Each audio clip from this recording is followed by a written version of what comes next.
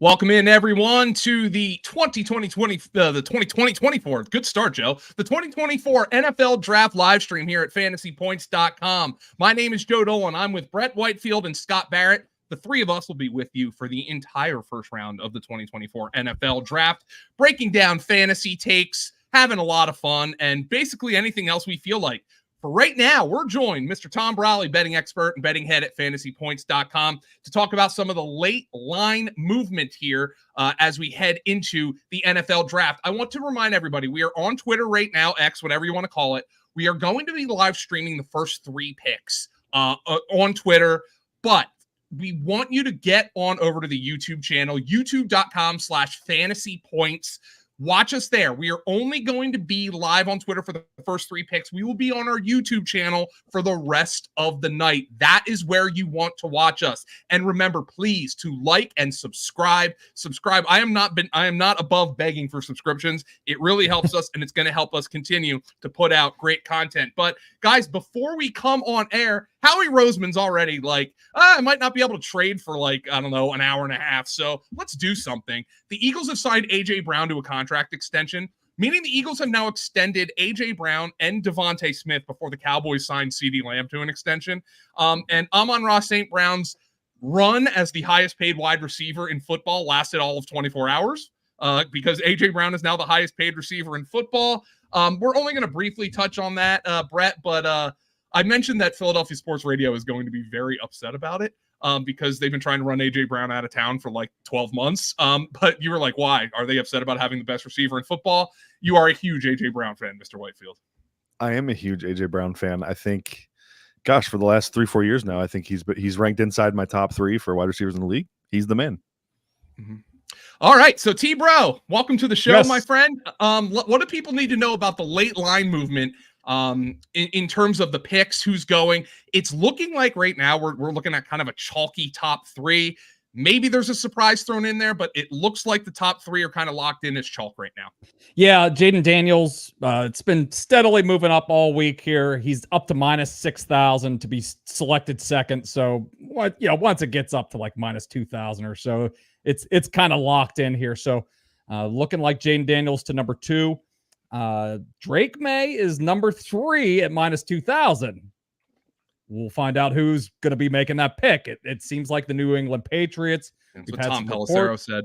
Yeah, we've had some reports out there that it's going to be the New England Patriots, but it seems like the Giants are at least interested. They really want Drake Maye. They could be the team that moves up there. Probably would have to knock the socks off of the Patriots to get the number 3 pick here. So Maye minus 2,000, but we'll see if there's a little bit of a window there for maybe the Giants to swing in there. Number 4 overall, Marvin Harrison Jr. He's up to now minus 550. So it's not a lock that he's you're going to be the 4th overall pick, but the odds have been creeping up here. Yeah. Another spot where you're going to have to really blow them away and steal that pick away from them. Number 5 is kind of where it seems like the draft is going to start to take off here. JJ McCarthy is the favorite to be selected there at plus 230. Obviously, I don't think the Chargers will be making that pick. That would mean somebody would be moving up there. Minnesota, there's been some reports. You never know. You said obviously that Jim Harbaugh is going to pass on Juju. It's not obvious. There was an ESPN story this week. ESPN Bet is the worst book out there, but they were pumping up on the Get Up show how they moved the lines. It was down to 6-1 that the Chargers could select a quarterback.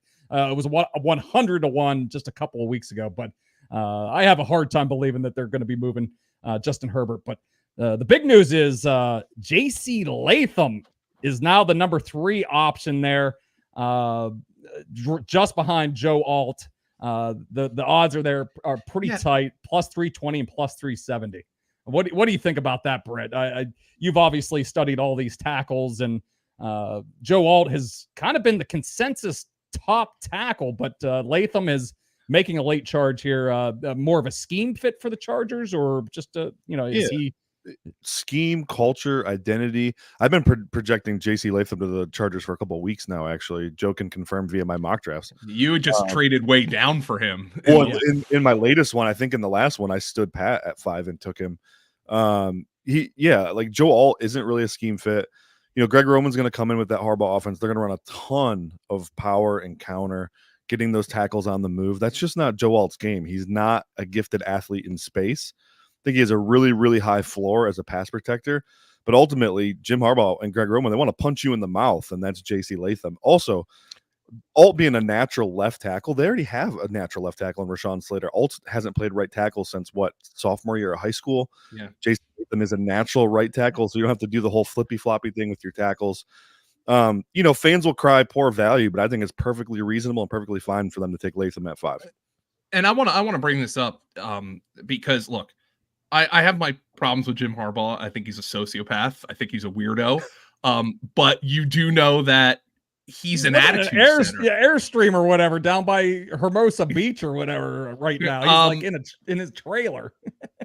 He's like, he wants his offensive lineman Brett to be assholes, right? Yeah. And like, I'm not trying to say Joe Alt's passive or anything, but is Latham more of an asshole than Joe Alt? Oh, Latham's nasty, bro. He has that nasty to him where, he wants to hurt you. He wants to physically impose violence on you on every play. His highlight reel finishes, where he gets guys on the ground, which is very hard to do, by the way, in the SEC and NFL football. I mean, it's huge. His highlight reel doing that kind of stuff is really long. So. We're going to welcome in Scott Barrett, but first I want to remind everybody, we're talking on Twitter, X right now. We are going to be live on this format, on this platform for the first 3 picks of the NFL draft. Otherwise, you want to get on over to youtube.com/fantasypoints.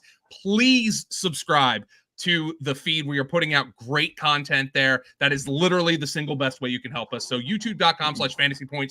Join the chat. You can get in there with Quentin, our boy Quentin. By the way, Quentin, this is our 5th season at Fantasy Points. I'm not sure we did a live draft show. Our first year, that was the COVID year. That was that bizarre bizarre COVID year where the NFL draft was literally live streamed from everybody's home. But this is our 5th, going into our 5th season. Scott, what's up, my friend? I know you're doing a little Jordan flu action here, but we're pleased to have you. And any bets that you have, or does Texas even let you bet on the NFL draft? No, Texas does not let me bet. I'm so excited to be here. This is my favorite day of the year. Every year, this is Christmas morning at night. Absolutely love the draft. I did not place any bets, but Brett told me months ago, before the combine, before the Senior Bowl, he was like, "You're going to kill me for this." I watched every single quarterback in this class. I watched every single snap since they entered college multiple times. And JJ McCarthy is my QB1. And I'm like, no, if he busts, we are going to get so skewered for that. But, Brett's not a hot take guy. He's just, that's what the film says. This is my QB1. And so the next thing I said to him was, make sure you bet JJ McCarthy to go 2, to go 3, to go 4, to go top 6.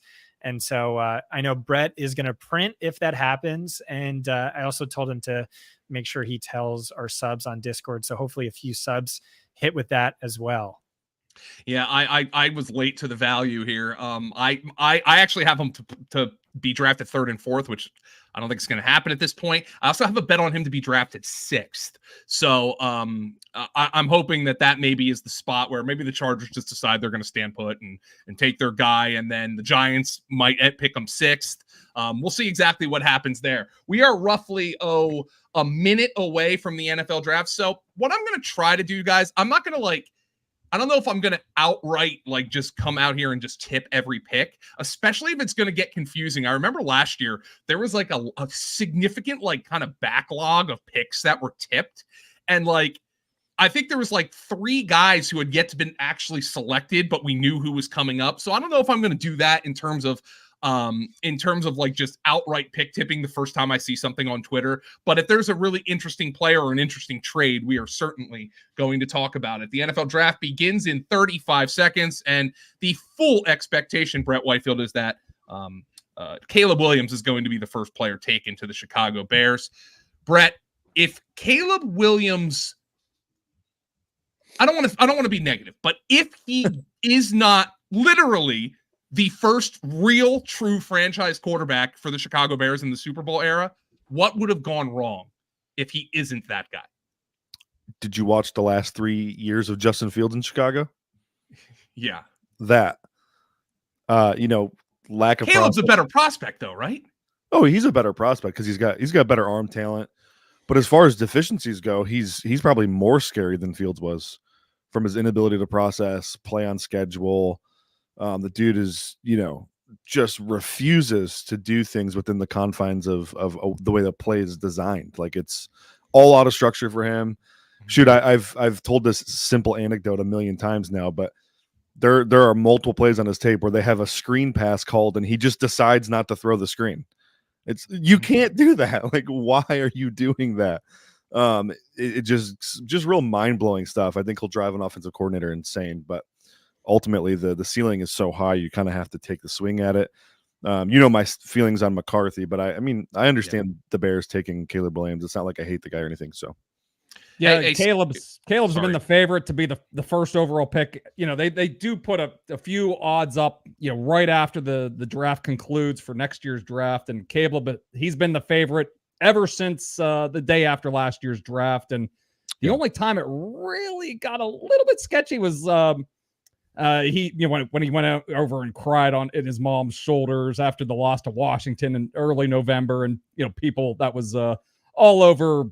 All the hot takes off of that, and he dropped down to like minus 300 at that point. But that's about the only time that there was a little bit of doubt that he would be the top overall pick, and not even with the whole field situation at the end of last season, he's still been solid overall. The top overall pick here by the odds, and it really hasn't fluctuated too much. So even he's been the Superflex 101 for just as long because. Yeah.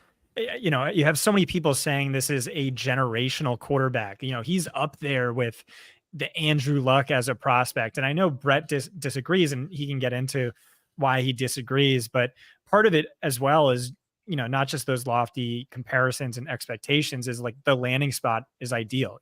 Typically you're the first quarterback taken. You're going to the easily worst team in the league. And now you're going to like a decently stacked Bears team. He's going to be throwing to Keenan Allen and DJ Moore. That's really exciting. And if you're a Bears fan, you have to be excited about that as well. It's just been so rough with Justin Fields. I found a stat I tweeted out earlier in the year.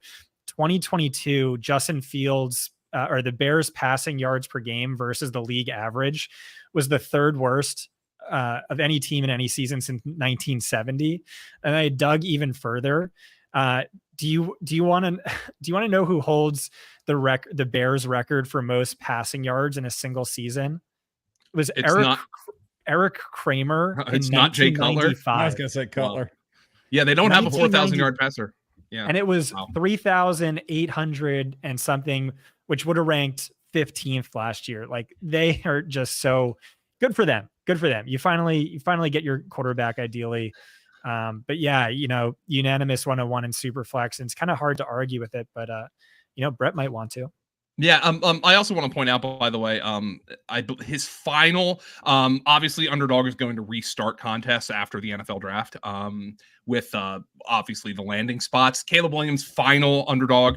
By the way, use code FANTASYPTS for $300 and a $5 fantasy point subscription.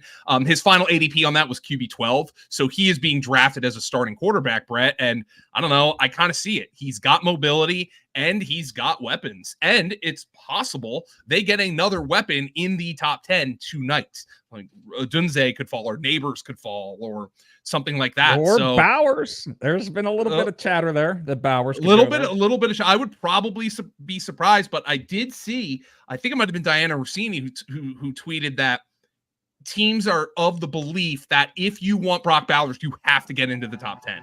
We'll see if that's true or not. But that was Diana Rossini's thing. So I mean, Brett, you can't argue. Do you guys hear this in the background? Yeah, it sounds like a lawnmower. Why is my apartment complex doing landscaping at 8 p.m.? I have no idea. I'm gonna go on mute. Sorry, guys.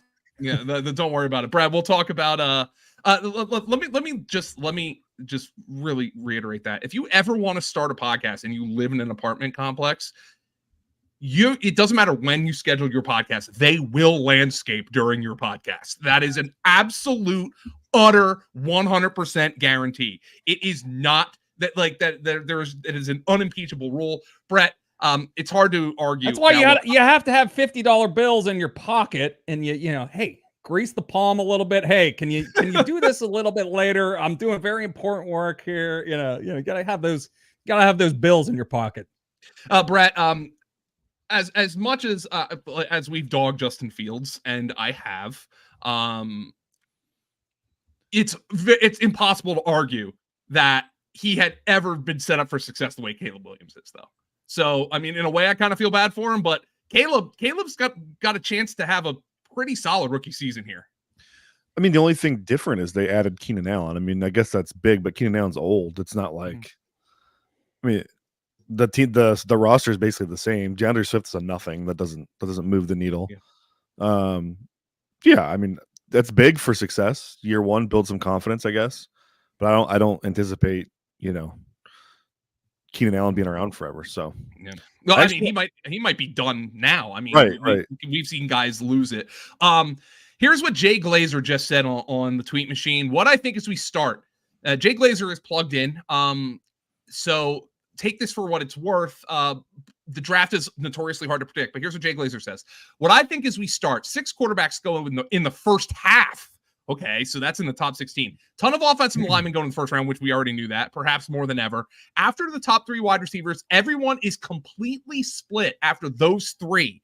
Everyone all over the board after top 2 corners and even split on them. Teams love the running back depth, but not in first, and we won't hear many defensive players called in the top half of the draft. So, Brett, I think a lot of that is stuff we already knew, but 6 quarterbacks in the first half of the draft. That's going to push some talent down the board, man. Gosh, I think my initial final mock had that, right? I had Nix and Penix both making it in.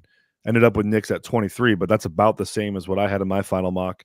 Ultimately, though, like the noise right now is so noisy. Like I don't even know what to make of the odds moving. Like Tom, I wanted to ask you this. Yeah. This time last year, Will Levis had crazy odds to go 2nd overall, right? Like the books knew. By the time the draft came around, it was starting to crater. The news. Sure, but we saw the same peak though, draft day, right? Yeah, it was the Reddit, the whole Reddit user posting that he could be the number 1 overall pick, and his odds dropped from like 40 to 1 to like 4 to 1 after that. But it seems like this is a little more solid. And I will say there seems to be more QB needy teams this year. There's really 7 that really want a quarterback here, and we saw the Raiders not really address quarterback, just go out and sign Gardner Minshew, and Denver is stuck with Jarrett Stidham. We don't expect those teams to leave the draft without a quarterback here, but we really haven't seen teams trade into the back into the first round a whole lot here in recent years. Lamar Jackson back in like 2018, but other than that, I mean, even like Jordan Love, when he went at the back end of the first round, that was when the Packers, they stuck in their spot and he fell to them and they selected him. So maybe I could see Denver, trading back here. We're hearing the Eagles stuff. Maybe they want to trade up and get an offensive tackle or one of these cornerbacks, go back and get the Eagles pick and maybe accumulate a couple extra picks in day 2. Maybe we see a team like the Broncos do that, but this does feel a little more solid this time around that we're going to see at least Penix go, and we'll see about Bo Nix. Bruce says that Keenan Allen will be to Caleb, but Marvin Harrison was to Luck. So I guess that means Keenan Allen's never playing a snap. Right, with Caleb Williams. Reggie Wayne, I think is what he meant. I think he means Reggie Wayne. By the way, Eminem is currently on stage, or he just left the stage. And now Hut is on stage. Aiden Hutchinson has come onto the stage. So I don't think the Bears are officially on the clock yet. So I guess we're just BSing. Scott, the NFL is already trying to push this draft till after midnight here. Yeah. They just rolled out Barry, guys. They rolled out Barry Sanders. So, bro, I have so much Dave Gettleman PTSD. I read that tweet as "Hello, Gettleman." And I maintain Draft Day is the worst movie ever because it just reminds me of Dave Gettleman drafts. Theo the Great. Hello, gentlemen. And hello, Gettleman. Oh boy. Like, is he here? Sorry, Scott. I don't need to want to scare you anymore. Scott, you noted that JC Latham to the Chargers has officially jumped alt plus 225 to plus 350. Now, I want to know, do you mean that to the Chargers? To 5 or to, at 5? Okay. So that would indicate that they don't think they're trading down to go get JC Latham. So that's really interesting.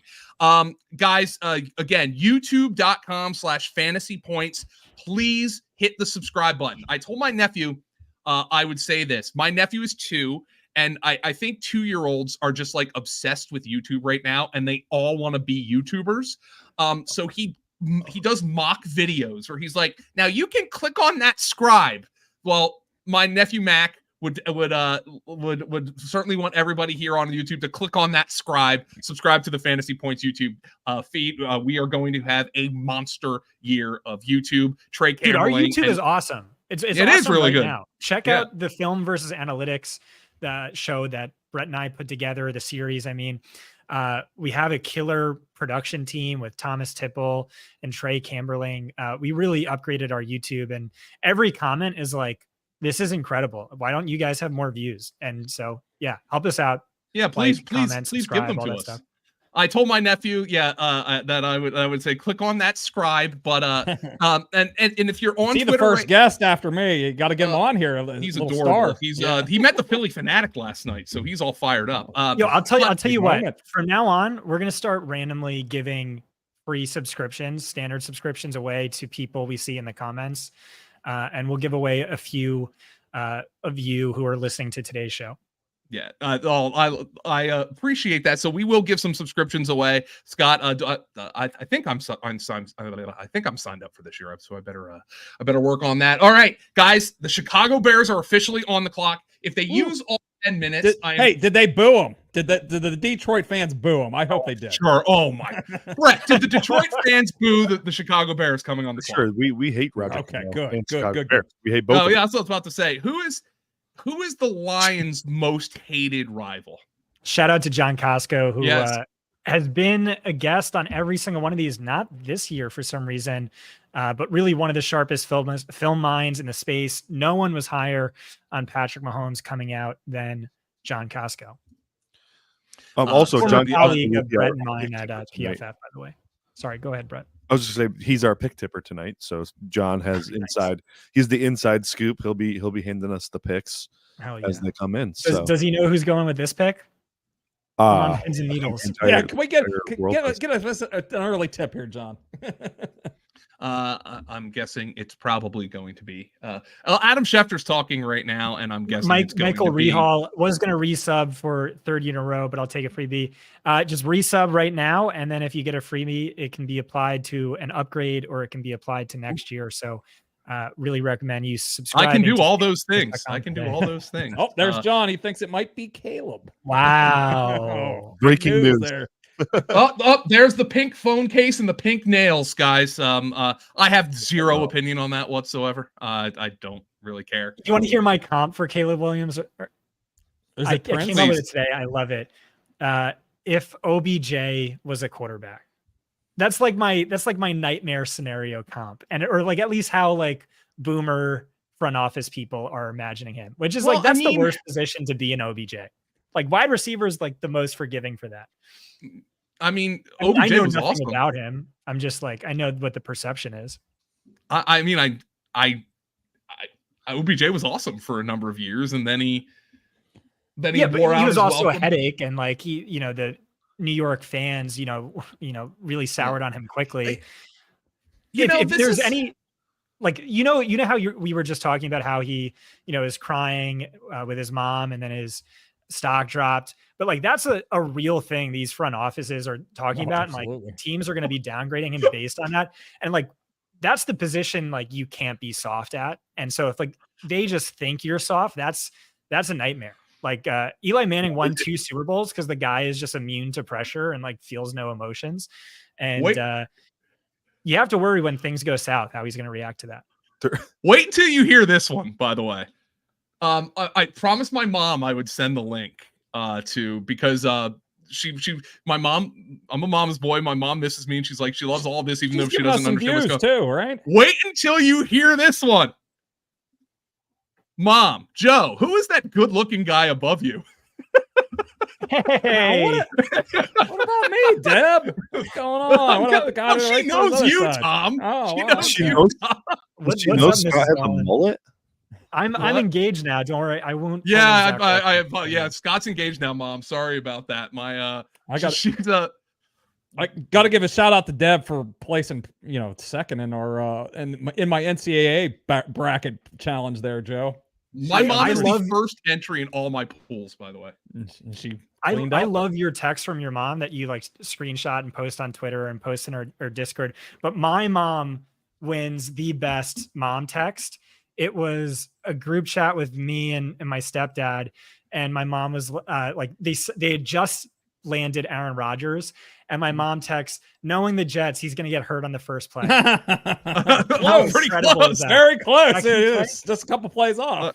Hold the phone. I just got another text from my mom. Joe, I will kill you. So, oh geez, okay, no more spreading. My sister just said, "Mom, that's in text message. You don't want that in writing." Dan Brown says, "I need more Joe's mom's Sixers takes." You do not need my Sixer takes right now. They were freaking screwed, and I'm not watching the damn game for obvious reasons. So, that's the last thing I need right now. My wife, by the way, big Sixers fan. She's downstairs. She has Hallmark movies on right now. She's not watching that crap. She doesn't need no draft either. She's just gonna flip it on when the Eagles she hates on, the draft. She's like, she told un-American. She told me to tell her when people with cool names are taken, and she is very obviously already picked her favorite. It's like the ultimate reality TV show. She doesn't. Can I guess who it is? Yes. Kool-Aid McKinstry. Yes, it's Kool-Aid McKinstry. Oh. She was a big fan of Sauce Gardner 2 years ago. So Kool-Aid McKinstry is her. Brett wrote in his Kool-Aid McKinstry breakdown that his nickname should be Forced Incompletion, and I had to clarify that Kool-Aid's probably a cooler nickname than Forced Incompletion. Forced Incompletion McKinstry isn't as great. The Chicago hard Bears, off the tongue too. Yeah. The Chicago Bears are torturing us all. They're still on the clock. That they've made the pick. They're irrelevant, Joe. They got to take all the time they need. Oh well, at least the pick was tipped to me. I guess they technically haven't announced on TV yet, but these highlights of Caleb Williams are showing are cracking me up because they're all of them. They're like him holding the ball for 6-7 seconds, him scrambling when he's got a guy running wide open in front of his face. Just freaking you couldn't do it better than ESPN's doing it right now with these highlights. Here's the narrative on Caleb too. I was watching Mel Kiper with Daniel Jeremiah and Ryan Russillo, and Russillo said, like, it just blows my mind these people criticizing Caleb because they show a play and they're trying to say, oh, he did something wrong here, but then it's like this incredible play where they score a touchdown, and that's Daniel Jeremiah was like, yeah. But like, I immediately was like, this is literally what I said about Justin Fields when we watched Justin Fields together. Yeah. I think just Caleb's a better processor than Fields, Brett. Yeah. I mean, he's better than Fields for sure, but there's concerns that. What, you think he's a worse processor? Yes. Justin Fields actually wasn't when he was coming out, he didn't do all this off schedule crap. His biggest issue was that he locked onto his number one receiver. Like he couldn't come off. So he forced the ball at a ridiculous rate. No, you go ahead. This brings me to a conversation that I always remember having with Greg Cosell. And his question was, if a player, let's say and obviously Mahomes we know he's different now, but like if a player doesn't see his first read come wide ass open, runs around for 5 seconds, and then hits a guy 50 yards down the field, what does the coach say? Does he say you missed your first read, or does he go to the sideline and say, hey, that was a hell of a play? Like, on the sideline, he says that was a hell of a play. In the film room, he says, bro, you got it. But what if he is able to keep doing it? And I understand that's an outlier. But when I remember breaking down Patrick Mahomes, before he came out, the thing was, if you bet on Patrick Mahomes, you're betting on him to be a Brett Favre-like outlier. And he's become better than Brett Favre. Like it's like, I don't know. It's weird to me. Obviously though, Caleb gives you the rushing upside as well for fantasy, which we like. And that's why he's going to be drafted as a top 12 fantasy quarterback. Yeah. So that's what we call that is, bad process, good result. Mm-hmm. And the thing about Mahomes and why they're not even close to the same is Mahomes is also elite in structure. Mm-hmm. Yeah, the pick is in, folks. Yeah, Caleb was drafted. Caleb Williams is walking to the stage right now, so he is a Chicago Bear. The Chicago Bears guys have used 3 of their last 5 first-round picks on a quarterback. Wow, pretty solid. That's pretty wild. I'm getting what Trubisky, Fields, and Caleb. I guess one of these years they'll get it right. Eberflus wasn't the coach when they picked Fields, right? Didn't they can him? It was Nagy. It was Nagy. Nagy was. Yeah. Okay. So yeah, Costco, you said was higher in the. I remember Eric Galko was really high on Patrick Costco and I both had Mahomes as our QB1 that year. Yeah. What We were were like the concerns? ones, or What, some of Brett, them. what were the concerns on him? 1, the concerns you had, and then 2, the concerns you heard everyone else say. For Mahomes? Yeah. He wasn't a competitive guy, didn't win at a high level. There was a lot of this, like the Texas Tech offense was a little gimmicky for sure. I heard sloppy footwork, but I don't know if you saw that. Yeah, he still has pretty sloppy footwork. So It doesn't seem to matter with him though, right? No, So why does it matter with Drake Maye? because he's not an outlier. Because Drake Maye misses because of his footwork. Mahomes doesn't miss because of his footwork. Yeah, Mahomes has like that Scotty Scheffler, like, I don't know, like the weird ass footwork, and somehow he just hits the fairway all the time. We're gonna let Tom Brawley go. Tom wants to go drink some irons. He wants to go drink some irons and hope the Steelers draft an offensive lineman. So we're gonna let Tom Brawley go. I'll see you guys again tomorrow evening, not tomorrow morning. I'll be on John's show tomorrow morning, but tomorrow evening I'll swing on by and we'll talk a little bit of day 2 props here. They'll be dropping some tomorrow afternoon, and we'll see. I'm sure you'll have some bets drafted in day 2. So, all right, guys, see ya. Take it easy with Tom Brawley. And I want to remind everybody, if you're watching on Twitter right now, we are only going to be live on Twitter X for the first 3 picks of the draft. And beyond that, you want to head to youtube.com/fantasypoints. We obviously have the link right up there. youtube.com/fantasypoints. I want you to click that click on that subscribe for my nephew and for me. Thomas's family needs to eat. He lives in Canada, where food is really hard to come by. So you really want to help Thomas eat, and subscribing to our YouTube feed will help you do that. The Commanders are on the clock, guys. They have 5 minutes. They have 5 minutes to pick. The pick has not been tipped yet. All expectations from the betting markets, Brett, were this was going to be Jayden Daniels, and Jayden Daniels. Guys, Brett and Scott, you both can speak to this. It's not a complete death knell because Joe Burrow was one of these guys, but pressure to sack ratio is a horrible stat for Jayden Daniels. And some of the biggest busts at the quarterback position in the last number of years had horrible pressure to sack ratios in the NFL or in college football. Brett, is that a concern for you when it comes to Jayden Daniels?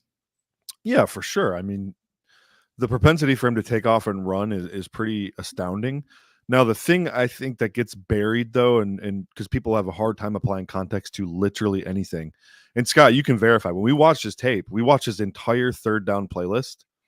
Not a lot of scrambles, not a lot of sacks. It's usually 1st and 10 when he's willing to take a sack. That doesn't necessarily mean it's okay, but I think when you have the legs and the skill set Jayden Daniels does, the coaching staff might be a little bit okay with you being a playmaker. Again, it doesn't excuse it. I think an NFL team is going to have to find that proper balance where it's like, we're going to be aggressive. We want you to attack with those legs, but you can't extend plays beyond, a certain point here. And like, we got to stay on schedule. But as long as they find that balance and tweak it, he should be okay, because I think it's a little bit different than some of those other prospects. Yeah, so this is one of the better, more predictive stats we have. And this is really only works as like a red flag stat where if you're within a certain bucket, the hit rate is really, really low. And his pressure to sack was much worse than that of Joe Burrow's. And, like Brett had with the added context, it's like 3rd and long sacks don't really hurt you as much. And that was a high percentage of Burrow's sacks. As for why he might be an outlier, I will say his yards per pass attempt when holding the ball longer than 2.5 seconds or 2.3 seconds, whatever it was, the best ever by any quarterback in any season in PFF college history. Another concern that our writer, Nick Spinola, had was he just continually bailed from clean pockets, as well as scramble rate from clean pockets was extremely high. Flip side of that is he had the most scramble yards per carry and I think scramble yards per game of any quarterback in PFF college history last year. He won the Heisman. I think ultimately, when we're talking about this from a fantasy perspective, it doesn't really matter all that much to me, because the way it's being framed, and I can agree with this, is okay, he's either rich man's RG3 or Lamar Jackson, or worst case scenario, he's Justin Fields. But Justin Fields was phenomenal for fantasy. He was a mid-range QB1 for fantasy. Every week he was out there on the field, even though he sucked ass. I don't think Jayden Daniels is going to suck ass. I loved the film. I know I'm not a film guy, but I really liked it. And I think I think he should be the redraft rookie QB1, because that Konami code is such a potent cheat code for fantasy, the rushing upside. And it really wouldn't shock me if, he could beat out Caleb Williams in fantasy points per game in each of the next 4 years. That's firmly within the realm of possibilities. That's just how potent that cheat code is. So I was debating back and forth on whether or not to have Jayden Daniels as my QB1 in this class, but I think landing spot at the end of the day wins out, and Caleb's looks much better to me. The Commanders have taken Jayden Daniels. He will be the number 2 pick in the NFL draft, and he is a new Washington Commander, guys. Brett, what level of runner is this guy as a quarterback? Like Scott mentioned RG3. I feel like with RG3, you had that straight line speed that is just so rare. And Jayden Daniels might have that. Yeah, that was, RG3 was my comp for Jayden Daniels. So that plays. It is straight line speed. He's got some, I guess, lateral quickness. I wanted to hit something Scott said. He, talking about Jayden being the fantasy rookie redraft 101 or top quarterback or whatever. I think there's definitely a possibility that happens, especially when you consider the Commanders' passing weapons with Terry McLaurin and Jahan Dotson. But there's a big concern for me, and that's that they don't really have a left tackle. Like, they need offensive tackle help really bad. If I were them, I'd be looking to trade back into the first round here to grab a tackle. If we're worried about pressure to sack ratio, then you're going to give, Daniels a sieve at tackle. That's not going to be helpful for his development or his ability to improve on that certain data point. So that's a little concerning for me. I do think the rushing upside, though, is so extreme that it does probably propel him as my rookie QB1 as well. I'm just kind of pointing out the flip side. Now, Brett, what did you see from Jahan Dotson? Terry McLaurin, I think, is a guy who in his NFL career so far has been a better NFL receiver than a fantasy receiver. Jahan Dotson hasn't really been able to produce the last couple of years. Is it all quarterback play, or is there something we should worry about with Jahan Dotson, and understanding now that we're going to a brand new offense? Yeah, actually, I thought Dotson had a really good rookie season. I thought the tape was good. I thought on a per snap basis, he was good. For a rookie, especially, like, he wasn't a prospect I loved either. I didn't have a first round grade on him. I thought it was absurd where they took him. So I was kind of impressed coming away from his rookie year. Like, okay, maybe I was a little bit wrong on Dotson. I think maybe his ceiling's higher. But then Eric Bieniemy just ruined him last year. They got into this weird wide receiver rotation. Joe, there were games where they were playing 7 different receivers, 10 snaps or more in a game. It was so strange, and they were taking Dotson off the field to accomplish that. It made no sense to me. I think the other issue too is they tried to put him as a slot only kind of guy at times for stretches last year, and I think he needs to be on the outside a little bit. He needs to be in the Z role where he has some space to operate on the boundary, really utilize that short area quickness. Hopefully the new OC there with Cliff Kingsbury gets him back on track, because I think he's got some skills. I don't think he should be as bad as he was last year, though.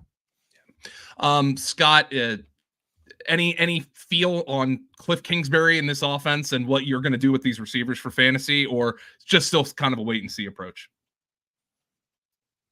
I don't know. We got our first one.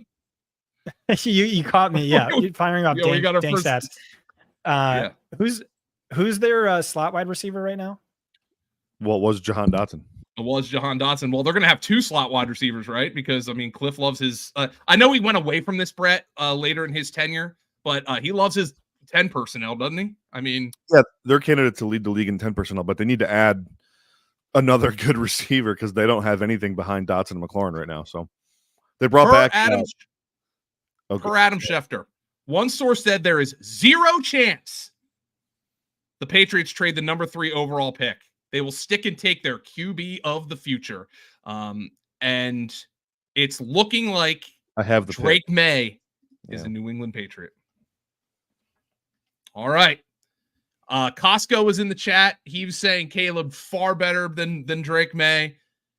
Brett, the breakdown to Drake Maye here. I believe you had him inside your top 20, but you had him way down your board. At least farther down your board than he's getting drafted. Yeah, I literally had him at 19, so barely inside the top 20. Everything I said about Caleb Williams and my concerns there applies to Drake Maye. The scary part, though, is Drake Maye doesn't have the level of accuracy Caleb is capable of playing with right now. Mechanically, he's a mess, but the processing is so bad. Like I said this on Ross Tucker, 2 days ago, Joe, where the floor for Drake Maye is literally the abyss. And that's scary for me. I do think he has a lot of physical raw talent in his body. He just needs the right coaching. And I'm honestly glad he's not ending up in Minnesota with his former high school coach, because there's an argument to be made that maybe his former high school coach is why his mechanics suck and why his play style resembles that of Josh McCown, because Josh McCown didn't have good mechanics. He was a wild man that couldn't process. He played out of structure too much. So. Well, and how did Bryce Young do last year with him? How did Bryce Young do with who? With Josh McCown? Not well. Since Vietnam, yeah. Oh, since Vietnam. Yeah, that's literally true by yards per attempt. Yeah. So I love that take because no one else is talking about it. Everyone's just like, oh, you could fix the sloppy mechanics and the footwork. And it's like, just wait till he gets an NFL coach who puts his hands on him. And it's like, his dad was literally an NFL quarterback. Like his high school quarterback was Josh McCown, who's a QB coach in the league. So it's like he's been surrounded by it his entire life. No one's making that point. They're all using it as like a pro argument where it's by the way, we also saw it last year, with Jalen Hurts, by the way. I know Brian Johnson helped Jalen Hurts become an MVP candidate, but they promoted Brian Johnson, who's known Jalen Hurts since Jalen was in diapers, and then the Eagles ran one of the stalest offenses in the entire NFL and then fired him. So Trey and Thomas are going to kick my ass if I don't mention that we are headed to YouTube very shortly, YouTube only. YouTube.com/FantasyPoints. I want you to go there, click on the subscribe button, because that is how Thomas is going to get his Tim Hortons. I'm coming out with every single Canadian stereotype I possibly can. YouTube.com/FantasyPoints. Click on that subscribe button. We are really trying to build that up and make sure everybody can see and get our wonderful content in front of as many eyes as possible. And when we get to YouTube, I am probably going to go try to turn a light on in here so I don't look like a vampire nearly as much anymore. But we'll get through that. But anyway, Drake Maye has been selected by the New England Patriots, Brett. And here is one point I want to point out, though, for fantasy. Now, the thing we have kind of acknowledged is all 4 of these big 4 quarterbacks are going to have some level of fantasy upside because all 4 of them can move. Penix ran well, but I guess the concern is Penix isn't going to run in the NFL because he was a pocket passer in college. But here's the thing about Drake Maye, Brett. They have a really easy solution if they think he needs development. They signed Jacoby Brissett. Agreed. Jacoby Brissett might be the best backup quarterback in the NFL. I don't think there's a might be. I think he is. Mm-hmm. Yeah, I really like Jacoby Brissett. I think he's a perfect meat shield for a guy like Drake Maye. Where especially right now they're projected to start Connor McDermott at left tackle in New England. The dude's been in the league for 7 years. He's got like 1,200 snaps under his belt. Like more than 60% of them have been at right tackle. Like this is probably the league's worst left tackle right now. So not a good situation for Drake Maye to step into. Thankfully, though, he has Jacoby Brissett in front of him who can meat shield a little bit. To your point, though, about the running, Joe, I do think Drake Maye's running style. I think his athleticism probably translates the least to the NFL of the big four. Yeah. I gotta ask you and Costco, y'all said you were really high on Patrick Mahomes when he came out. And I know I've seen this comparison, and it's hard to make these comparisons because of what we know the guy is. But you know what he was when he was talked about as basically the worst quarterback prospect of all time by draft Twitter. What did you think of Josh Allen? I knew you were going there. Yeah. No, admittedly I wasn't the biggest Josh Allen fan. You know, I did think his rushing ability would translate though, because he's just such a bully. But I didn't think he was a good thrower of the football at all. He struggled processing, actually still struggles with bouts of wildly inconsistent accuracy as well. When they traded for Stephon Diggs and they added John Brown and Cole Beasley, that 3 guys that can really separate, that is what took Josh Allen to the next level, right? So like I really feel like for Drake Maye, they're going to need to do the same thing. They're going to have to make a heavy investment in guys that separate, guys that can get open and win their routes early in the route. That'll help with his processing, that'll help with his confidence, and it'll ultimately help with his accuracy. Other teams, it's funny, they fixed Josh Allen's accuracy for the most part with guys that can separate. You've seen other teams follow suit, right? Like Jalen Hurts, they gave him A.J. Brown. Hurts exploded. Tua Tagovailoa down in Miami, they gave him Jayden Waddle and Tyreek Hill. Next thing you know, he goes from horribly inaccurate to a very accurate passer. It's pretty tried and true. Justin Fields last year, to some extent, they give him DJ Moore. It was the best throwing season he had from an accuracy standpoint. So that it all makes sense. Yeah. I don't know that I see the direct Josh Allen comp to Drake Maye though, but I understand where you're going. Well, you know, I saw him in person at the Clemson game, and I forget which receiver. It might have been Tez Walker. He rolled out to his right and threw off his back foot just an absolute gorgeous touchdown pass. Yeah. A Clemson defense that kicked his ass for most of the day. But it's those flash plays, right? It's those flash plays that that really kind of that really kind of get you excited. But on the flip side, you mentioned the Eagles adding A.J. Brown and the Bears adding DJ Moore and Stephon Diggs to the Bills. Well, the Patriots don't have that right now. Their number one receivers like Tyquan Thornton. There were talks. They have been in discussion for Brandon Ayuk. The 49ers have been exploring trading Brandon Ayuk. I don't know what they're going to trade. The Patriots would trade for Brandon Ayuk at this point, but that is worth pointing out. The Arizona Cardinals are expected to stay put at number 4. I have their pick. They already got it in. They ran that fast. It's Marvin. Yeah, it's Maserati Marv, as Gus Johnson would say. Brett and Scott, I'm going to have you guys talk on Maserati Marv. By the way, I want to hit that we're still on Twitter right now. Go to youtube.com/fantasypoints. We're staying on until after the 5th pick, I believe now. youtube.com/fantasypoints and click on the subscribe button. The link to the YouTube is right underneath the tweet you're watching on, so it's easy to click on that. Come join us. We'll continue talking fantasy football. I'm going to go try to turn my overhead light on here because it got really dark really fast here. But Brett and Scott, Marvin Harrison Jr. Scott, I know your model, it's tough without athletic measurements for a guy, but a pretty damn clean prospect. Yeah, so he was clearly my wide receiver 1. I think he's deserving of the 101 in super flex drafts. I don't know if I'm going to go that route myself, but I think he's deserving of that just based on the profile. What an unbelievable team fit. Like, there isn't a more perfect fit in this entire draft. Arizona last year, they were really strong against zone coverage. That's because Trey McBride ranked 15th among all players, I think 2nd among tight ends by fantasy points per route run against zone. Against man, they were easily a bottom 5 team. Rondale Moore and Michael Wilson both ranked bottom 5 in yards per route run against man of like 115 qualifiers. I think Michael Wilson had only 18 total yards against man coverage. And so this is exactly what they need. They need an outside alpha wide receiver 1, elite man beater. And that's what they got. And so this just really unlocks this offense. Super exciting. Going to be immediately dominant for fantasy, I'm pretty sure. And that's how I'm viewing it. Brett, what do you think? I'm just glad he didn't slide. There was talk, that Malik Nabers could go first. And it's like, if you had 4 quarterbacks, like, he's probably the best player in the draft. Like, for sure the best non-QB. I'm just glad he didn't slide. He's way too good for teams to pass on him. I love that the Cardinals got him too. I mean, it's It's awesome. Kyler Murray, his value in Dynasty just skyrocketed, in my opinion. Open proposition to Marvin Harrison Jr. For the first time in my life, I recognized that Marvin Harrison Sr. and by extension, Marvin Harrison Jr. have both wet bandits in their name, Marvin Harry.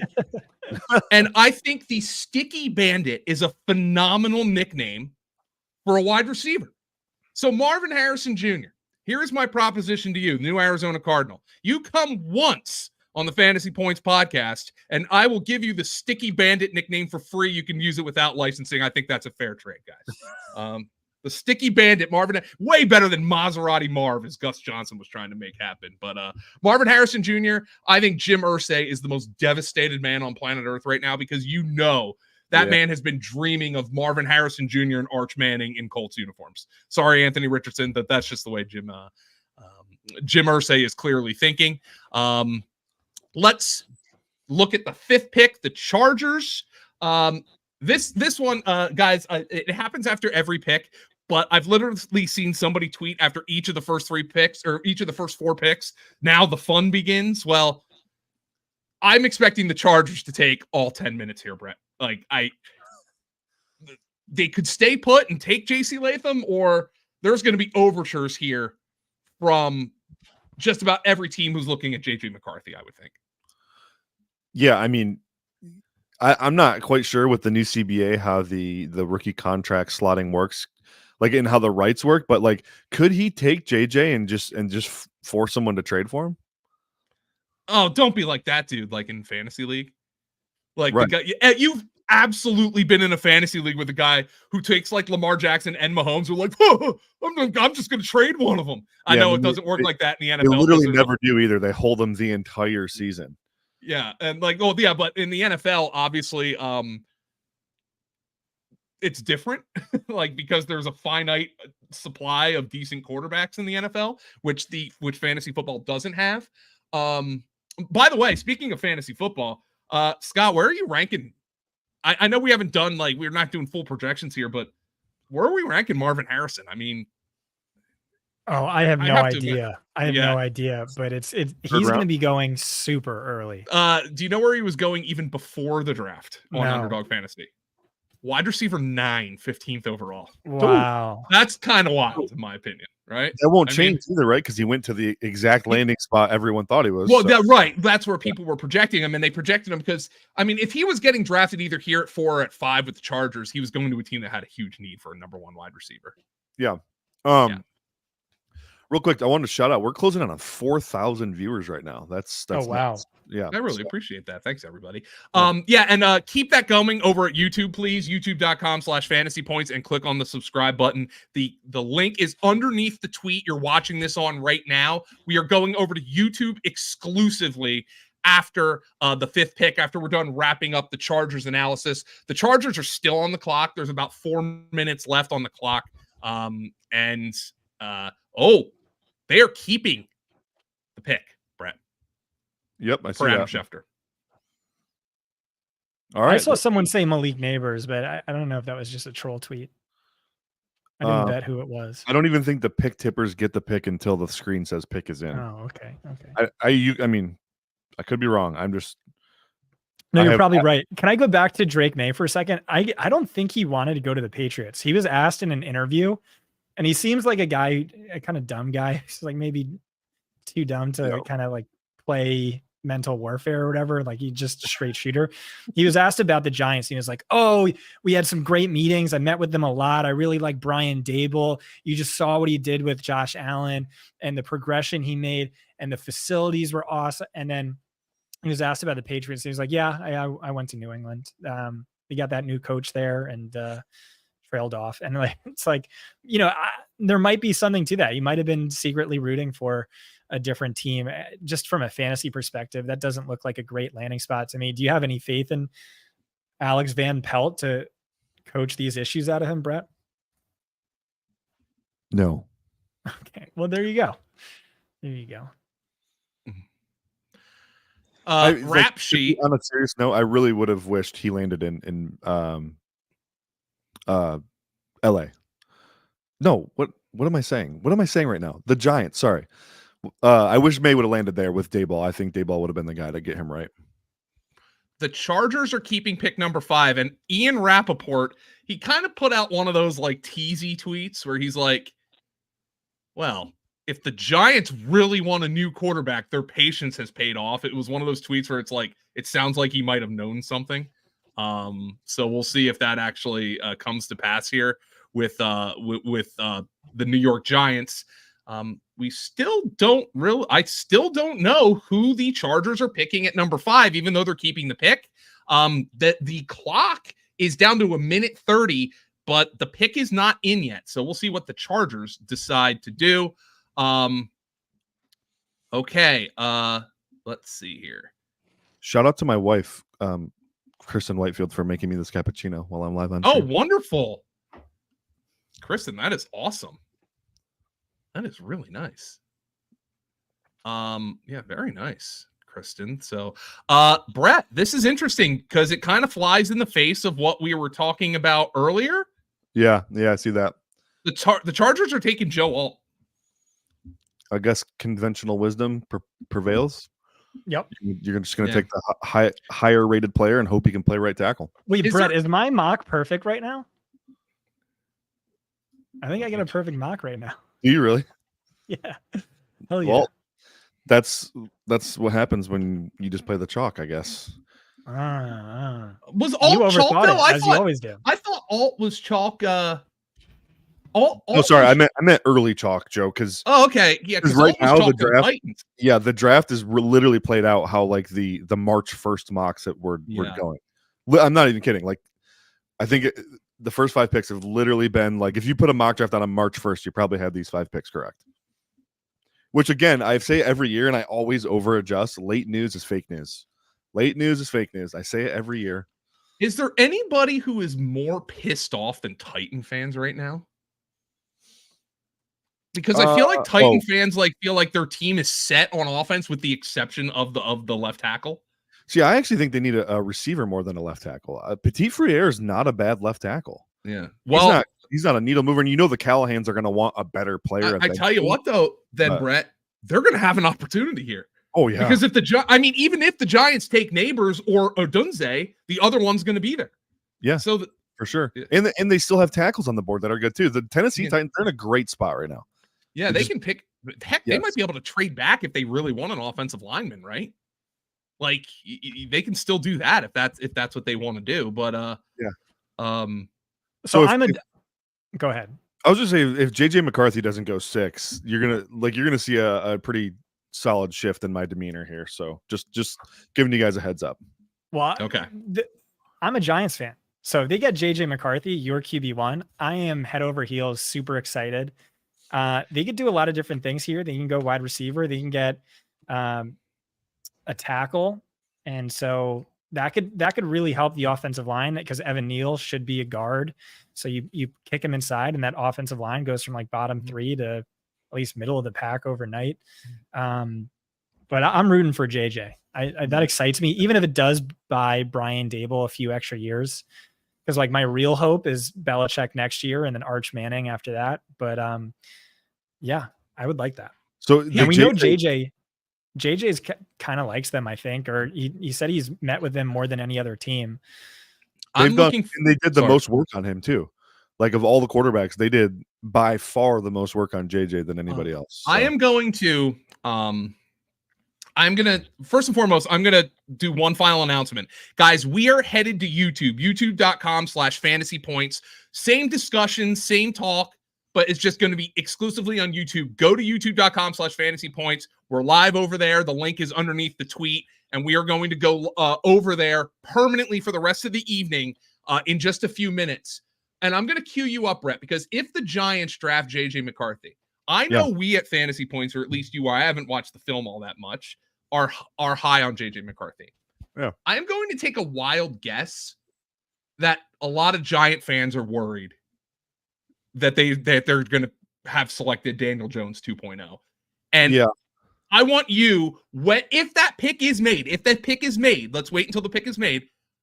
I'm going to give you the floor and I want you to tear that down.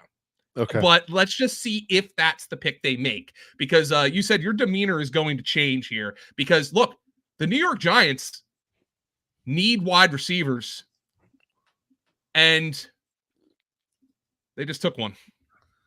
Wow. Oh, wow. The Giants took Malik All right. Nabers. Rome. Whoa. Neighbors. So I love that for them. I really do, because for fantasy, like, I think people are going to think this is a bad landing spot because the quarterback play is so bad. But to me, like, they have no receivers. They've needed to draft a receiver for I don't know how many years now. Darren Waller's poised to retire. I think he can be their clear wide receiver one.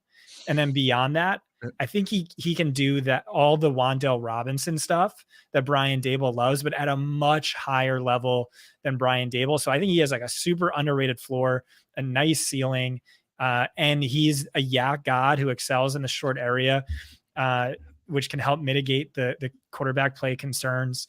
That's exciting for me as a Giants fan, and as someone who already has quite a bit of exposure to Malik Nabers. We're going to take a quick break and move on over to YouTube. Well, we're not going to take a break. We're just going to go to YouTube. We're leaving. We're just going to transition to youtube.com/fantasypoints. We are going there exclusively. If y'all are watching on Twitter, thank you for that. But please transition over to YouTube. And even if you want to turn on the draft, or you want to eat some pizza and all that, we still appreciate it if you subscribe to the channel, come back in later in the night and join the chat.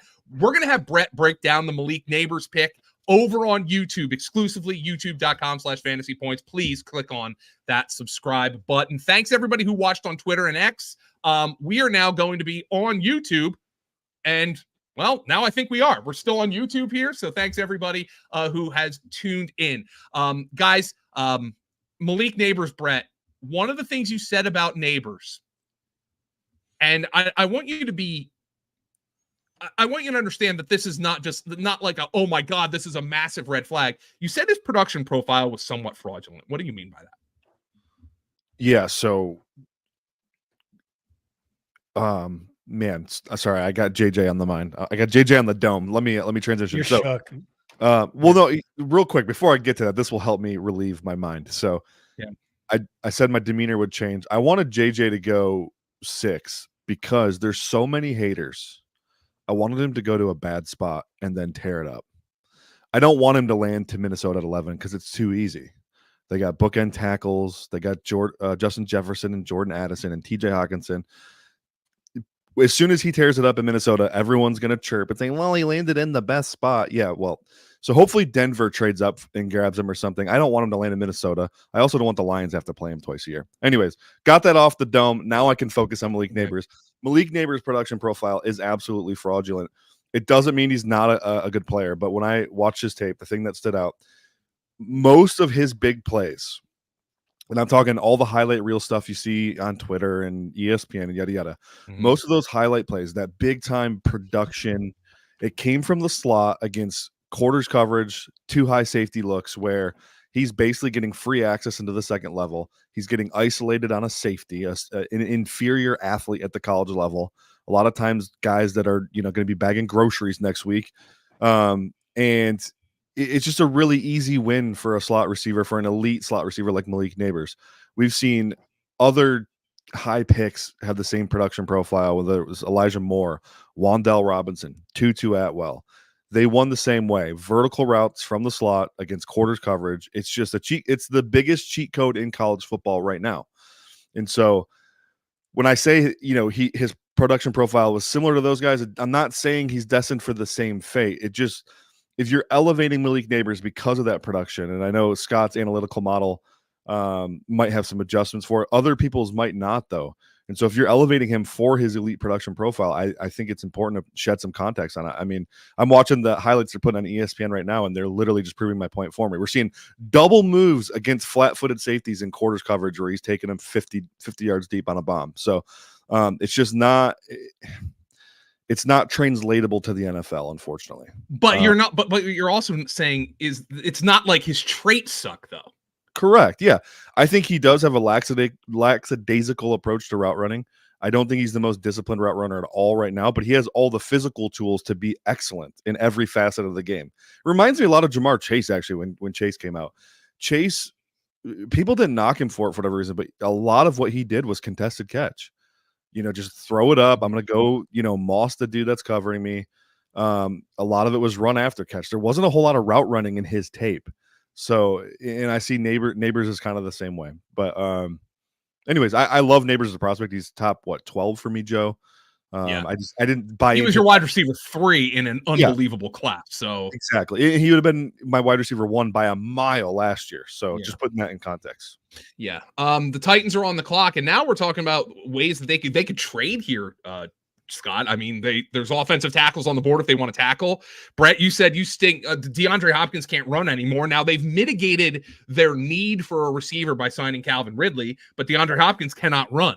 So he still was productive last year, but you have to understand what kind of receiver he is. So Rome Odunze could come in there and pretty much immediately produce.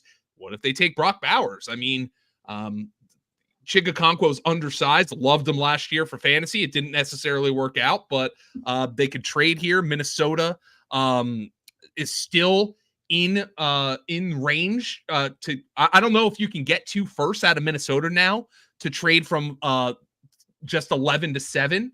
So, but Minnesota, I have to think, is on the phone. I have to think the Raiders could be possibly on the phone if they want a quarterback right now. And Atlanta could be open for business next. So we are at a very chalky top 6. Everybody's mocks from a month and a half ago would have been right on. But right now we have the Titans in a very interesting spot here with their pick and their probably preferred guy of Joe Alt having gone off the board already to the LA Chargers. The Titans have picked, guys. According to Charles Robinson, it's JC Latham. Wow. So Brett, we actually flipped those two because I thought Latham, the attitude guy, would be the Harbaugh pick. And I thought Alt, the technician, would be the Callahan pick, right? So, but very clearly, I mean, look, Latham's an asshole. We've established that, and I mean that in a very good way, guys. But how do you think he fits the Callahan system? Yeah, so you think about the players they've acquired over the years in Cincinnati, and I think JC Latham fits that mold. Ultimately, I think Dylan Radins is probably destined to be a guard at some point. He was their penciled in right tackle. I think he probably moves over to right guard, and then you get Latham at right tackle. So I think you improve the offensive line in 2 spots. It's a good pick. I think Rome was probably a better pick, but I think the scheme fit is fine. He's going to run that outside zone heavy. Latham can thrive in that for sure. I mean, he did a lot of it at Alabama, by the way. I wonder if this is. Sorry, Scott. Go ahead. No, go ahead. I wonder if this is more. Wow. Look at us. I wonder if this is more beneficial. I wonder if this is like sort of an investment into Will Levis, because like, what does he do? Like, he makes insane wow plays at one of the highest rates in the league, and he makes like horrible turnover worthy plays at the highest rate in the league and really struggles against pressure. But like with that archetype and that skill set, he maybe doesn't need elite receivers. Like, he can do that on his own with those sick wow plays. And so it's more important to him and a quarterback like him to get that help on the offensive line. I was going to point out Orlando Brown was the tackle they brought in to Cincinnati last year from the Chiefs. It's a very similar skill set to Latham. Latham is not quite that big yet, but he has this like really long, tall frame where he has room to add weight. But very similar skill set, just completely smothering style left tackle. And ironically, the Bengals doubled down and signed Trent Brown this offseason. So they easily have the biggest tackle duo in the league. And, anytime the Callahans get their hands on an offensive line prospect, you feel like that's going to turn out good. Adam Schefter, in recent weeks, both the Patriots and Vikings reached out to the Chargers to see if they had any interest in trading quarterback Justin Herbert, per league sources. The answer was very quickly, quote, a flat no. Not only do the Chargers love Herbert, but they also would have to take on a $63.5 million cap charge for the coming season. At a time, they have $32.5 million of cap space. Adam Schefter waited to tweet that until after the Chargers made their pick at number 5, just to keep drama high. But there was talk. teams did reach out about Justin Herbert, and the Chargers refuse to trade him. So that is the story here. We are still waiting for JJ McCarthy. Now, Brett, I gotta be honest with you, man. If JJ McCarthy lands in a good spot and succeeds, you can victory lap the shit out of that, man. Who gives a shit? Like, victory lap the hell out of it. You're like, they passed on him. Nobody believed. Patrick Mahomes was like, what, the 10th pick in the draft? Yeah, 11th pick, something like that. Like I said, I don't care as much about him falling as much as I do. I just want the haters to have to eat it so hard. I don't want them to have a single leg to stand on. So, yeah, I mean, the situation thing. I was like, at some point, yeah, you can say that it's a criticism, or I don't know, man. If you see him land in Minnesota and he puts up numbers and is in the contention to be rookie of the year, I think you're going to be just fine with that. Yeah. Who cares, man? Like, Mahomes you can tell. landed in an elite situation, to be honest. Yeah, he also sat for a year. Yeah, I don't think I tell you what, if the Vikings draft JJ McCarthy, he ain't sitting behind Sam Darnold, man. He's playing. He's like Alex Smith was a Pro Bowl quarterback. He's not Mahomes. So right now, guys, we anticipate. I would lock obviously Caleb starting, and I would think for sure Jayden Daniels is starting, but. What is it, 50-50 on Drake Maye? Maybe even less than that right now with Brissett? Yeah, I'd bet he doesn't start the season. I think at some point in the year he'll take over, but I would bet Brissett's the guy for now. Austin says in the chat, Brett, you only have one hater, Dr. Chaos, which I believe is the lovely Professor Chaos in our Discord. The name of Dr. Chaos. Oh boy, yeah. Wait, is it doctor? I thought it was professor. He has multiple professor, yeah. Multiple PhDs I now. respect that PhD. Yeah, exactly. Yeah. All right. So the Titans are taking JC Latham. And now on the clock is Atlanta, who can take any defensive player they want in the draft. So hey, let's give it a look-see. Atlanta, I think they were commonly mocked to be the first team to take a defensive player, but the Falcons could also do a little bit of a baby trade back here with Minnesota. Anybody here is capable of trading back. By the way, the Bears, there were reports before the draft that the Bears are open for business at number 9. Maybe a team who wants to get in front of the Jets for somebody. I don't think the Jets are taking JJ McCarthy, but heck, I guess they could. I mean, Broncos. They should. Yeah, Aaron Rodgers, like, he's old. All right. I tell you what. Trey Camberling, our guy, is a big Falcons fan. They're on the clock here. God. They're on the clock. Brett did you? Oh my God, for this for a reason? Yeah, I got the pick. Holy crap! What? No! Come on, just tell us what it is. It's Michael Penix. Penix Jr. What? They just sign Kirk Cousins to like $100 million contract? Wow. Trey Camberling, get on here.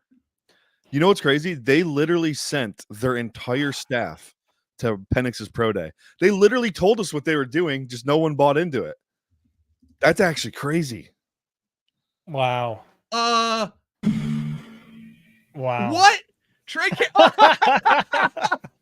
Mr. Falcon, Trey Camberling. Wow. I know it. I'll give you a spoiler as to what my draft grade is going to be for this one. Yeah, what's worse than F? I mean, how far down the alphabet can we go when we're talking about?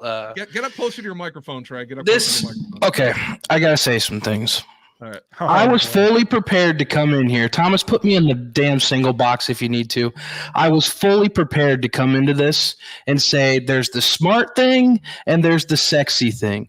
The smart thing, of course, take an edge. Latu would have been my choice. I think it's higher upside there. I like Turner, would have been a good thing. Trade back, get your edge rusher. The sexy thing would have been Rome.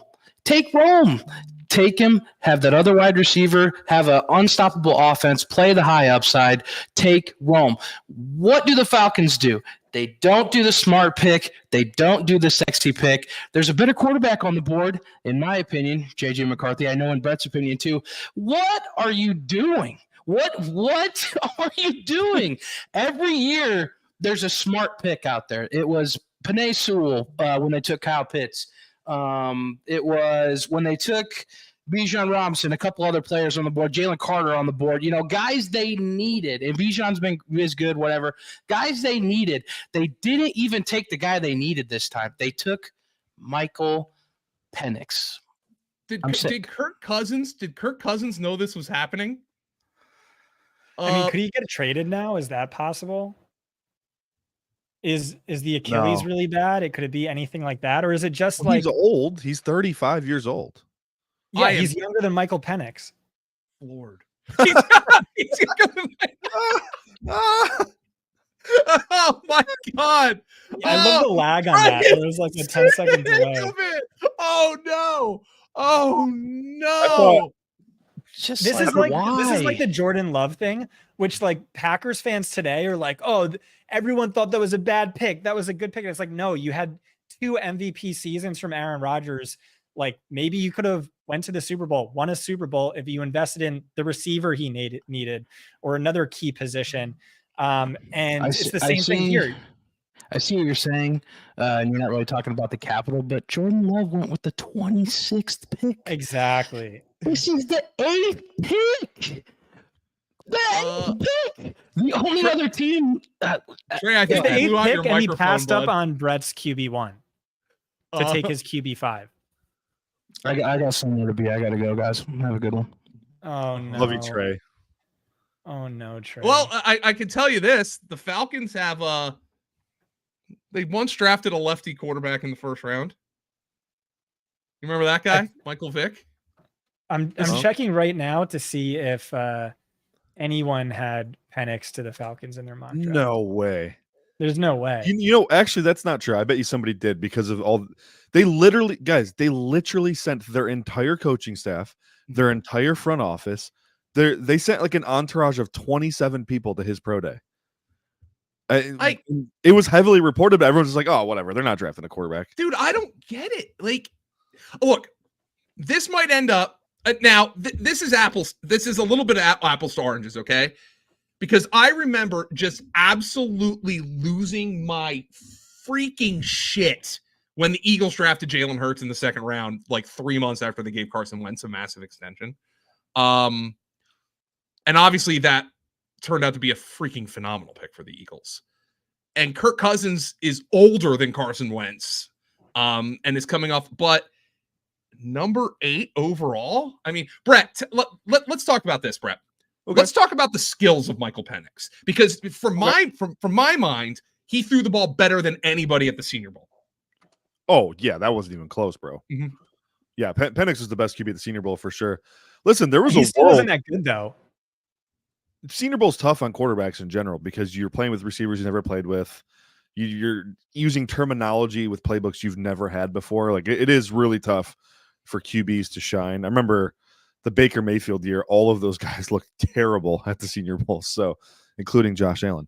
Anyways, Penix, there was a world like literally 3 months ago where people were talking about him as a top 3 pick. Yeah. It wasn't until Michigan beat the absolute pants off him in the national championship game where that talk really died down because he kind of choked under pressure. But guy's a really talented thrower of the football for sure. He's more of a one-speed thrower, doesn't have a lot of clubs in the bag, similar to JJ McCarthy in that regard, where he really needs to add a 9-iron, right? Everything's kind of a laser. You know, he's not going to be able to layer the ball in with touch. That's okay right now, though. Accuracy is generally speaking good, and I mean on target accuracy. Ball location's a little off. He does have this weird thing where he opens when he starts moving towards his left because he's left-handed. He opens his gait super weird.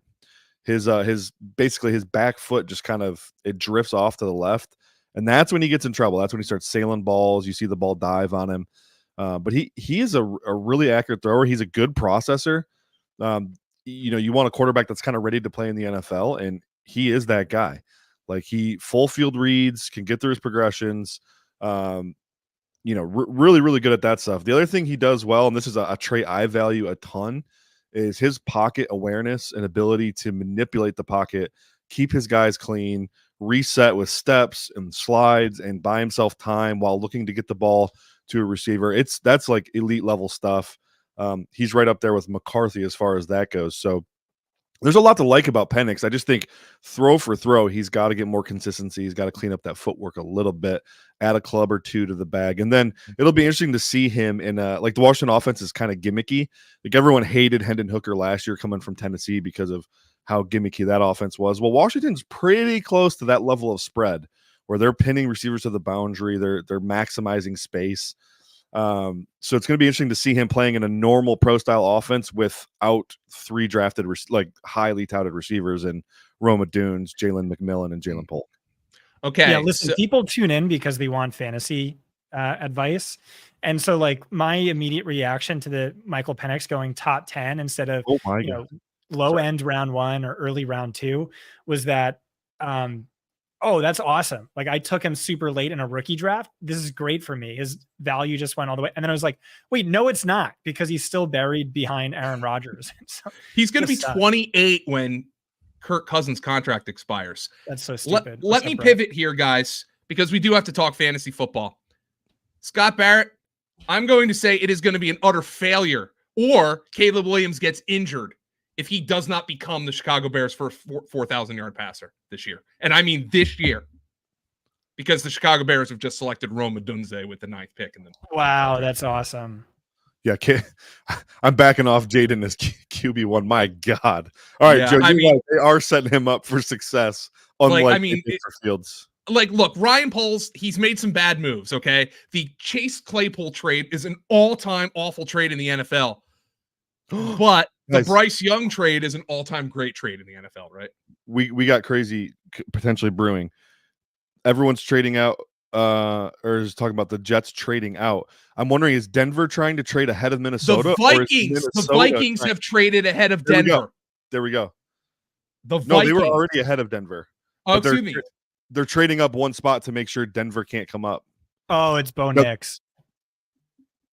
No, it's not. Stop. McCarthy.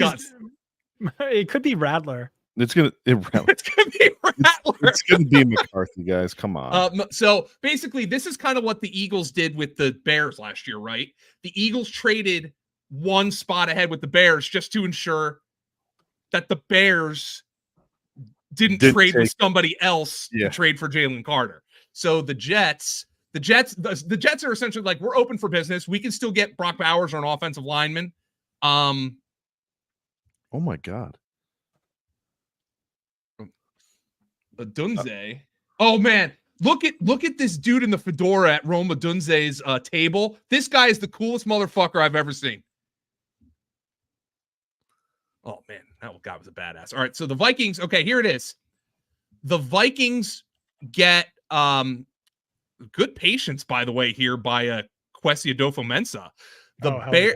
The Vikings get. I just saw the trade, and then of course the Twitter machine was quickly refreshing, so I didn't trade it. Let's see here. I was trying to get the details of the trade, but I'm guessing the Jets got good value here, just to end up getting the player they wanted anyway. Because oh wow, this is okay. So here's the trade summary: the Vikings get number 11 and a 6th. The Jets get. The Vikings get number 10 and a 6th. The Jets get number 11, a 4th, and a 5th. So the Jets basically pick up an extra pick and move up around just to end up getting the player they wanted anyway. That's a good little bit of business by Joe Douglas. And I'm guessing that player's Bowers, right? I would. Well, I guess it could be a tackle. I was told they love Troy Fautanu. Fautanu. Well, Fautanu can play guard right away, can he? Exactly. He can play guard. And if they also, wanted to Tyron Smith is not a healthy dude ever. So Morgan Moses is 33. So couldn't you also draft a development? I don't want to say Olu Fashanu's developmental, but he probably needs a little bit more coaching than some of the other guys. And I forgot he was still there. You can put him on. You can put him on the bench for now. But Brett, I have to imagine. Let's look. Let's see. Who knows who? Who knows? I mean. After the Penix trade, I am not confident in saying anything right now, but I have to imagine this is JJ McCarthy. So JJ is going to be probably a top 10 pick, Brett. And I will say this. It's official. JJ McCarthy. It's JJ. All right. Wow. Well, he gets the nuts landing spot. That's awesome. By the way, that's the nuts 5 landing TDs spot in the top 10. You had Yahoos on Twitter all day today telling I would love to play the under on 5.5 QBs in the top 16, whatever. Yeah. Or 4.5 QBs. And so, okay, Brett, this is your guy. Yeah. When you had JJ McCarthy at number 1 on your big board, I don't think anybody else had him as a top 10. And let's separate big board from mock draft, because there are people who are going to have him as a top 10 pick or had him as a top 10 pick in a mock draft who didn't have him as a top 10 pick in the big board. But when you put him at number 1 in your first mock draft, I don't think I saw him going earlier than the 20s almost anywhere.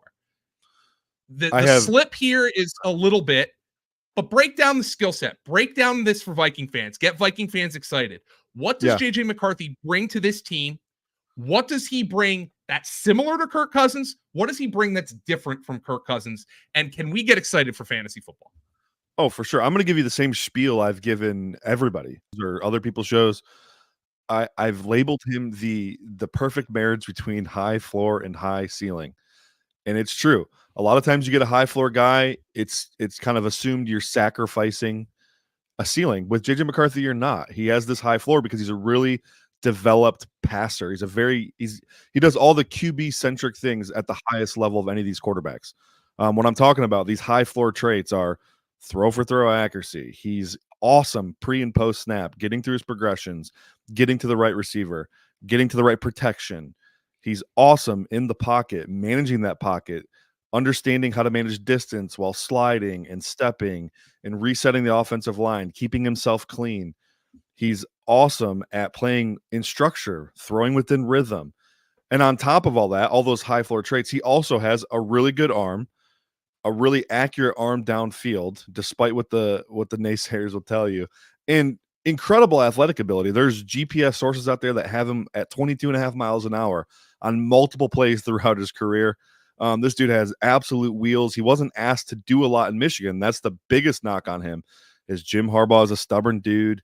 They ran the ball down everybody's throats. They had, 21-point leads in 11 games this year. He just wasn't asked to do a lot. So the question is he good enough? Does he have a big enough head on his shoulders to carry an offense if he has to throw the ball 40 times? I think the answer is yes, based on the traits you see on tape. But there's a lot of people who disagree with that. The other thing too is, the football intangibles, right? Leadership qualities. He's a winner.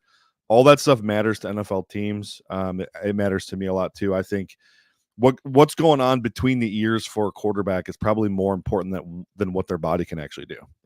Case in point, Peyton Manning, Tom Brady, Drew Brees. I rest my case. I'm gonna be completely honest here right now, and I don't know exactly how the board is going to shake out, because I think McCarthy was kind of a wild card in early best balls. And Scott, we can talk about the dynasty angle. I think he was a wild card in early best balls because he was a tough guy to get a grasp on. Is he going to go to the Patriots where his wide receivers are going to be dog shit? Is he going to go to the Giants where his wide receivers are going to be dog shit? Or is he going to slip a little bit and end up on a decent team, which is exactly what happened? I don't know exactly.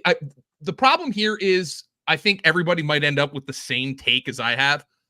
Scott, I can't imagine I'm going to have many quarterbacks in best ball I'm going to draft more than JJ McCarthy this year, because the running ability, the receivers, the uncertainty, maybe, he was the 5th quarterback drafted, right? How good can he be? I don't know. He's a guy, Scott, I feel like I'm going to be drafting quite a bit for this year, not just for dynasty. I wonder how much the Penix decision influenced the Vikings to move up. Like, if that didn't happen, could they have been comfortable choosing between those two quarterbacks? But yeah, from a fantasy perspective, you have to like this. The Vikings had Kirk Cousins for 7 games, and then 3 different backup quarterbacks for the rest. And they led the league in passing yards last year. This is an up-tempo, potent, pass-heavy offense with a great offensive coordinator, great supporting cast. This is the nut spot. It wasn't the draft capital we were kind of hoping for, so Brett could cash his bets, but it just looks like a great spot for fantasy. I was protected through pick 11. We're good. I didn't get rich or anything, but I made money. Yeah. We're good on that. I lost all my McCarthy bets, but hey, you know what, Brett? I know you hate that the Lions have to face them twice a year, but okay, hold on. Yep, you go ahead. Okay, I thought you were doing the Rock thing to me, where you're like, You know, it doesn't matter what your name is. The thing I was getting at with Minnesota, now I lost my train of thought. Was just the fact, I don't know, the landing spot's good. This is what I was getting at. I have become an absolutely firm believer in, I believe in it basically at all positions. I think dog factor is so fucking important. And like, I know, I just like, when I watch, like, I saw it with Jordan Love, like early in the season, and like, then he hit his swoon, but he has a confidence to him. And I think that's so important. And if McCarthy has that, you know, I think that goes a long way in the NFL. It can't be everything, because if it was everything, Tim Tebow would still be playing. But, you know, I think McCarthy has it. For sure. No, I agree with you. That's kind of what I was talking about with like the between the ears stuff. Like, I think that's important. Guys, can we put on tinfoil hats for a second, though, going back to Penix Jr.? Jacob Sanderson, friend of the show and Thomas Tipple's co-host of Dynasty Points, he's asked a very, I think, pertinent question, actually. Is the pending tampering charges against the Atlanta Falcons, could that possibly mean that they don't actually have Kirk Cousins, or they're no way. No, you don't think so?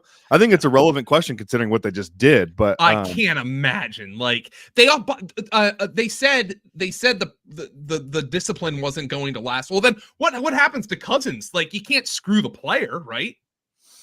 You know, like, he signed the contract. Well, he also tampered, though. It's not a I don't know. I think that would be horrific. I agree with you. I just thought it was an interesting question, and I like that is seriously tinfoil hat stuff. But yeah, I don't know. Can you suspend a player for that? I don't know, but yeah, I don't think that would influence their decision. You don't draft a quarterback at 8 overall if you think, I don't know, your guy's going to get suspended. Well, then where does Cousins go? By the way, then.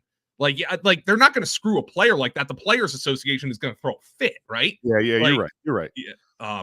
That's just before I brought it up. All right, I just, you know, I mean, that's how. But that's an example of how fucking crazy the pick was, right? Yeah, maybe in 3 years we all look like idiots, but the problem is, to your point, why not take the 20-year-old and JJ McCarthy? Yeah, I mean, they clearly thought Penix was better. I mean.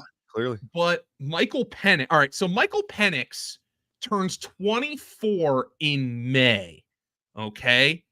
Jordan Love was 24 when he made his first start this year. Pick is in. Oh, wow. That's a great point, Joe. Also, what's different between Penix and Hendon Hooker from a year ago, other than Hooker was currently dealing with an injury when Penix is I guess over his, but they're the same player, same offense, same everything. Anyways, pick is in. Jets grab Olu Fashanu. You nailed it, Joe.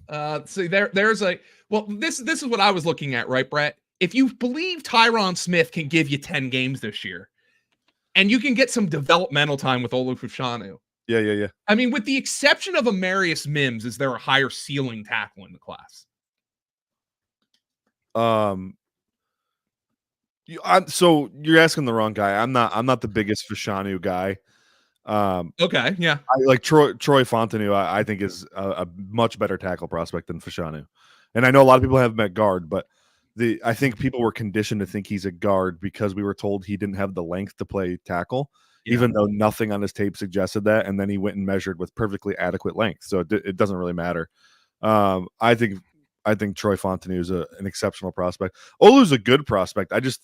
There's you talked about dog factor at quarterback. There's also a dog factor on the offensive line, and Fashanu doesn't have it. Like, he doesn't have an aggressive bone in his body. I think he maybe is a high floor pass protector that doesn't have a lot to offer in the run game. Connor Hughes says, from what I'm told, the Jets never considered Brock Bowers. Like, never, like, seriously, like, never? Well, I heard the same thing. Yeah, so never for Brock Bowers. Maybe they were trying to get somebody to trade up. I guess they couldn't get anybody to bite, but they ended up picking up an extra pick and moving up around. So good on Joe Douglas, and they ended up probably getting the well, not probably. They ended up definitely getting the player they would have drafted at 10 anyway in Fashanu. Hey, real quick, that's something I'm just going to point out. Chris Wecht and I we're doing our value chart again this year, where you were taking my big board and associating that with the slot players are drafted and coming up with a pick score.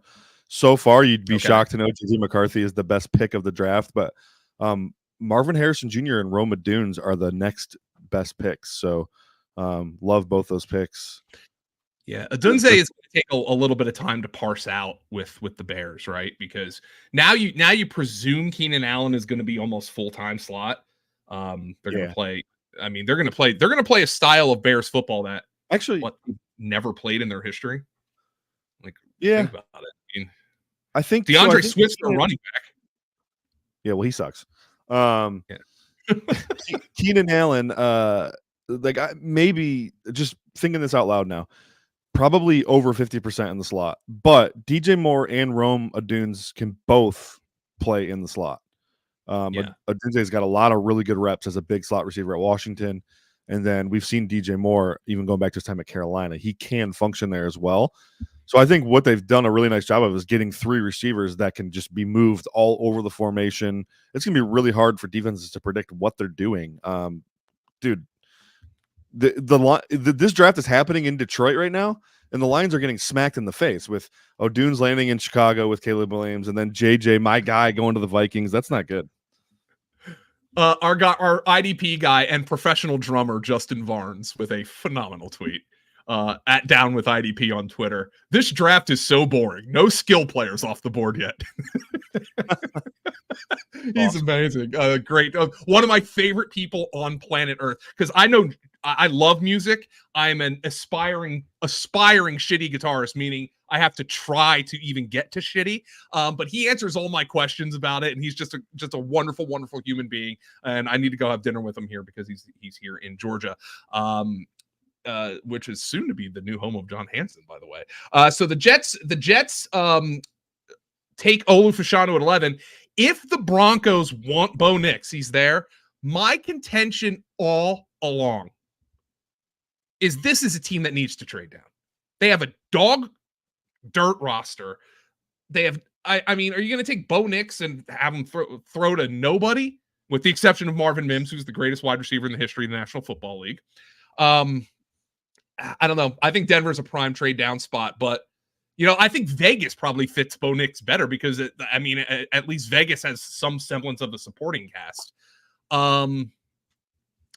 Anyway, that is stellar. JJ McCarthy's off the board, Vikings fans. I feel like that's the guy Vikings fans were braced for all along. And I think it's quite, I think it's just a perfect landing spot, and I think he's going to start from day one. Bo Nix to the Broncos official.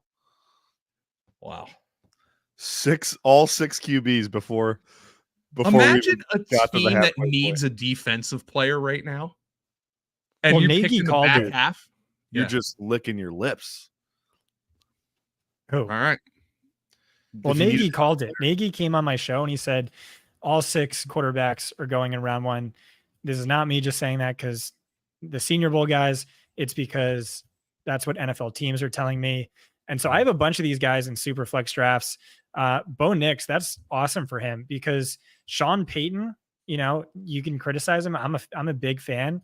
But his offense has always been great for fantasy, and particularly the quarterbacks. Like a 39 through 41-year-old Drew Brees was putting up mid-range QB1 production. Taysom Hill, better than that. And then Teddy Bridgewater, Jameis Winston, Ian Book were all putting up fringe QB1 numbers. So Bo Nix, one of them. Bo Nix. Yeah, I don't know. Who am I trying to think of? Who? But anyway, yeah, he's just had a bunch of scrubs and they all put up numbers, and Bo Nix is one of the most NFL ready quarterbacks. Supposedly that's what people are saying. So, I like that a lot. Brett, we've talked a little bit about fraudulent prospect profiles here. Yeah. I'm not going to call out names, but I was listening to the radio, a couple of weeks ago, and a former NFL offensive coordinator who has a ring, multiple rings, I believe, talked about Bo Nix being the most accurate passer in the draft because he completed 77% of his throws. Oh, boy. Brett, please provide context to that with regards to Bo Nix. By the way, the Broncos clearly thought he was a great prospect because they picked him at 12th overall. So this isn't damning Bo Nix's career. And if there's anybody who's going to get 70% passing completion percentage out of him, it's probably Sean Payton. But talk about Bo Nix's production vis-a-vis his statistics. Well, he had over 100 completions each of the last 2 seasons on screen passes. Okay, so I think he was like, 100 out of 103 on screen passes. So like that's inflated. I think when you take those away, he was down in like the low to mid 60s. I still think there's some credence to the idea that he's an accurate passer. Similar to Michael Penix, he puts the ball on his targets.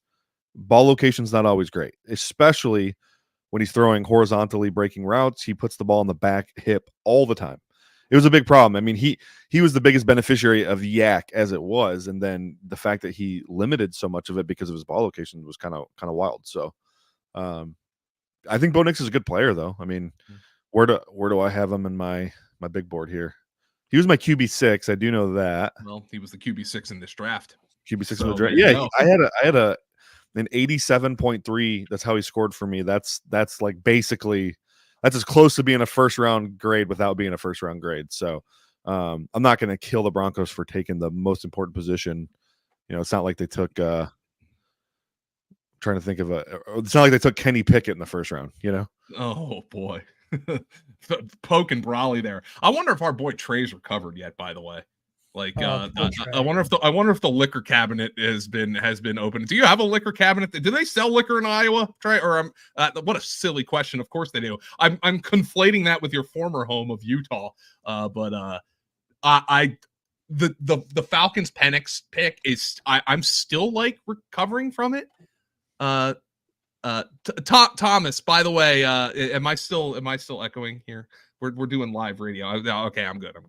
I haven't heard you echo at all, to be fair. No, yeah, that was your fault, Thomas. It was probably on your end. Anyway, Bo Nix is the latest pick. We have had 12 picks. 6 have been quarterbacks. 3 have been offensive linemen. 3 have been wide receivers. Not a single defensive player. No tight end. Unbelievable. And if your team needs a defensive player, what a phenomenal fall of the board right here. And now the next question is, what happens to Brock Bowers? Because the Raiders drafted Michael Maye last year. Now that doesn't, just drafting a tight end doesn't mean you can't draft another. You would have to think New Orleans is going to go offensive line. They were heavily favored to do that. So does Brock Bowers slip to where Cincinnati picked, or does Indianapolis get him? And Indianapolis would be a really interesting spot, Brett, for him, because Shane Steichen, the cheat code that he had with Philadelphia with Dallas Goedert screens a couple of years ago was phenomenal. And Brock Bowers is maybe the best screen tight end to ever come out of college. Yeah. Yeah. I don't know. I want Bowers to end up in Cincinnati. Okay. That's what I want. Not just because I mocked it that way. I just think you got a pending T. Higgins situation. Just go ahead and replace him right now with Brock Bowers. I know that doesn't seem like a 1-to-1, but Bowers is that special. I think diversifying their portfolio of assets is nice too, and getting a guy who can win in the short part of the field consistently. T. Higgins isn't really doing that. He's more of an intermediate threat. Overlaps with Jamar Chase a little bit. I think getting Bowers would be huge for that offense. So I'm very partial to that idea. Are we getting to a point where some of these picks can be traded for active players like Higgins or Brandon Ayuk? Is the question. Now we're also getting to the part of the draft. I guess, Brett, it's probably a little early in Scott to talk about the wide receiver 4. Universally in this class, pretty much it was the top 3, then Brian Thomas, and then the next group. I hope Brian Thomas gets picked tonight because I want the fight to continue on the live stream. But there are some reports, Scott, that Brian Thomas was flagged by teams for medicals, which is interesting because that also puts another dent into a profile that you said strictly based on analytics was not very good.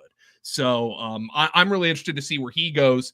and if a team might trade up for him, or if maybe somebody will surprise here. So that's the next fascinating part from an offensive perspective from my end.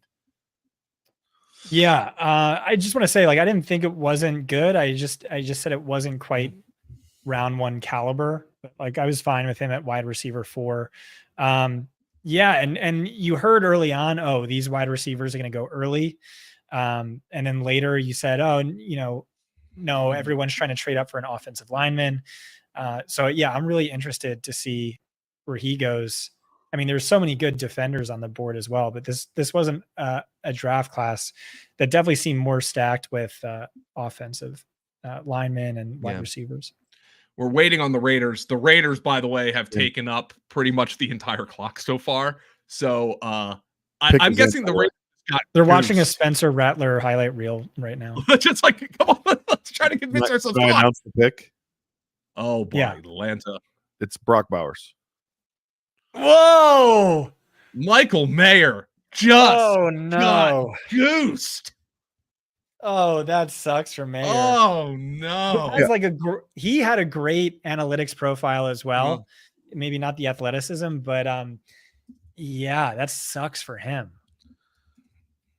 I did not like Michael Mayer that last year compared to I guess consensus. I can tell you where I had him. A lot of film heads said that. Nagy said that. Nagy was like, I don't think he's anything special. Correct. His production was just insane, though. Yeah, he was my tight end 3, and I did not have a first round grade on him. Yeah. Sorry, no, he wasn't a first round pick. So. No, who'd but you have ahead of him? I had Laporta. I had Laporta, Kincaid. Musgrave, and Kincaid ahead of him. Oh, okay. Yeah. That athleticism really killed him for me because, like, you already didn't see a ton of explosive playmaking on tape, and then like everything he did was contested over the middle. So, and then on top of that, he's not going to have any athletic upside. That just you can just be meh. That's kind of wild, man. By the way, still no defensive players off the board. 13 picks in, not a single corner, not a single edge rusher. That's unbelievable. New Orleans is up next, and I would think New Orleans is going to draft an offensive lineman. So, I mean, where are we going to go here for the first defensive player? This is a bummer for the Colts. I think Colt fans really wanted Brock Bowers. From a fantasy perspective, I mean, let's look at the receivers. Obviously, Devontae Adams, but he's another year older. He's 31, 32 now. Here's the thing. Gardner Minshew is going to be the quarterback, barring a touchdown Tom wanting to return. I do know there have been a little bit of buzz about that. Devontae Adams, Jacoby Myers, Trey Tucker, by the way, who Antonio Pierce called out by name. He said, we really like Trey Tucker. Michael Mayer, they signed Harrison Bryant, but I guess Brock Bowers has an opportunity, Brett, to be their number 2 receiver right away. Yeah, I think he fits in nicely. I mean, especially when you talk about vertical skill set and Trey Tucker, vertical skill set and Devontae Adams, he should be able to eat underneath all day and continue doing what he's been doing. So, and your one concern on him was the screens, right? I guess that's arguably a perk given the quarterback play in Las Vegas. Yes, screens and checkdowns. That's what he's awesome at. So, that's also what Gardner Minshew's awesome at. Screens and checkdowns. Yeah. Nice. Short area accuracy, right? Like, isn't that like one of his biggest perks? Yeah. From an arm standpoint, yeah. I mean, he's good at just keeping offenses on schedule in general. Like he's a solid quarterback. It looks like, I mean, the Saints are on the clock, and you still have Fuaga and Fautanu available, Brett, who were 2 of your favorite tackles in the class. And you would think that the opportunity is for the Saints to get one of those guys. They completely whiffed on the Trevor Penning pick a couple years ago. Yeah, they did, and they really do like typically offensive linemen that have some versatility to them. A lot of the guys they've drafted over the years can play multiple positions.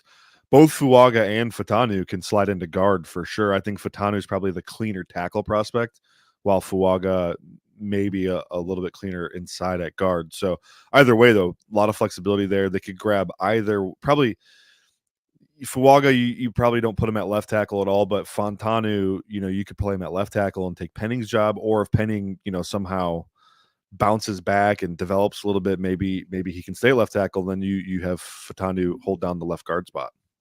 Per Ian Rappaport, the Saints are listening to trade offers at number 14. So I wonder, well, look, they might want to get, obviously get some picks. Maybe they feel like there's an offensive lineman available later. Potentially, maybe they thought Olu Fashanu was going to be here and he was the guy they really wanted. So you have to look at that, but you obviously know that New Orleans is a team that is like, I mean, they were like minus 400 to draft an offensive lineman with their first pick. So that's definitely their need. All right. Scott, where would you rank Tom Brady if he plays for the Raiders this year? Oh, I don't know. I'm just low end QB1. Yeah, I'm just spitballing it right now. Why the hell not? I'm never going to discount Tom Brady. But I mean, everyone knows I was like the Brock Bowers guy, where I was just like, this is the sickest profile ever. Check out the dank stats section. It's just banger after banger after banger. If I put him into my wide receiver model without typical adjustments, he would have been the wide receiver 3 in the class, no worse than the second best tight end prospect in a decade. Not the ideal draft capital, not the ideal landing spot.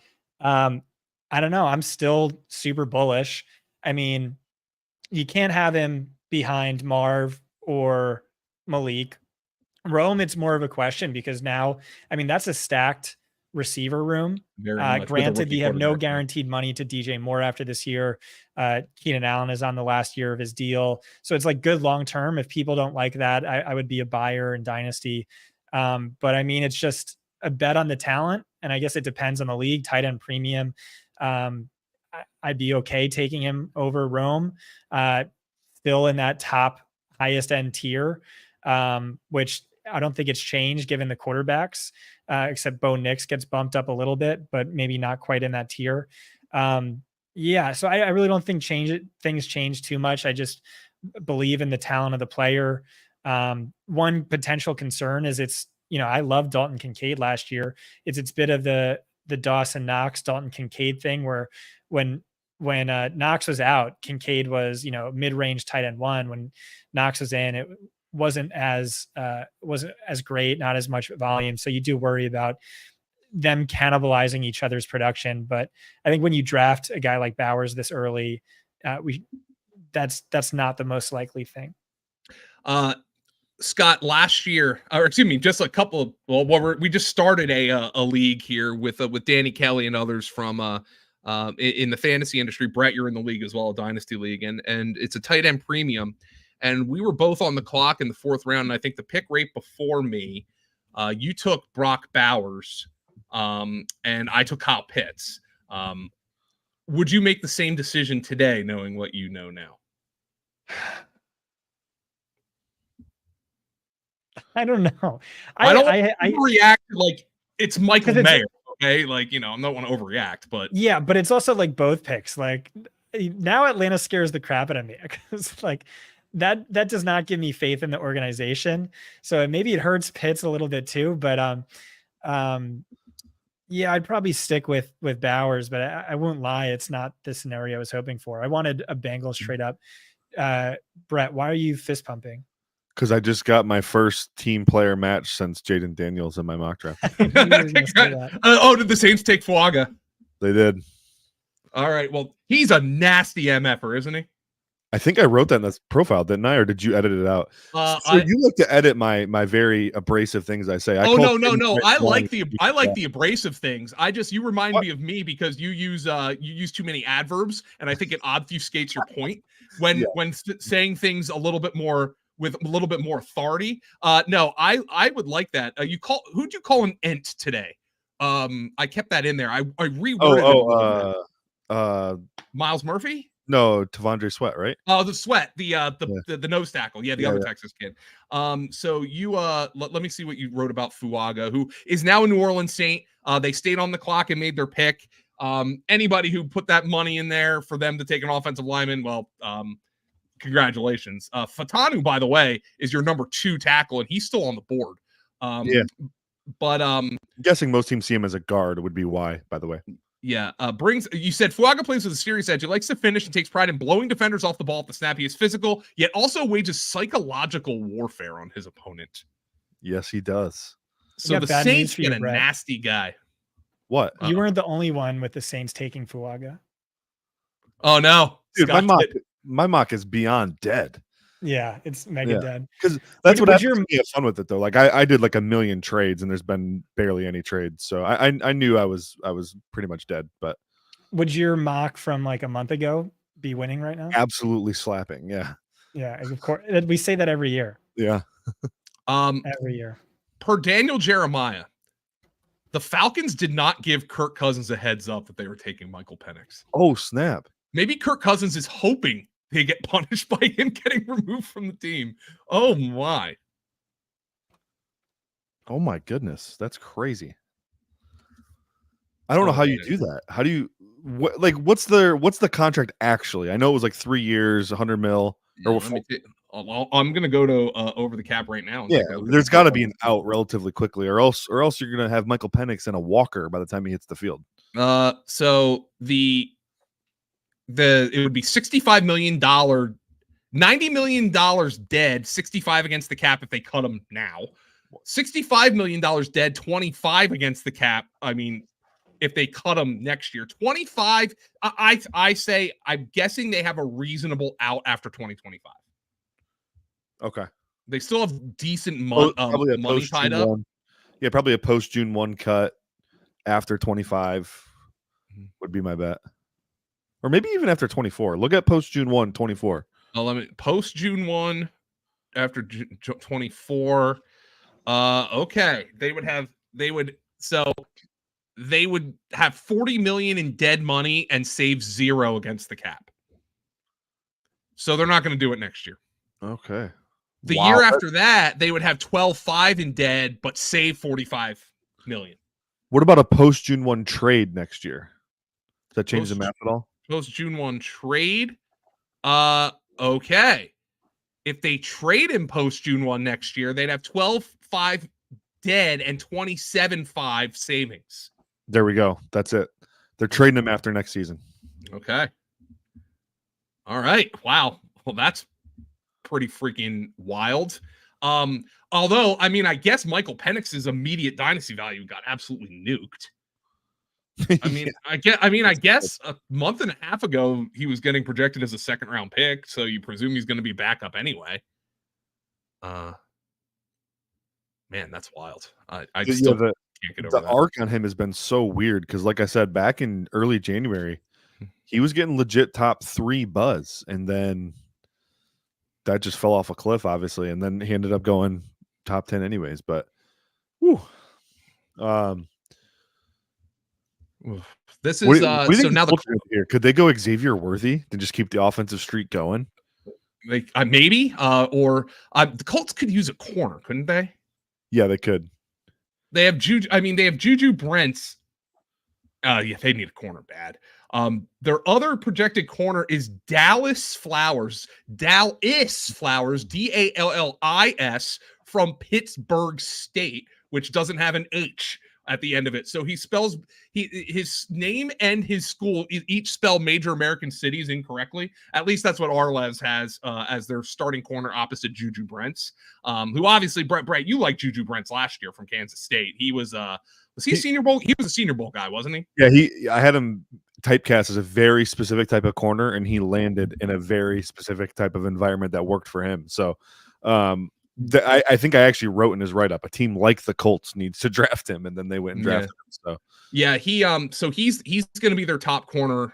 Kenny Moore's their slot. But they need a corner here. Gus Bradley's their defensive coordinator, right? Is he still their defensive? Yeah, Bradley. Gus Bradley. Well, didn't Quinyon Mitchell play a shit ton of off coverage? Yeah, he can play both. Yeah, but he played a lot of it though. Yeah. Yep. At Toledo. So I like that kid. He's a dog. But Gus Bradley's cover 3 is not off cover 3; it's press cover 3. So yeah, he likes bigger physical guys. That's why Brent's works. I don't know that there's a guy that really fits that, because I don't think Terrion Arnold's a good fit for that, unless you're going to kick him into the slot. Mm-hmm. Yeah, I just don't know that there's a corner that really works there for them. I think Quinyon could do it.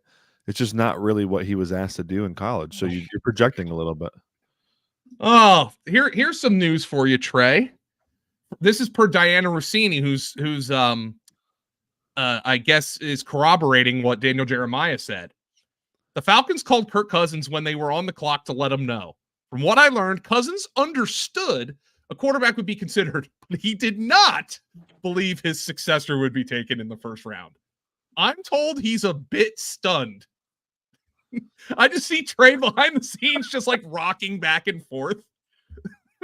He's just like he's just I cannot stop laughing. This is last year we got Brett, who absolutely lost his shit when the Lions took 2 non-premium positions in the first round. Now the Falcons make, I mean, this might be, I don't know. Can you guys remember like a more shocking top 10 pick? Like shocking top 10. Oh, the one that might come to mind for me is when the Raiders took Darius Hayward-Bay. That was pretty nuts. What about who's the receiver the Jaguars took a bit Justin back? Blackman? No, that was predicted. Troy Williamson. That was Minnesota. Sorry. Oh yeah, Minnesota took Troy Williamson. Jaguars took one of the 4. What's that? Colts pick is in. First defensive player off the board. UCLA edge rusher Laiatu Latu. Yes, Laiatu. Cash that. Tom Brawley threw that out in the. Way to go! Threw that Tom. out in the betting. I believe that was like last week. He threw it out. Latu, first defensive player taken. Bro, baby, look at that. Latu, Brett. I want to talk about Latu. I know this is a fantasy football live stream, but you believe his skill set. I know there's medicals, but you think his skill set is worthy of a top 3 grade in the class. That's how good. In many classes, maybe not this class, but in many classes. Top 3, you mean among edge players? Among everybody is what you said. Unless I have him as my 8th overall player in the class. Yeah. I do him as my top defensive player in the class, though. Yeah. So you said like you thought his skill set was elite. Like. Oh, yeah, I know what you're talking. Yeah, I wrote a blurb in there. Like, if medicals were completely clean, he'd be a consensus top 3 on everybody's board. Yeah, yes, I stand by that.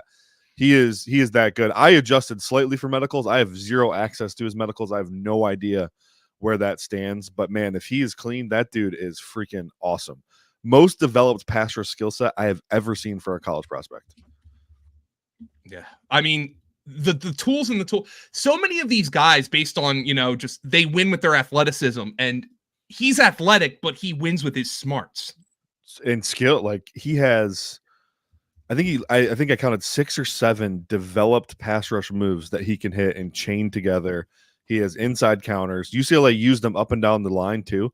So he'd, hand in the dirt, 2-point stance, line up wide 9, line up over a tackle, line up over a guard, line up in the A gap. They did everything with him, and he won wherever they put him. It was incredible stuff. Yeah. So the Colts, look, they probably need a corner, but I'm wondering if they didn't think Latu was going to be here. And now they have. I mean, Quiddy Pay's a pretty good player. DeForest Buckner's getting up there. He's 30, just turned 30. I right away he comes into a rotation for the Colts on the defensive line. So a solid pick for the Colts. They're probably a team that's going to consider corner and wide receiver on day 2. And now here come the Seahawks, who were, I think some people thought was a Penix spot. I wasn't enthused by Penix going to the Seahawks because I was like, well, he might sit for a while. Well, what the hell is he going to do in Atlanta? So grass isn't always greener on the other side. I would love Troy Fautanu here in Seattle. Ryan Grubb, the new OC there, was his offensive coordinator in college. There's the dot connection. They need interior offensive line help. I think he'd be awesome. Yeah, you think he has tackle guard versatility. Yeah, exactly. And they have their 2 tackles because they have Lucas and and Cross. But yeah, it's never bad to have options. So this is just an unbelievable. If you need a defensive player, I just cannot imagine thinking this board could have fallen we knew a lot of offensive players were going to be picked. That's not a surprise, but this is really just kind of staggering to me what has happened here. And now the other thing that we have to think of is at what point does like a Brandon Ayuk get traded, if a Brandon Ayuk gets traded, or T Higgins, and that's a really interesting angle coming up. But the Seahawks are on the board. We are halfway through the first round here. I want to thank everybody for joining us here on the Fantasy Points YouTube. If you're here with us for the long haul, or if you're even checking in, you're checking in after the draft, if you're checking in during the draft, you came in and we're like, these guys are chuckleheads, these guys are bobbleheads, blah, blah, blah. I can't believe Brett Weisfeld has JJ McCarthy as the #1 quarterback in the draft. Even if you think that, click the subscribe button. It helps us out. It helps Thomas eat.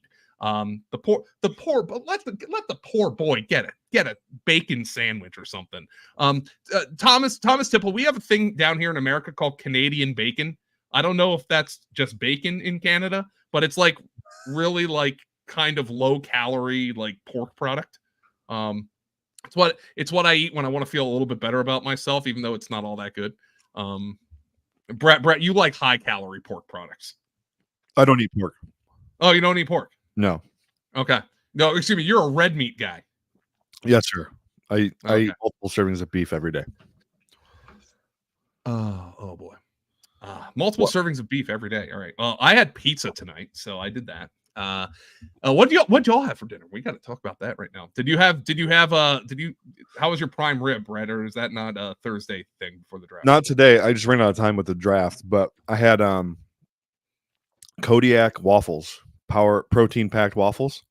Throw a little extra egg in there. They're like 28 grams of protein per serving. I throw peanut butter on top of them. Get my protein and my carbohydrates and my fats for a long stream. Plenty of energy. I don't think this is an interesting conversation. I'm not going to lie. Sorry, Brett. I have a good stat, though. Oh, please bring it up. There are, over the last 15 years, there are only 2 FBS tight ends to have 800 or more yards in multiple seasons. Do you want to guess who those 2 tight ends are? Well, I'm going to say Brock Bowers. Yeah. Multiple 800-yard seasons. In the FBS. In the FBS. I'll give you a hint. Okay. He's currently Bauer's teammate. Michael Mayer. I mean, did you tweet that? Yeah. So like 2 stacked tight ends. Think about it from an NFL perspective, not a fantasy perspective. When was the last time we saw 2 tight ends this good on the same team? Aaron Hernandez, Rob Gronkowski. You can never count out touchdown Tom. That's what I know. That's what I say. Right? How sick would that be? Yeah, I mean, he's looking at it and he's like, I like these tight ends. Oh boy. Well, Gardner Minshew has a couple of good tight ends right now.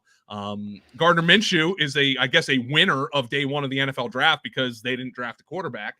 Who do we have? Costco says Michael Mayer isn't good. That's probably right. That's just probably the correct take. If Brett and Costco both think he's overrated, and Nagy, that's good enough for me. We're entering beer territory for me. I haven't yet cracked into a beer, but I'm excited for that. I think we're going to get a special guest on. Go ahead. Right now? Okay. I mean, I don't know when. Soon. Would be TJ Calkins, who's my dynasty co-manager. Literally far and away, no one comes close. The best dynasty player I've ever seen. We'll pick his thoughts on what we've seen break down, how he's changing his top 12 rankings. I know he's watching the stream right now, and thoughts on what this does to some of our dynasty rosters. I know we have some Michael Penix. I know we have some Brock Powers. I know we have some Bo Nix. So excited to get his thoughts. I'll send him the link and we'll see when he joins. Hey Scott, how many dynasty leagues have you guys ruined? So many, so many. It's just without fail. There's the draft, and then we're the worst team in the league year 1. Year 2, we're somewhere either really bad or in the middle, or we made the playoffs. And then year 3 and beyond, it's just the TJ and Scott show. The Seahawks pick is in. I have not seen this pick leaked yet. No trade for the Seahawks. Yeah, weird that it says it's in, but no one's leaking it. It's Byron Murphy. Oh, nice. Good for them. Dude. You know what's crazy about that? I almost comped Byron Murphy to who is the 5 Puna Ford? The guy who's built like a pumpkin. Yeah, that's Byron Murphy. Yeah, exactly. I mean, Murphy barely hit the 6-foot threshold at the combine. He's like, well, isn't that why people thought the Rams were going to want to trade up, because they thought he could not be Aaron Donald, but replicate Aaron Donald? They drafted Aaron Donald's replacement last year, Kobe Turner. Yeah, same exact style player, not caliber. What's Puna Ford up to these days? I don't know. Is he in the league? I don't think he's got to be back. He's on the Chargers. He's on the Chargers. There you go. Yeah. Might be the best run defender they've had in a decade. He was on the Bills last year. Only had 9 tackles. That's why he looks like he signed a 1-year deal with the Chargers. So Puna Ford is Byron Murphy is the Seahawks pick. He is the first defensive tackle, Brett, off the board, and he's kind of that new wave defensive tackle, right? Like a little bit of an undersized guy, slasher type. If you don't want to compare him to an all-time great like Aaron Donald, well, what about Kalijah Kancey?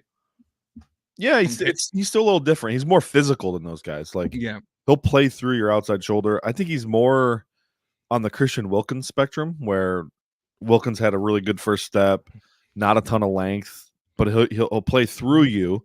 He still wins with quickness, but not at the level Aaron Donald does. He's like a really good, he's a really good mix of power and quickness, and the length gets him in trouble sometimes, though, I think. Yeah, or the lack of length, I should say. TJ Calkins says somebody's going to be fed Canadian bacon as a punishment. I'm not sure who, but I think I'm going to hold off on the booze, by the way, until after the draft, and then I'm going to go sit down and watch Falcon fan reaction videos, which is like, by the way, my favorite sports subgenre of video is reaction videos. There was a great one. The Minneapolis Miracle ones are always the best from Saints fans' perspective, but I'll go check that out. You know what I forgot to watch this year, guys? I cannot believe it, and nor did I see it tweeted, but there's a video that ESPN did like 10 years back of all the Jets mess-ups in the first round. I miss it. I watch it every year. I'm gonna have to watch that after this. We are officially halfway through the first round, by the way, of the 2022 and 2024 NFL draft here at fantasypoints.com. Thank you for joining us on the live stream today with Brett Whitefield and Scott Barrett. TJ Calkins is going to join us shortly, and then at which point I'll probably just go step out and refill my hydro flask. These are highly recommended hydro flasks. If you want to sponsor Fantasy Points, I am more than willing to sing your praises, because I am not a room temperature water guy. I need my water to be cold. So Jacksonville is coming up here, and I think Jacksonville is a team that probably needs a corner. So there's no corners drafted, and I'm wondering when the last time it feels like every year there's at least a corner who gets drafted early, unless I'm completely mistaken. But are we also, Brett, now and Scott, in a territory where we can start thinking about the other wide receivers? Yeah, I think Brian Thomas goes here to the Jaguars. That was the rumors. They're trying to trade up for a wide receiver. I think he fits Balky, and that he has the traits and he has the athleticism. Brett and I were kind of divided on him. Brett has him wide receiver 4 and feels really good about it. Me, I had more concerns that maybe he's deep threat only at this stage of his career. 50% of his yards came on the go route last year. But I mean, that seems like kind of what the Jaguars are looking for. I don't think this would be a good fantasy landing spot. Peterson's wide receivers have always underwhelmed for fantasy. But yeah, the Vikings have traded up. Oh, wow. Way to go, Jaguars. So the Vikings are trading up. That's going to get them past Cincinnati. What could they be looking at here? I mean, Dallas Turner is still on the board, edge rusher. Yep.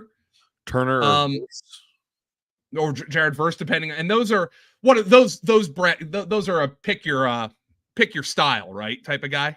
Yeah. And the Vikings obviously lost Danielle Hunter. Who's the best pass rusher on their team right now? Van Ginkel. Yeah. So yeah, they could use a pass rusher here. You would think. Yeah, they don't have really any pass rushers. The Jaguars, I mean, this is not very expensive. The Jaguars get picks 23 and 167. So the price to move up right now is not very high, at least if you're only moving up a few spots. The Vikings traded up 6 spots. Excuse me. They get, okay, here we go. There's more. Here's what Field Yates says. 17 they get 17 for 23, 167, a 2025 third and a 2025 fourth. So actually that's kind of a big haul. Okay, and let's see who the Vikings take. One thing to point out with the Vikings too is their GM has his own trade value chart for picks. He's always it's Dallas Turner, by the way, but he's always different than consensus on trade value. So he's willing to give up more than most. So Brett, the Minnesota Vikings, one of the Detroit Lions' biggest rivals, just drafted what? Two top 10 players on my board. 2 top 10 players on your board at arguably the 2 most premium positions in the sport. Hell yeah. You got to tweet something out, Brett. Yeah. Yeah, I will. And by the way, they already have, you said bookend tackles, which is arguably the 3rd most important position in the sport, 2nd or 3rd. Yeah. And they have the best wide receiver in the league. It's great. And they have a good receiver stable in general. It's great roster building, to be honest with you. They are the Vikings kind of live? They're live. I've been saying the NFC North is probably the toughest division in the NFC now. Oh, I think it definitely is. I mean, which one of the? I mean, unless Caleb or JJ is a flat out bust, who's the easiest out in that division right now? Chicago for sure, but I think Minnesota's competitive. Green Bay is still Green Bay, and Detroit is surging. So, I still think Chicago's roster is pretty bad, top to bottom. Offensively, they have a chance to put some fire points. Yeah, a firepower out there, fire points. Everything that could have went wrong for the Vikings went wrong. Jefferson only played 10 games. Cousins only played 8 games. They signed Josh Dobbs off the street. Jaron Hall, my goodness. And still they went 7-10. Like, yeah, they're going to be awesome. That's Jim Nagy's that's gonna. Yeah, sorry. Go ahead. No, you go ahead. No, you have something way more interesting to say than me. Jim Nagy's comp for Byron Murphy, by the way, was way better than mine. He called him Grady Jarrett. That's a great comp. That's exactly who he is. Interesting. I'm gonna go. You think Turner? Oh, sorry. We'll ask you when you come back. All right. Well, I'll get you before you go to the bathroom. You think Turner can play inside? No, I'm saying Byron Murphy. I went back. Sorry. Oh, excuse me. I'm sorry. I was like, I called Murphy on the Christian Wilkins spectrum. Nagy just nailed it though. He tweeted that he's Grady Jarrett, and I think that's exactly spot on. That's a great pick. All right, go empty. So. You had that coffee, Brett. So you gotta that it runs right through me too. It's a diuretic. So I am such a Jim Nagy fan, by the way. We've had him on the podcast a few times. Yeah, I'm gonna get him on in 2 weeks. Like legitimately one of my favorite people within the entire space. I think I listen to him more than anyone else, like Lance Zierlein or Daniel Jeremiah. Yeah. The dude should be a future GM. He's like insanely charismatic, insanely humble, super nice, and he has great football takes. And like he's helped us out quite a bit. Like and he was by the way, yeah, he's done an awesome job with the Senior Bowl. Like it's incredible. Been kind of a draft event. But like now it's a real event, you know, they got it moved. This is my first year in Mobile. I think we're trying to plan on making that kind of a yearly fantasy points kind of thing now. I actually had to come back because we planned a special birthday party for my mom. So I had to come back a little bit early, but like, I mean, you could tell like everybody the fantasy industry is well represented there. You could tell everybody who was at practice on the first day walking through downtown because all of us had the left side. We look like, Aaron Eckhart in The Dark Knight, the left side of our faces were all bright red because it was right. so warm out, and we're all sitting on these metal bleachers, and we all got sunburn on the left side of our face.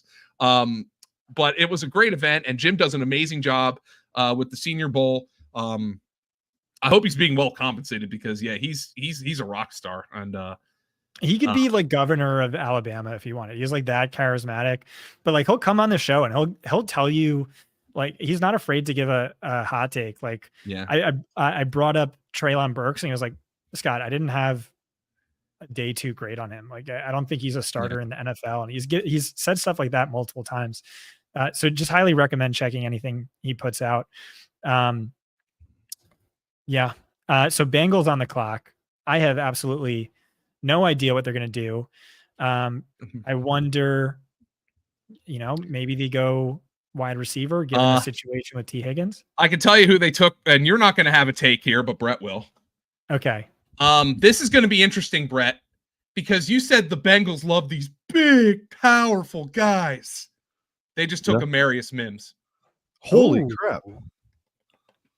And now Amarius Mims, if you guys are not familiar, and you can probably hear this on the broadcast as well, we'll react from here. Amarius Mims is a big, powerful guy who has started like 3 games in college. I think it's 8 actually. But he has unbelievable athletic traits. Just like, I mean, Brett, if you were to say if Amarius Mims reaches his ceiling, we're talking about one of the top tackles in the draft, but that is a very questionable proposition. One of the top tackles in the league, rather. Yeah, for sure. I mean, he was one of the hardest evaluations I've ever had to do. I'm not kidding, because how much tape is there? There's 8 games total between two different seasons. He started 4 seasons last year and 4 seasons this year. 4 seasons. 4 games in each season, and 3 of those games are against non-Power 5 teams. So bottom feeders like Georgia Southern or whatever. And so you expect a guy with his traits to just dominate, right? And it was tough. I tried not to like him, Joe, but the tape was so good for a guy who's barely it just doesn't make sense. Why wasn't he playing more? Oh, by the way, he only started 8 games, not because he was injured either. That's the thing, because he had to win the job. Like, that blows my mind for how good his tape was. I know. Is that a product of it being Georgia though? Yeah, a little bit of that. There has been speculation that there is off field with him. I remember the kid Tennessee took. A couple years back, Georgia tackle. Oh God, who might have ended up being like the worst first round pick of all time. Yeah, so like, I've had people lump Amarius Mims in with that guy. I don't know enough specifically to say whether that's true or not. I'm just telling you what some people have told me. I've watched interviews with him though. He seems like a great kid. So I don't. Yeah. I mean, the reality is some of these kids are they're immature, right? They're 18, 19, 20 years old, and they make bad choices. I mean, look, like, there's a difference between bad choices and being immature and being, like, first and foremost, like, I always have to try to contextualize this. I was a pile of shit when I was 21 years old, man. Like, oh yeah.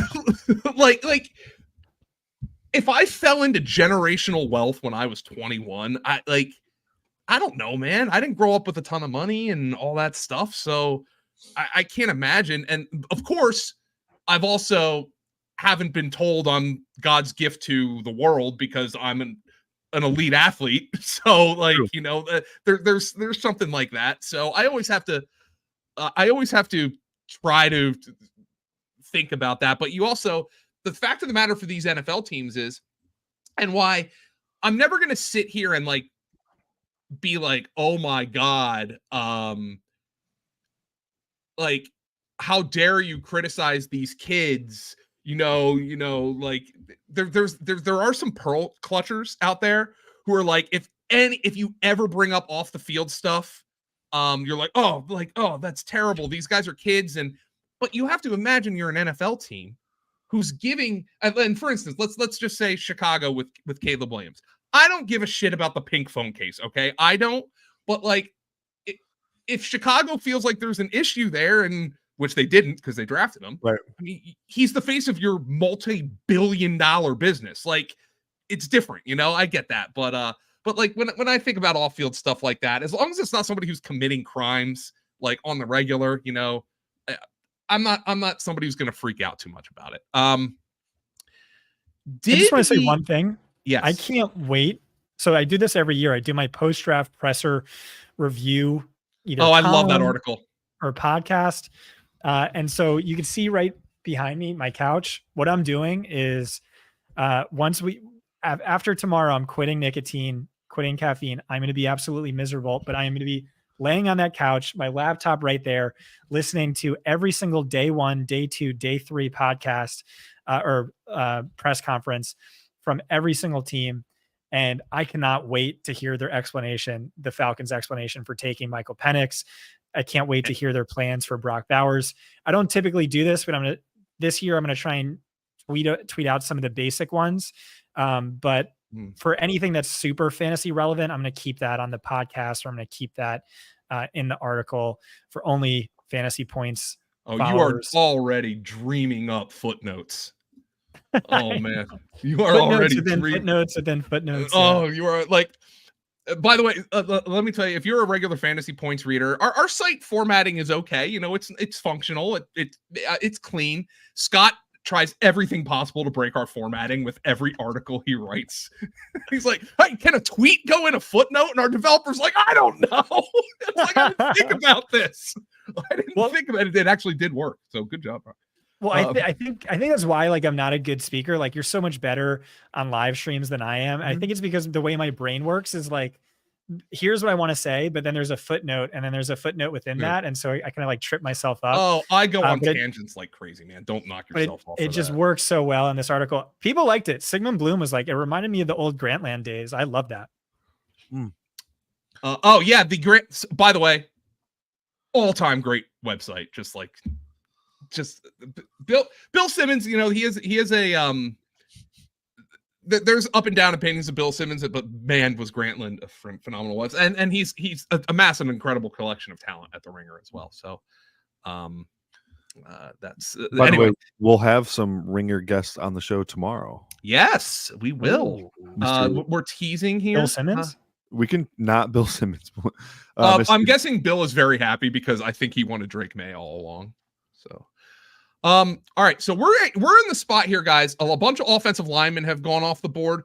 The Rams are on the clock. Brett,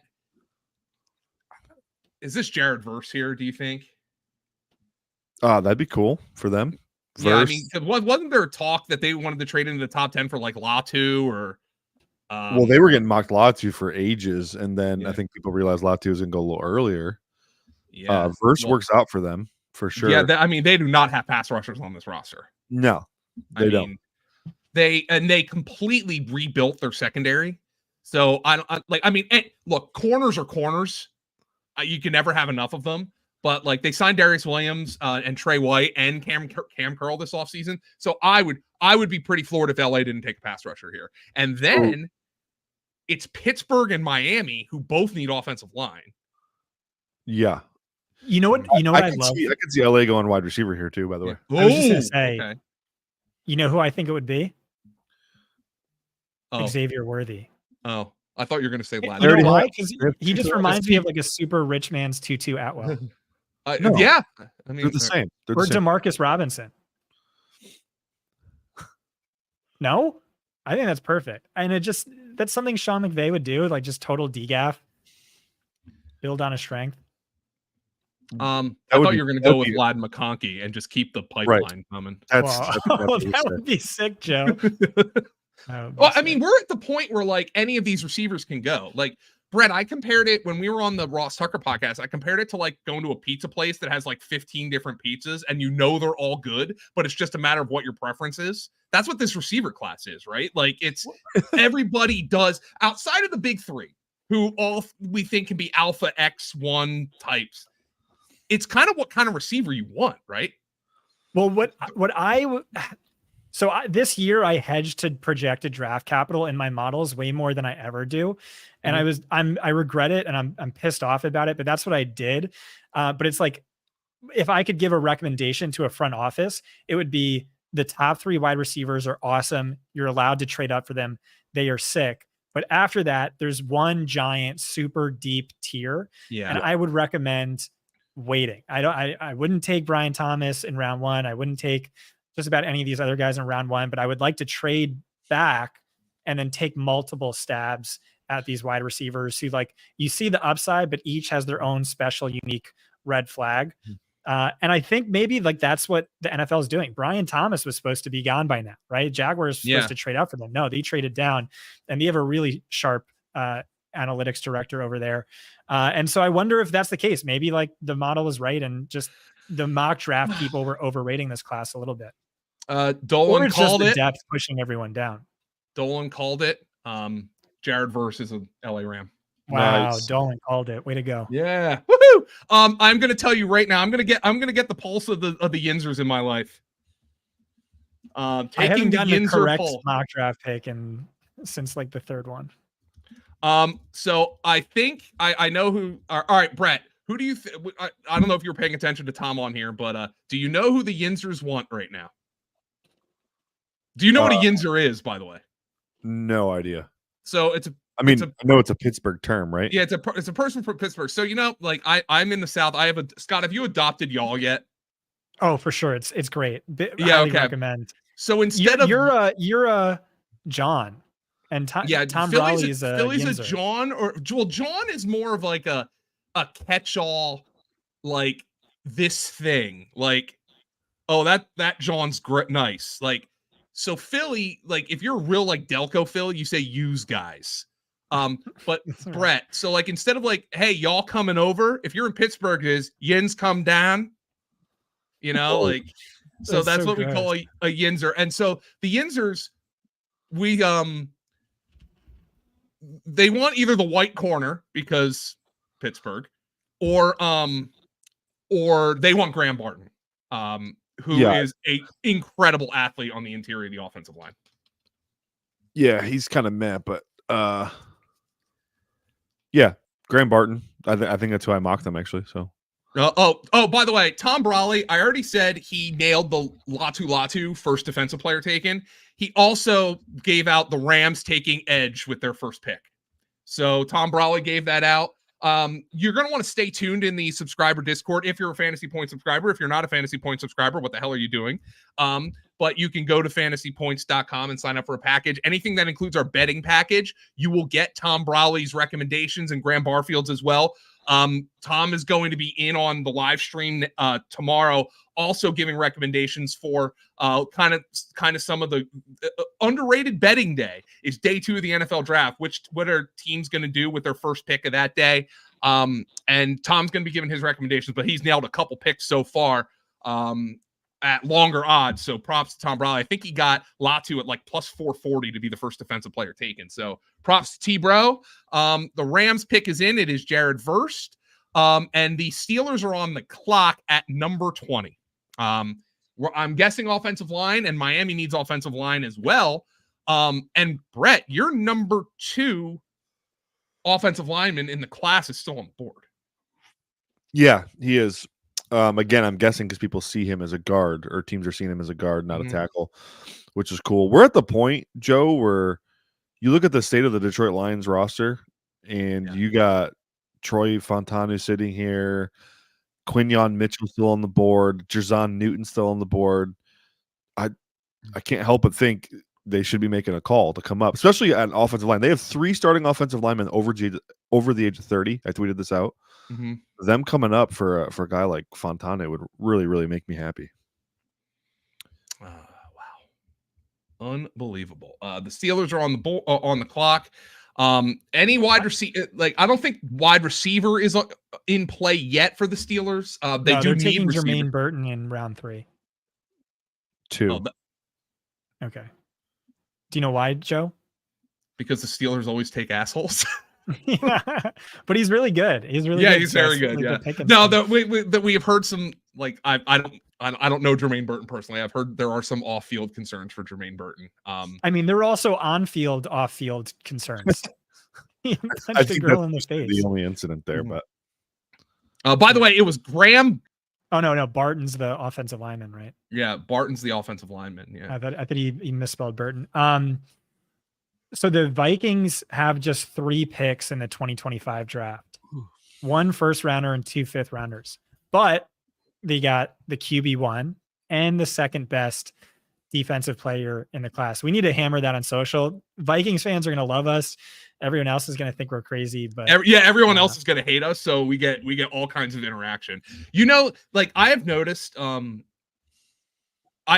can tell when one of my tweets gets posted to Reddit, because when one of your tweets gets posted to Reddit, that's when people get angry at you, because I think Redditors just want to yell at you.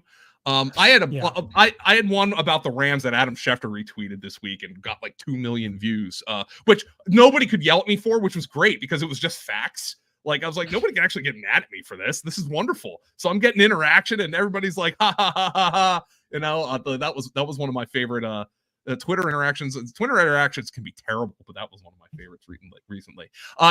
Graham Barton is the Duke offensive lineman. But the Washington tackle is here as well. And I think the Steelers could be happy with either one of them. They were linked to Guyton for a little while too, right? Oklahoma tackle. Yeah. And is that a more of like, it was kind of like last year's offensive line class where the Steelers ended up with they took the Georgia kid, right? Last year. Jones. Yep. Broderick Yeah. Jones. Broderick Jones. And it was kind of like a pick your flavor, right? Who do you want? I think the Jaguars took it's funny. The Jaguars took another Oklahoma kid last year, Anton Harrison. Like what kind of offensive lineman do you want? Guyton's better than him, I think, by the way. Oh, than Anton Harrison was? Yeah. Yep. I think I like Guyton a little bit better. So the Rams just made their second first-round pick since 2016, but we're going to have to wait another year. We're going to go 10 years in between the Rams drafting a guy in the first round who wasn't named Jared, because Jared Goff and Jared Verse were their last two first-round picks. Shout out SUNY Albany, says Brian Drake. Did Jared Verse go to SUNY Albany before transferring? Yes, he might have. Yeah. That Albany team was stacked. They have multiple guys who end up transferring that are high picks in this draft. Oh, the Steelers took Fautanu. Ooh. Nice. I'm guessing they didn't think he'd be there, by the way. That's insanely good value. Number 6 player on my board overall, guys. Wow. Ooh. Wow. Brett, tweet that out. I'm going to tell you, because Yinzers are going to interact with that, and every person in Pittsburgh wanted an offensive lineman. So tweet that out. Just like amazing value. He was my number 2 offensive lineman and number 6 player. That is a hell of a pick for the Steelers. Crazy. I'm good for them. They desperately needed that too. Yeah, I'm gonna go. Oh my God, Arthur Smith's gonna run the fuck out of the ball. I'm gonna go get some water. I am parched. I will be right back.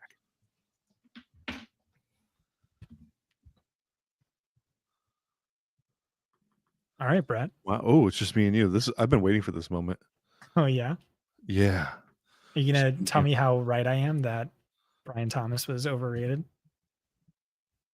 And that Michael Penix is better than JJ McCarthy? I'll concede. Wait, what? Shut up. I'll concede Thomas to you if he doesn't go in the next 4 picks. You watch him go to Buffalo and just dude, shove it down my throat. He would be eat. He would be eat. Dude, I can't. My brain's mush. Dude, he would be eat for sure. He would be eat, bro. Dude, he gonna be eat. No, man, like that'd be great. That'd be a great spot. I'd freaking love Brian Thomas. I mean, that's the flip side of what about Baltimore? I mean, I don't think that's a great landing spot. Why? I could see them do that. Because I mean, I don't know, just no receivers were relevant last year because they all operated out of a mega committee. It's I don't know. When has Lamar Jackson ever supported a wide receiver who was great for fantasy? Oh, I forgot you filter everything through fantasy. My bad. Yeah, dude, that's important. Like that's why we work so well as a tandem, because you give out your NFL takes like Brian Thomas is a mid-round 1 pick, and I'm like, he's deep threat only, which means he's better for real life than fantasy. Thomas said stop with bad receivers and edge. I would just say watch the tape, Thomas. I don't know what else to tell you. That's your go-to for everything. Oh, hey Thomas, we have a series on YouTube called Film vs. Analytics. You should go check out the Brian Thomas episode. Oh yeah, let me do a spot real quick. If you are watching this on YouTube, do us a favor, please comment, like, and subscribe. Really helps us out. If you're in the comments, we're going to be looking for you. We'll be giving away a few free standard subs. If you already have a sub, we'll apply a discount to you for next year or for a free upgrade. So help us out with that. We're trying to build up the YouTube channel, and honestly, it's great. So it's just a matter of getting more people to check it out. We have the Dolphins coming up. And one thing I wrote in my article, which I wrote last year with Devon A-Chain, is may God have mercy on our souls if Xavier Worthy goes to Miami. And I could absolutely see that happening. Yeah. Okay. Imagine just adding all that speed, the fastest guy ever. And it's a motion heavy team. So his low BMI isn't as much of an issue. That's not that would be about. What do you mean? How is it not much more? What? Get him free access off the ball. He was never going to line up and play X. What are we talking about? He's still a. What was your Worthy comp? I know you weren't a fan, but I thought I had the best Worthy comp. My Worthy comp was my 9-year-old. You're sleeping on it. He's better than you gave him credit for. I'm pretty convicted in that, but he is super landing spot dependent. Danny Kelly's comp based on film, Nick Spinola's comp based on analytics was Zay Jones or Zay Flowers. And I thought that was perfect because if you look at how Zay Flowers was used last year, it was just a ton of screens. And then he had a bunch of yards on busted coverage deep. And I really see that as being that was how he was used at Texas. Just a ton of screens, a ton of deep shots, which never connected because Quinn Ewers sucks. And so, yeah. Your rebuttal. Why are we comping guys based on usage patterns though? That doesn't make any sense. I mean, you do stylistic, and he was stylistically used that way. No, stylistic is about winning, how they win. Zay Flowers and Xavier Worthy. Well, he won on screens. He was sick on screens. Screens is not a skill. That's a route. No, we've talked about that with Neighbors. We talked about other stuff. No, that's not what I mean. I mean, you're saying screen as a skill. That's not a skill. You're looking for yards after catch. Right. You're right. Zay Flowers is an incredibly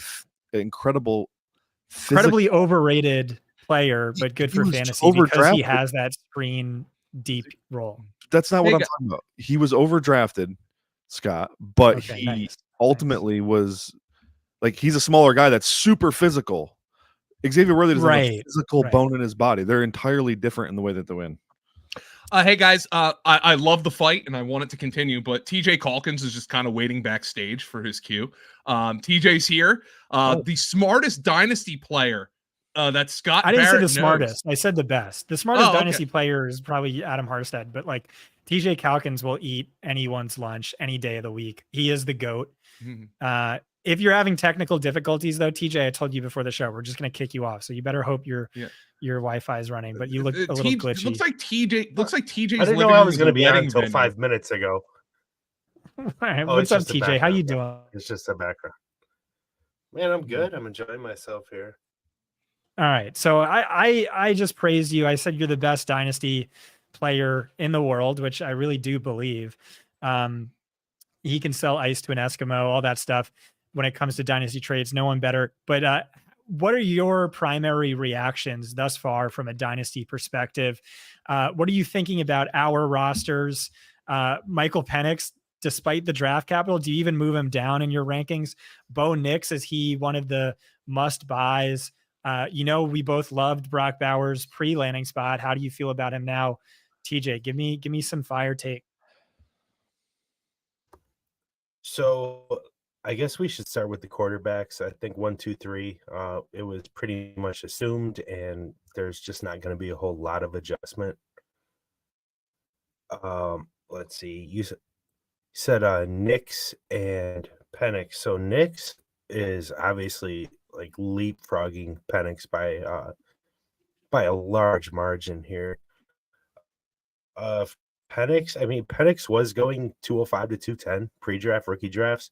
He's not going to go any lower than that now, but the assumption was when you're taking him, he was probably going first round and landing in a spot where he was going to play, at least within the next presidential administration. So It's just a huge, obvious red flag. I thought the weirdest thing about the pick was Penix goes before his teammate that propped him up for the entirety of his time at Washington, which was That's a good point. just dumb. I thought Rome, yeah, man. I thought Rome was more in the conversation with Harrison and definitely a tier above Nabers. So I guess the mockers were correct that Nabers was going before Rome. I wouldn't have had it that way.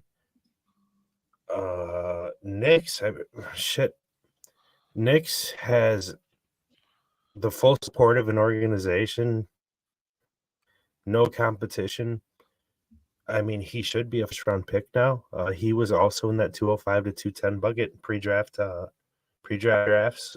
Now, I think he should enter that 109 to 112 range, but more likely, assuming 2 good running back landing spots tomorrow, I think he's more like 201, 202, and I think that's pretty extreme value. And Bowers, did you get to Bowers? Where else were we at? Sure. Oh, no, I haven't gotten to Bowers yet. I think this is awful. So he's going to likely be running routes at the same time as Jacoby and Mayer, and I just don't think he's doing a whole lot different. Apparently my audio and video aren't working, so I think I'm just gonna jump off this. You can finish your thought, TJ, and then yeah, we're gonna have to kick you off. But anything else to add on Bowers? I just don't think it's a great landing spot. He's obviously still going to stay in that 7 to 10 range, and I probably won't have a whole lot of interest there, particularly considering guys like JJ. I mean, just JJ is going to just scorch the earth. Congrats, Brett. Yeah. I mean, that's kind of a bold take, though. What do you think it is? It's just they're going to cannibalize each other's production. I know you weren't a big Mayer fan to begin with.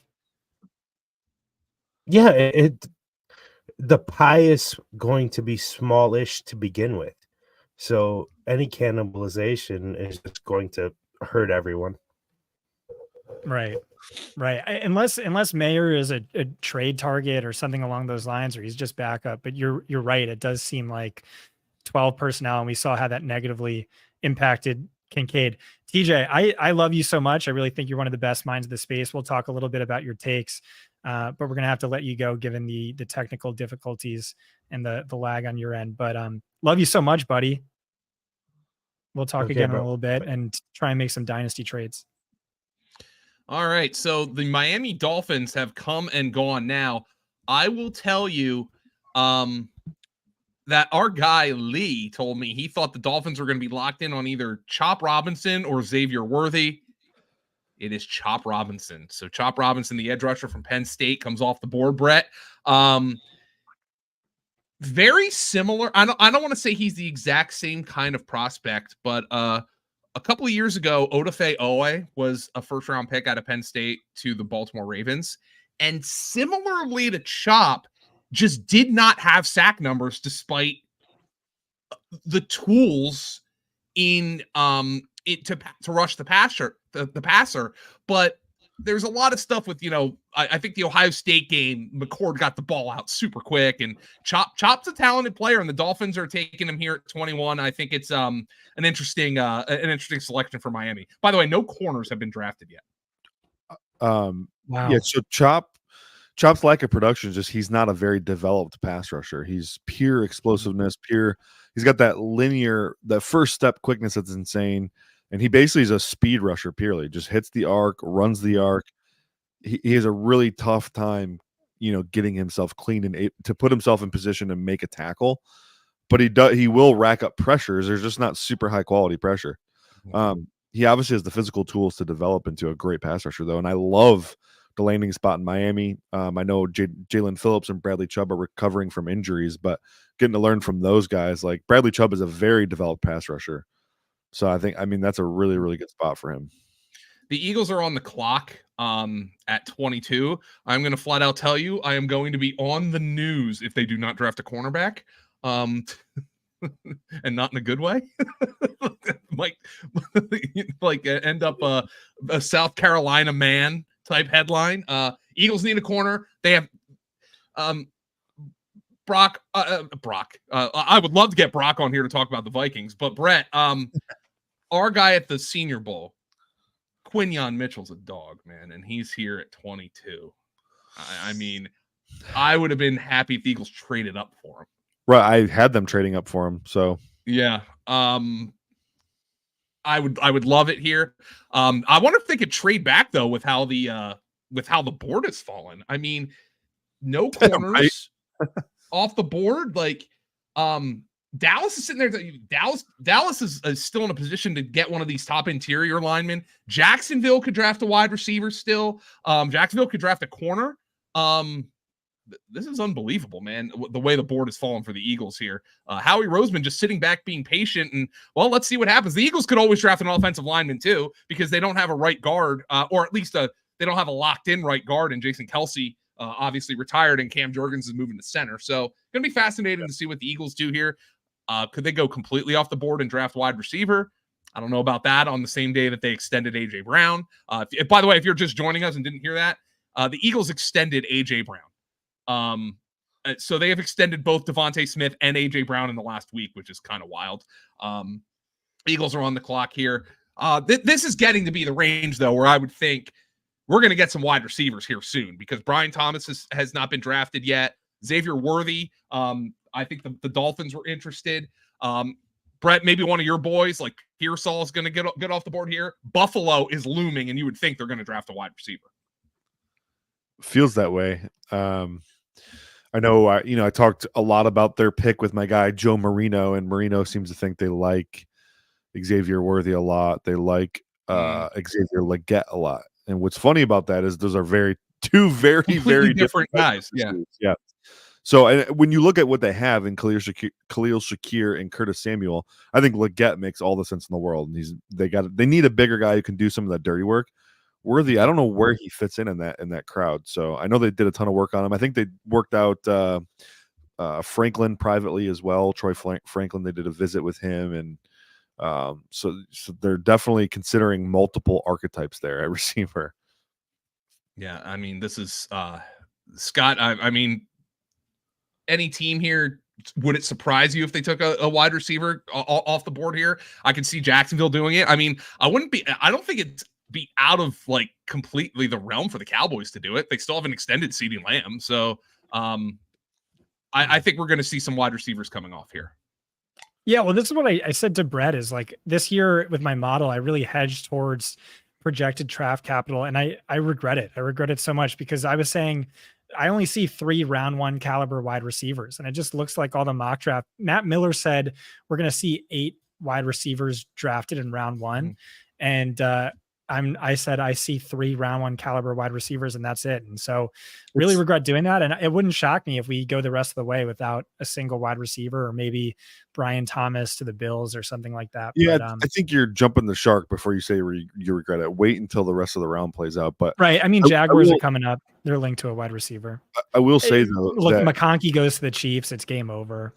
You were on an island, I feel like, with your thought. Like even NFL.com guys, DJ, Zerline, there were 14 different receivers mocked in the first round throughout the process.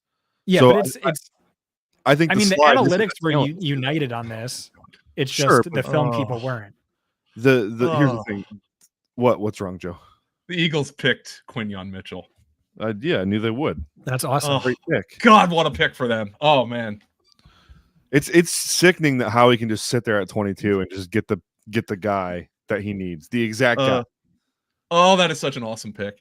By the way, Brett, what do you like about Quinyon Mitchell? Ball skills, read and react, speed, everything. Everything. Oily hips, can turn and run, can come up. By the way, you love that term. You've used it a ton. What? And you use it for defensive linemen too, by the way, and linebackers. But yeah, explain that. Explain oily hips. I like that. Yeah, so when you're playing corner, especially if you're playing off, you gotta be able to flip those hips you're playing leverage one direction, receiver crosses your face and goes the other direction. You got to be able to flip those hips and run with them.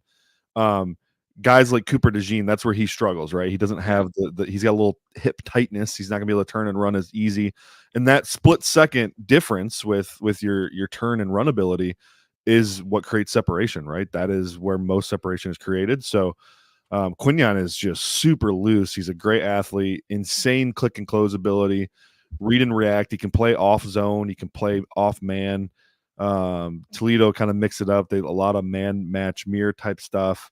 But he can do it all. He has the physicality too. He didn't get asked to play a lot of press man, but I really do think with his arm length, his physical nature, he can come up and put hands on you and press you at the line of scrimmage. So I think he was my CB1 in this class by a relatively decent clip. Love him. And it was just a matter of, you just don't know which, like, for instance, I think the Alabama corners, right? Arnold and McKinstry, those are pick your flavor kind of corners too, right? Yeah, Arnold to depending me on is what you play. Yeah, depending on what style you want to play. Yeah. Well, so the one thing about the Alabama guys is you can pretty much trust them to understand whatever scheme they land in, because Alabama mixes coverages up a ton. They play a lot of really exotic looks, a lot of press man, they'll mix it up with some off zone. But to me, Arnold is more. I have him projected as a better slot corner than outside corner. I know that's a little, not consensus opinion on him, but that's just the way that's the objective way that I see it. I think McKinstry is probably the next best outside guy by a lot. All right, we're back to the Jaguars here, who also I saw Jaguar beat writer. Do y'all follow John Shipley, Jaguar beat writer? Love the guy. Sarcastic, good reporter, plugged in. He's by far the best Jaguar beat writer there's ever been, at least in my time in the fantasy industry. And he is he attacked me last year. He did. Yeah, he thought I was just like some nobody fantasy guy who doesn't know. Oh, he got into you with about Trevor, right? Yeah, Trevor Lawrence being overrated, and then what happened after that? Yeah, I still haven't seen. I think part of the thing is having to separate overrated from sucks, right? Yeah, because Trevor doesn't suck, but but he's undoubtedly overrated. And then the Jaguars are going to have to give him top 3 QB money this year. And has he played like that at all? No. Well, maybe they can help him with a wide receiver here. So the Jaguars though, but John, who does come on the podcast, he's a good guy. He comes on the podcast, but the Jaguars. Oh yeah, no hard feelings. Yeah, the Jaguars could use a corner here. Hey, look, I mean, Jaguars fans haven't had a quarterback since. I guess David Garrard, but before that, Mark Brunell. So it's Trevor's obviously their best. Career games with 333 passing yards or more. Trevor Lawrence 2, CJ Stroud 4. Wow. Trevor Lawrence has been in the league for 3 years. Wow. Of course, the first year was Urban, but still. Nonetheless, the Jags are on the clock now. Quinyon Mitchell from Toledo goes to the Eagles, and he is in an all black suit. I wonder if his shoes are lavender. I'm gonna guess Brian Thomas. That's my guess. Yeah. Well, the Jaguars could use. I hope Trey picked up on that. By the way, maybe not. Brian Thomas could come off the board here. Offensive line still on play for Dallas, Jacksonville. Green Bay, I think, is offensive line. Green Bay doesn't need a wide receiver at this point. We're still waiting out here for fantasy. Now, for fantasy, Brett, offensive line sure as hell matters. It's just not as much fun to talk about on here. And no veteran trades yet. Yeah, we're getting in that range where they usually start to happen, right? The early 20s, mid 20s. So, yeah, I'm looking at my board right now. Yeah, Brian Thomas would be. This is about where my board says he should go. So he's the 23rd overall player on my board. Well, this is the 23rd overall pick. Yeah. Maybe, I bet you know what? Look, Scott mentioned that the Jaguars have a wonderful analytics department. I guarantee you they just have the fantasy points prospect guy just right up on the big board right now. That must be it. And so they're just saying, well, wait a minute. Well, this is 23 and there's 23. Put 2 and 2 together. There you go. I mean, I don't want to be the one to say it, but if you're an NFL team and you want to miss on receivers less, then just let me pick the players for you. Yeah, Brett's track record with wide receivers is crazy. So my Brett, prospect model's good, but especially after last year. Over like the last 10 years, don't you have didn't you have pre-draft AJ Brown like one of your 5 best receivers, and he was like the 6th receiver in his own class? Yeah. I think that's why you love AJ so much, because you were so high on him, and I mean, obviously you love him because he's an awesome player, but making me look good. Well, I liked him a lot too. I think I had him. Well, I liked him and Hollywood Brown too. I'm like, no, these are both definitely round 1 wide receivers. When everyone else was like, there's not a round 1 wide receiver in the class. I had 4 round 1 grades. You had Metcalf too. I had Metcalf and Debo. Oh, that's awesome. Yeah. All right, here we go. Eugene Fournette, longtime Jaguar beat writer, who has the most hilarious, by the way, Twitter avatar of all time. It is the most low-res picture at Gene Fournette on Twitter. Scott, you called it. Brian Thomas is a Jacksonville Jaguar. All right, so talk him out, boys. I want to hear both sides again, and I want to hear it within the scheme fit and the quarterback fit as well, since we know he's a Jaguar. I mean, this is nice. This is trade down for Brian Thomas. That's fine. That's a good move by the Jaguars. Smells like a bulky guy. Traits plus athleticism. For fantasy, it's just not something I want to get excited about. It's like Doug Peterson wide receivers always underwhelm for fantasy, always. And this is a guy who I worry about. This is that he projects as a one-trick pony, a deep threat only. 50% of his yards came on the go route last year.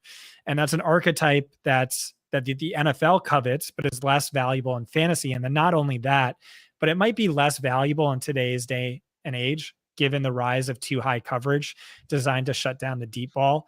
I would like to hear Brett's thoughts on like the Jaguars offense and like why this is so important to them and why they went so hard after Calvin Ridley and like why they felt they needed a wide receiver after also adding Gabe Davis and what their plans are. But to me, this isn't something to get excited about for Dynasty. And, if I have the pick and Brian Thomas Jr. is the next guy by ADP, I'm selling that pick because there's going to be way more people who are excited about Brian Thomas than I am.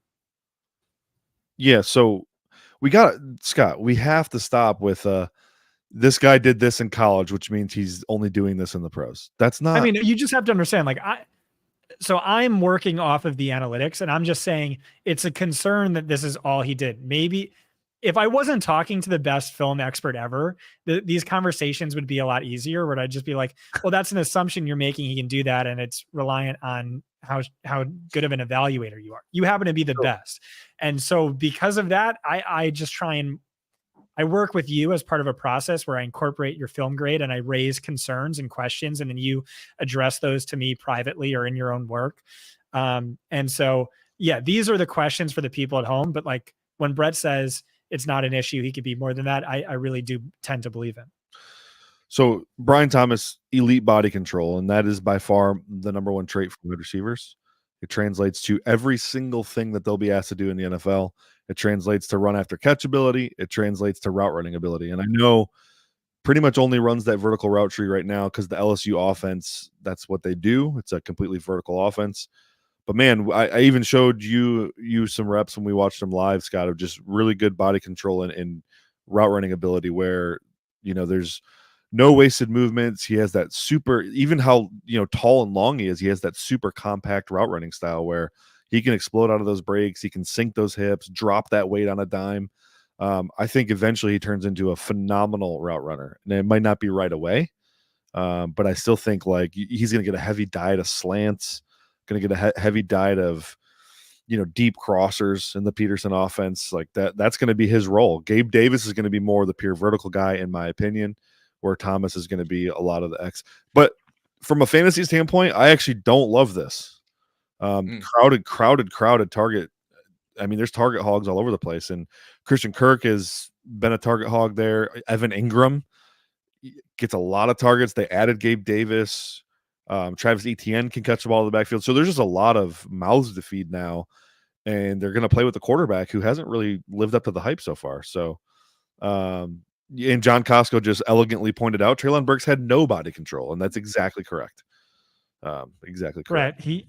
He looked like Bambi out there. That's what you said. And it was so true. Like people talked about him as like Lance Zierlein said he was AJ Brown with more wiggle. And then we watched the film and like the dude ran the most rounded out route I've ever seen. He was getting screens and he was falling over himself. And like, what did you say? The guy was playing like the opposite of the floor is lava, or he just like he was like magnetically pulled to the ground. Yes. That was not there. By the way, that was not an uncommon comparison. Greg Cosell made the same one. He like, and again, as Greg will always say, he's like, when he makes a comparison like that, he makes it to the player when they were coming out of college. You know, there were like 15 sentences of, well, Ross, as you know, I don't like comps, but I do stylistically, this player reminds me, but you have to understand. But the age. Me. Well, you do that. Brett doesn't do it. Like I clean it up sometimes. So one thing Brett will do that I clean up, because I don't like what I don't do is because Brett's pushing out 100 prospect profiles. So like, I'm not trying to send him back to him for like some of my edits. Like I do. I only do it if I really have a question. Like, hey, this doesn't make sense to me. But like what Brett will do is like, sometimes he'll qualify a weakness by saying, although I don't think it's that bad. And I try to make that statement a little bit more definitive without like completely rewriting what Brett says, if that makes sense. Yeah, I get it. So sometimes when I say that, it's because it's like I have to fill out the weakness section of this player's profile. Like with Marvin Harrison. Yeah, and it's like I'm almost inventing things to put in there. You know. Yeah. So and I mean I understand that. It's just one of those things that like, when you're reading somebody else's work, sometimes it's easier to say how you could say something a little bit differently. When I read the stuff after you've edited it, I'm always like, Joe's so much smarter than I am. It's unbelievable. That's in very, very small areas, because you absolutely like, I need to sit down. I would love to sit down and just learn how to what the fuck is click and close? I want to know how to look at click and close and see what the hell that is. I was like, oh, that's click and close. Like Scott and I do film sessions. I teach him all this stuff. You should join us. I would love to. Anyway, it's really just incredible, like how far beyond he is than me or anyone I know when it comes to film. Like he's had to repeat the same things over to me multiple times, but it's just when he says, "Bro, watch the film." Yeah, I'll just like, I'm a visual learner. But what I mean by that is like, I can put on a guy and be like, oh, this guy's a good football player. But I need somebody to tell me, like, not just like, oh, he's fast, right? But I need somebody to show me like, oh, here is an example of this being an elite trait, or here is an example of this being a major weakness, and showing me why that is. And then I'd be able to pick it out. Right. I couldn't just like turn it on and like be like, oh, now I know what I'm looking at, in that regard. So the Cowboys are on the clock. They have used almost the entire clock so far. And there's no pick in. So I wonder if they are on the phone with somebody. The Cowboys are trading down, guys. Oh, really? Okay. I was going to say Jerry's fighting with his staff on which Texas Longhorn to draft. Worthy, Mitchell, or Brooks. Oh, man. Oh, Brett.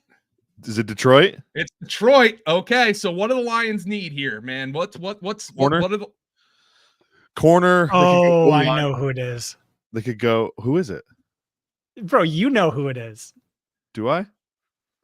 I'll give you a hint. Dan Campbell played with his closest comp when he was with the Giants. He was my favorite player when I was 9 years old. I own 3 of his jerseys. I met him once. Oh my God! Wait. Cooper DeGene. Oh, Jason Sehorn. Cooper DeGene. Dude, hell yeah. Does DeGene fit what the Lions do defensively? Hold on. Is it Cooper DeJean? Well, No, it hasn't been okay. announced, but it I'm has not- to be. I Cooper won't break DeJean. that down unless they So, by the way, they traded in front of the Packers, and every Packers fan on planet Earth already has a Cooper DeJean jersey. So, like, that would be the piss the Packers off kind of move. The NFL, the NFL draft right now. I mean, it's been an NFC North show, so it's going to be the Lions trading up. The Lions are on the clock, and I'm refreshing like every 4 seconds. okay. I have it, Brett. Okay, who is it? It's Terry and Arnold. Is it? Yes. Ooh, Okay. okay. Well, look, Brett.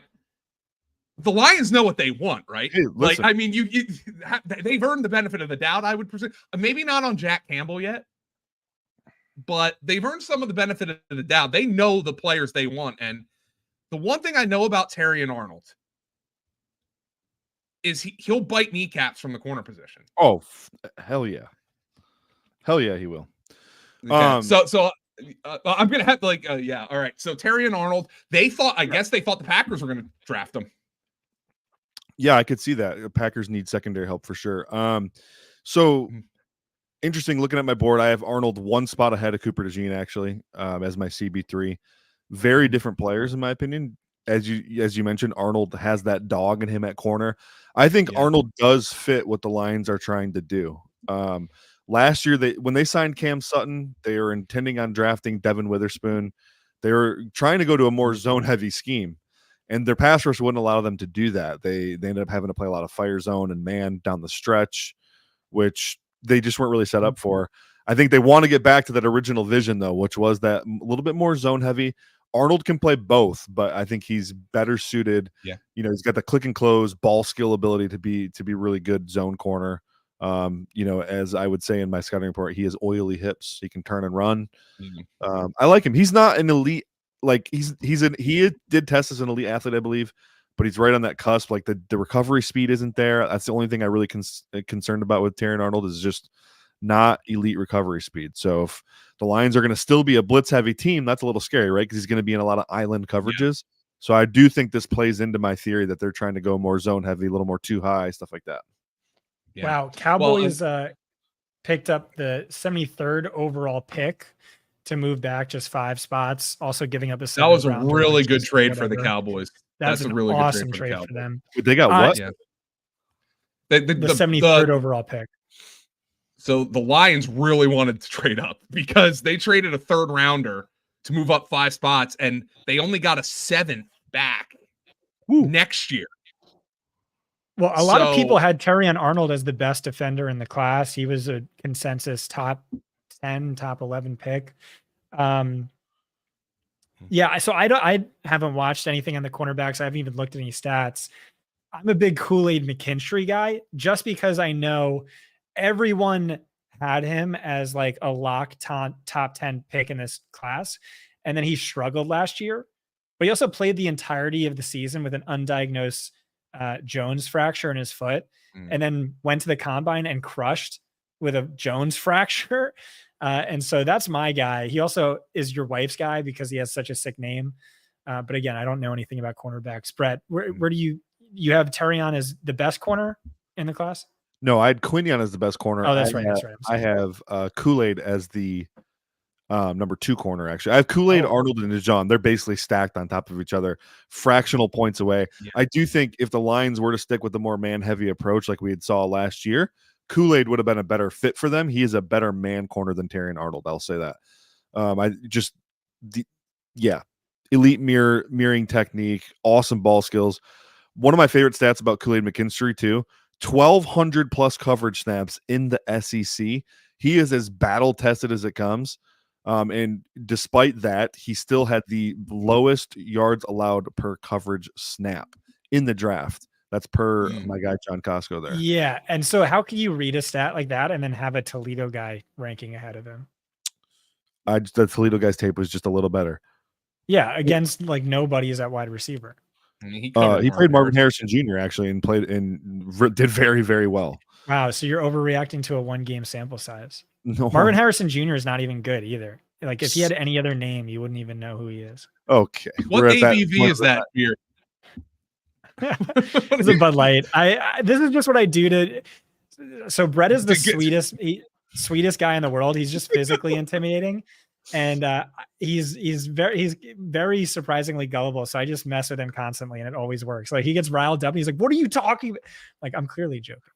You don't even know how deep this goes. He spams me tweets from people that don't like players I like constantly. He'll send me 10 in a row of random people being like, this guy sucks, and he knows I love that guy. So wait, I have to bring up the best tweet. So I think a backup quarterback in the NFL was like, I only watched 2 games of JJ McCarthy, but I did not see a round 1 caliber prospect. There were some bad mistakes and it's like, and so I sent it to Brett. I'm just like, wow, he makes really good points. And Brett's like, what? Like, dude, he only watched 2 games. You can't get a good read on it. You have to watch every. And I'm like, yeah, I know. That was the dumbest tweet ever. Can I say one thing? Yeah. 2 things, actually. One, that was Kyle Slaughter, and he played for the Minnesota Vikings, right? So he can eat crow because his team just drafted JJ McCarthy. Secondly, the more 3 passing yards in his first start than Kyle Slaughter ever had with the Vikings. Right. Secondly, the Lions are becoming very predictable. Like it took a couple years. But Jamison Williams, Jahmyr Gibbs, Brian Branch, Terrion Arnold, whoever's practicing at the Alabama Pro Day, that's who the Lions are drafting. That's four Alabama Crimson Tide players in 3 years. I have a couple of things to say. Number one, I want to remind everybody that after this show, after we go off the air, I am pouring a nice big. Tom Brawley calls it a home pour. You know, like a pour you can only get at home and not at the bar. I'm going to have a nice big home pour of Larceny bourbon, and I'm going to sit back and watch Ryan Heath, Lucas Gilbert, and Thomas Tipple talk about the NFL draft from a fantasy perspective. That's the after party show right here on the Fantasy Points YouTube channel. So make sure you check it out with those guys. They're also going to be live tomorrow night after Brett, Scott, and I, and a bunch of guests are done. And then they'll be talking on Saturday as well. I want to remind everybody who's here, if you're here, please click that subscribe button. That's what my 2-year-old nephew says. Click on that click the subscribe button. It helps us feed our families. Number 2, Robert Ferentz asked me, how am I getting the picks early? I'm just getting it from Twitter. I have the draft on my laptop. We are officially in the territory, by the way, where Twitter had the Packers pick before Terrion Arnold put on his Lions hat. Yeah. So we're now in the area where it's speeding up. The Packers picked very quickly, Brett, and it's very clearly a player that they wanted. They drafted Jordan Morgan from Arizona. Yeah, I had Morgan going in the first round, so that's a point for me. Even though my mock draft is dead. But like he was one of those guys who was getting like some of that late buzz, he was getting like, oh, the league likes him more than like I guess the draft Twitterati did. Yeah. I think he might be the first player taken who you don't have a full. I mean, you did a grade of him, but you just didn't get to the full write-up yet.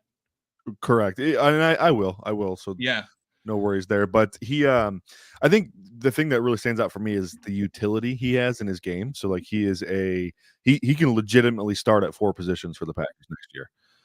Likely with the departure of David Bakhtiari, I imagine he's going to pencil in as their left tackle. But I thought he'd be attractive to teams like the Ravens and the 49ers who, you know, they need help in multiple positions. They need backups that are high caliber. But yeah, here he goes to the Packers. They're by the way, the Packers are elite offensive line scouts. Like they get it right almost every single time. So I think that's a great pick. I mean, and they get it. When's the last time they made a first round pick at the position? They usually don't. That's the thing. They're great scouts and they do it in the middle rounds. Yeah, like Rasheed Walker is a 7th rounder. Elgton Jenkins was a 2nd rounder. Josh Myers was a 2nd rounder. Zach Tom, I think, was a 4th rounder. What was Bakhtiari? Was he a 2nd as well? Bakhtiari was like a 5th rounder. Oh my gosh. So like they don't. The only first round pick. Well, now Jordan Morgan's a first round pick. Yeah. The only first round pick on their starting offense is Jordan Love. Oh, and Josh Jacobs, because they signed Josh Jacobs. So, but they didn't draft Josh Jacobs. Packers So, pick is in. Yeah, it's Jordan Morgan from I had him going to the 49ers. Yeah. But yeah, he was one of those guys who was getting that like kind of late first round kind of buzz. And I think a lot of people, Brett, would be surprised he went off the board before Graham Barton, but it's just, what are you looking for, right? Like, and Barton's a project to me. I think that might be a great be athlete. Yeah, great athlete, but he doesn't have a lot of anchor to his game. He's gonna have to play interior offensive line, so that's a problem. He's also just the lack of play strength in general. Like it's hard to envision him starting in the interior next year because of the lack of play strength. Like really landing, he'd have to land on a super zone heavy scheme, I think, for that to work. So the Buccaneers are on the clock. I've been trying to pull up NFL mock draft database all night, and it has crashed. So like I think people may be trying to access because when I'm going through here, I want to see who like the most commonly mocked players are, just to get a read on it. And Tampa Bay here at 26. Well, let's see what you guys had at your picks. Let's see here. Go to your draft, Brett. With Tampa Bay at 26. Scott, Scott, I saw you removed your write-ups. You were just like you were not Oh, dude, I wanted to. I was on suicide watch. Yeah, I was like, I'm not going to do my mock draft, and then I was like, in the morning, I'm like, you know what, I'll do it. Screw it. Yeah. And then I did the write ups, and then I tweaked, and then it was just not possible. So, and then I tweaked again, and then I tweaked again, and so you just removed them. Yeah. Well, you had the Eagles getting Quinyon and Jacksonville getting Brian Thomas, so you nailed those. Yeah. Did you look at the compensation the Jaguars got? They got Brian Thomas Jr. plus a round 3, plus a round 4, plus a round 5. That's an A+ draft for me. Like I said, that's a phenomenal move by Balky. Like, by the way, did you see Balky? No. At his press conference last week? He was just like talking about a player. He was just like talking about, yeah, this is what we do. And then he freaking farted and he just goes, and he goes, excuse me. And he goes, excuse me, and then just keeps going. Dude, what a badass move by him. Like that's how you handle that. But I will say, if I could guess any GM farts during a press conference, it would have to be Balky. Yeah. He'd be number one on my list. It was Balky. He did that. So Scott, you had the Buccaneers taking Terrion Arnold, who's off the board, but there's Kool-Aid's on the board. Bucks pick is in. The Bucks pick is in. Nate Wiggins from Clemson. Graham Barton. The Bucks took Graham Barton. Wow. Yeah. Graham Bartfield. So stupid. That's so awesome. stupid. It was pretty stupid, but it was funny. So Graham Barton comes off the board. Oh, we got reactions from the Lions. I got to watch this really quick. Okay. They have great reactions. When they drafted Jahmyr Gibbs, they were like jumping up and down into, we did it. Yes. Yeah. And I'm like, what the heck? Like everyone is panning you for this pick and you were losing your minds. Crazy. People thought he was going to go like pick 29. Well, they were nervous that he wasn't going to be there at 12. And what was the talk that the talk was they were going to take him over Bijan if they had to. Yeah, that's been confirmed by multiple sources. They had him higher than Bijan on their board. Yeah, well, they go to get the players they like, man. There's no doubt about that. So the best take I've heard was from Danny Kelly, who said the Lions are doomed to have the worst draft of all time this year. At some point, I think he's dead on because it's like pride before the fall. Like Holmes is just dunking on everyone, and so karma or fate is gonna have other ideas in mind. What was the comparison? Like John Schneider, who just like nailed all these picks that everybody panned for years, and then he just started taking guys who couldn't play. Mm-hmm. but I don't know about this, man, because Terrion Arnold can play. I don't think anybody's going to be criticizing that pick. Maybe the trade for him because they gave up a third, but here's something you guys have deep knowledge of contract history or no? I mean, so like here's my question. The Lions, their first draft as a regime, they took Penei Sewell, Amon-Ra St. Brown, and both got paid. They also took Aleem McNeil, who is 100% going to be $100 million player after next year. Has anyone ever drafted $300 million players in the same draft class? That's freaking insane. Yeah. No, because of inflation, but Okay, or even adjust it for inflation. 3 market-setting deals or market. Yeah, top John draft. That's Schneider all had the like one of the best drafts of all time. I'll From pull the it up. same class, though. They all got paid. Yes. All right. Let me pull I it know up. the Saints had one where Okay, they ready? Yeah. He drafted Bruce Irvin, round 1, Bobby Wagner, round 2, Russell Wilson, round 3. He also had that sick Russell Wilson trade. And then another draft, Charles Cross, Boye Mafe, Kenneth Walker, Abraham Lucas, Kobe Bryant, Tariq Woolen. Those are good. They're still not even close to what I'm talking about. What are you talking about? I mean, they're just not even. That's neither one of those were as close as the Lions draft, their first regime. Which was what? Penix, Amon-Ra St. Brown, and Aleem McNeil. And I mean, there's other players too, but all 3 of those guys are going to get top market deals. Yeah, Bruce Irvin, Bobby Wagner, Bruce Russell Irvin Wilson. He didn't get a top market deal. All right, Wagner Bobby and Wilson Wagner in the and same Russell class is Wilson. nuts for sure. Okay. But you're still missing that third guy. All right, you got me. I'll give it to you. You won this one, Scott. What about 57, Brett won. What about the Saints 17 draft? Was it Lattimore, Kamara, Marcus Williams, Trey Hendrickson, Alex Anzalone? That one's wow, pretty freaking nuts. That's pretty nuts. What happened to that? What happened to Mickey Loomis? Did he just retire? He's still around.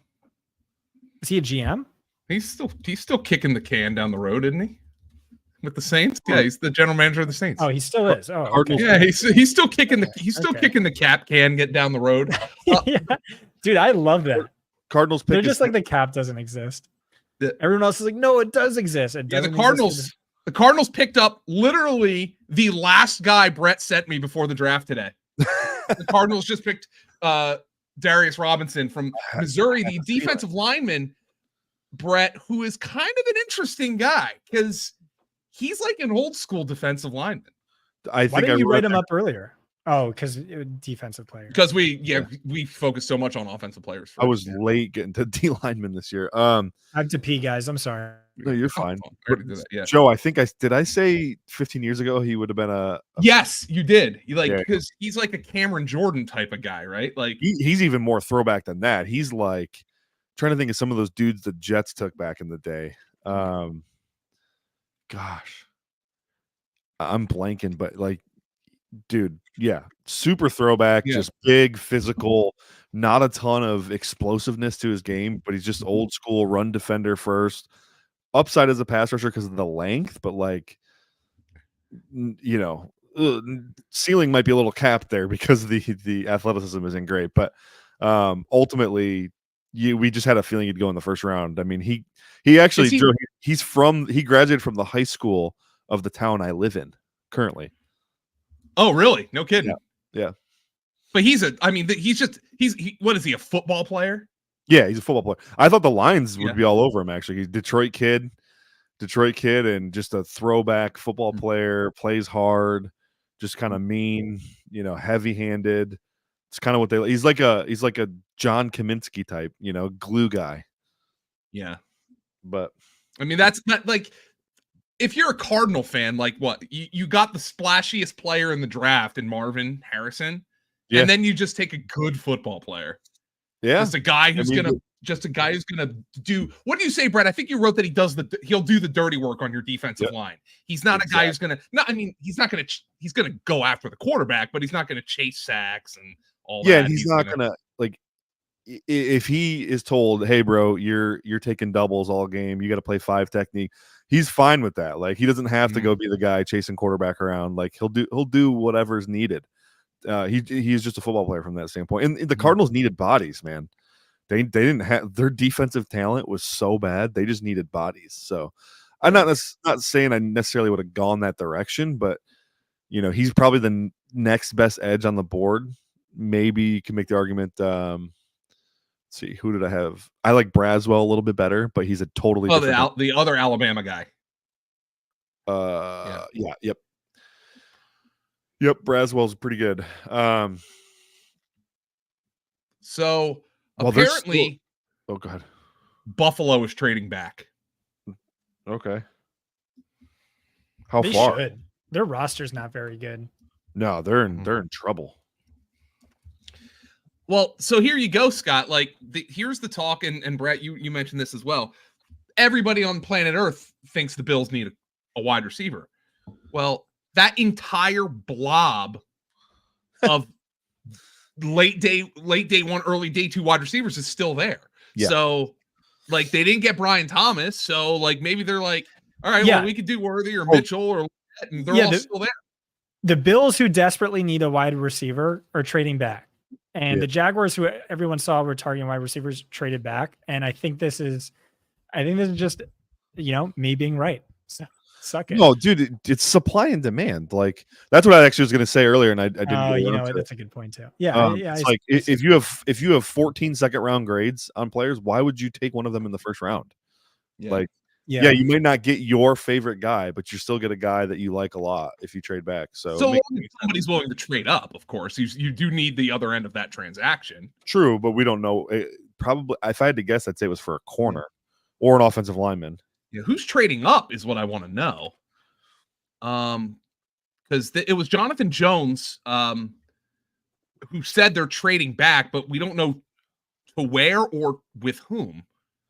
So that's going to be interesting to see, because ESPN, I'm watching the broadcast right now. ESPN still hasn't announced the Cardinals pick, but Buffalo's on the clock still at 28.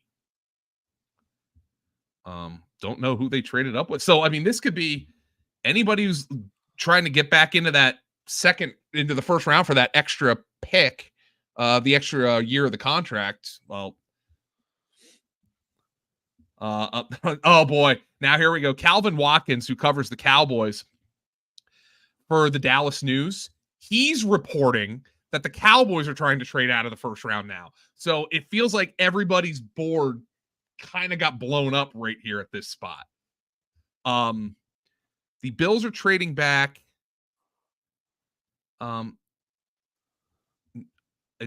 don't know for who though. Don't know. Cowboys are apparently looking to trade back. Jordan Schultz says, yeah, sorry, Brett.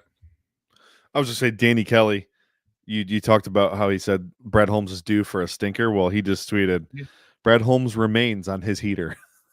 Yeah. Wow, way to go, Danny. Nice. Yeah. I guess you do have to hand it to him after all. Jordan Schultz, awesome. The Nepo insider, he says the Bills are looking to trade back, but a deal isn't done yet. So wait, who is this? Jordan Schultz. Yep, I'm What's the nepotism? Who's his father? His dad's Howard Schultz, Who's that? the founder of Starbucks. No way. Oh, this dude was DMing me and I ignored it. I need to be friends with him now. Let me get one of those free Starbucks for life gift cards. Yeah. This dude was DMing me and I ignored it. Dude, I'll be his nepotism friend. Are you kidding me? What's that? Yeah. I'll be his nepotism best friend. Yeah. Hey, nepotism got Marvin Harrison Jr. into one the of the top five. least popular men in the city of Seattle, by the way, because he's the one who sold the Sonics to Clay Bennett, who moved them to Chiefs Oklahoma traded up City. officially. Who did? Chiefs traded up. Oh boy, they get it. So we have to do this. Bro, Xavier Worthy with the Chiefs, imagine, or Lad McConkey with the Chiefs, and it's going to be a cornerback. Kool-Aid. It's going to be Kool-Aid. Oh, cornerback. Oh, that's right. They did trade L'Jarius Sneed this offseason. Cornerback. Yeah, and they have Jalen Watkins as a starting corner right now, which is fine depth piece, but I'm sure Bills fans are going to have a very measured approach to trading back and giving the Chiefs their pick. That's something that I'm sure Bills fans are going to right. Especially if it was like a receiver and a good one, like that the Bills obviously need. Mm-hmm. What? I mean, this means the Bills are still picking in the first round, though. Yeah, 32. Apparently, Dallas is trying to move out again as well. Yeah. We already said that. I think. So, Nate, we were talking about Nagy before. Nagy said something really interesting on Kevin Clark's podcast today. He thinks now that we're living in the NIL era, You have more tape on these guys. You have a better sense of who they are. You get more excited about guys. They have another year to learn and be more developed. That the first 4 rounds are going to be better than ever, but those last 3 rounds are going to be so much worse because those guys are staying in school. And so when you're drafting in round 5 now, teams are drafting what would have been their UDFA board a while back. Scott, this is a classic example of your wife can tell you the same thing over and over every day for like a month, but then your boy will tell you the same thing, and he'll be like, "Oh my god, that's amazing. That's so cool. I've been telling you this for how long?" And then you're gonna cite Jim Nagy as the guy behind that mind. So I said this to you the other day, or you said it to me the other day, and I said it to you. We've done this before, where I've told Xavier Worthy to the Chiefs. Sorry, Xavier Worthy. Yes. Wow. Whoa, that's awesome. So he's. I think I have that in my article. Okay, Scott. I want to hear the Xavier Worthy take, because you said statistically he's the worst deep threat in his class, despite the fact that he's the fastest wide receiver of all time.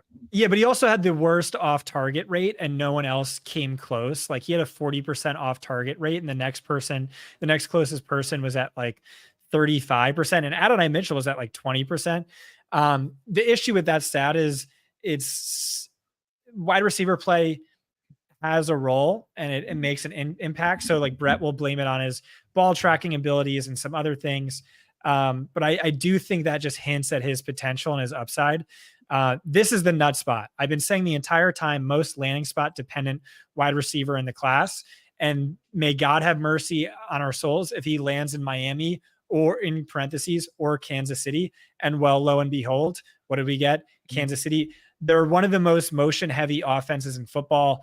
This is the nuts landing spot. He is going to fuck. This is going to smash. This is awesome. He skyrockets up boards. It's a print fest for Xavier Worthy dynasty owners. All right. First and foremost, I want to give Tom Brawley another props. Tom Brawley, Xavier Worthy to the Chiefs, plus 750. That was in his article. Chiefs first position wide receiver, plus 100. That was in the article. Brett, you watch all the tape. Yeah. You think Xavier Worthy's a shitty ball tracker? Terrible ball tracker. I mean, listen, there's a lot he of doesn't need to track the ball when he has the best quarterback in football who's just going to just perfectly drop it into the bucket every time. You still have to drop it coming into the bucket, or track it coming into the bucket. Sorry. No, it's just gonna hit him like right in the face mask and just automatically get caught right there. That's what happens because you can't track the ball. It hits him right in the face mask. Honestly, what are hands? I don't need hands. I have my face. Again, I mess with Brett, but whatever he's saying is probably right.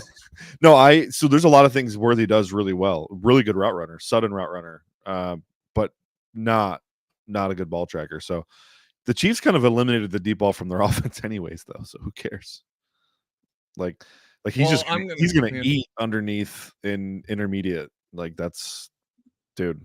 Especially if Rashi still plays. Like if he still has a job after this legal thing. Like, remember, he's I gonna get suspended. Zay Flowers and Rashee Rice had the Zay Flowers role, and so it's like true. I think Xavier. I didn't like Rashee Rice. You loved Rashee Rice. I think Xavier Worthy is the perfect fit for that role, but just better than Rashee Rice. This is pretty wild, man. So the Chiefs get the fastest receiver in the draft. By the way, this is only the third time. I want to know if you guys either show me that you listen to my podcast or can guess this. Andy Reid has been a head coach in the NFL. This will be his 26th draft as a head coach in the NFL. Whoa. This is the third time his team has drafted a wide receiver in the first round. Can you name the other two? Hold on. Hasn't happened in 15 years. So 15 years ago was the last one. James Thrash. No, I'm kidding. No, it was not James Thrash. He was on the TO team though. Was it Mitchell? Freddie Mitchell was the first one. He was on the TO team. Okay, Freddie Mitchell, and by the way, they passed on Ocho Cinco, Chris Chambers. I think they passed on Reggie Wayne to draft Freddie Mitchell. So yeah, that was a fuck up. Oh my gosh, I can't. All right, so here's the hint. He played for Andy at both of his stops. He played, so he went to the Chiefs with him? Yes. He was a much better player than Freddie Mitchell. Oh my gosh! Don't tell me I'm like maybe the least remembered good wide receiver of like the last 20 years. He was good. He wasn't great. Thomas. No! I know who it is. He played with Deshaun Jackson for a few years in Philly. Yes. Went to the Chiefs. He had years where he had a couple 100-catch seasons, I think, right? A couple thousand yards. I don't think he ever played at Missouri. Did he play at Missouri? Yes. Jeremy Maclin. Okay. Jeremy Maclin. Yes. Yeah. Those are the three Andy Reid first round wide receivers. So Xavier Worthy is the third. He kind of has a type. Yeah, I mean, all those guys are still kind of weird. Andy's always kind of undervalued the wide receiver position, almost to a fault. Like, it's just when it was with the Eagles, it's just Donovan was good, but he wasn't, oh my God, good like Mahomes, and Mahomes is able to make up for it. And then when they got Donovan T.O., then they were amazing together because they finally got him, and then that lasted 18 games or whatever it was. The Cowboys just picked, or the pick is in, Tyler Guyton. Okay. Tackle, Oklahoma. So okay. I like it. I mean, that's a sensible pick, right? I mean, yeah. I can catch that up again. It was significant. What's that? What did they get in that trade up? They got, so the Lions gave up this first round pick, this one that they just gave up, and a third rounder for the pick the Lions got, and a seventh rounder next year. So like the Cowboys got really good value on that. Yeah, Lions gave up a third rounder to move up 5 spots. Yeah. That's awesome. So they're at the point with their roster building where they're kind of like F them picks. Because they don't have many roster spots available, actually. I mean, the Cowboys, they kind of,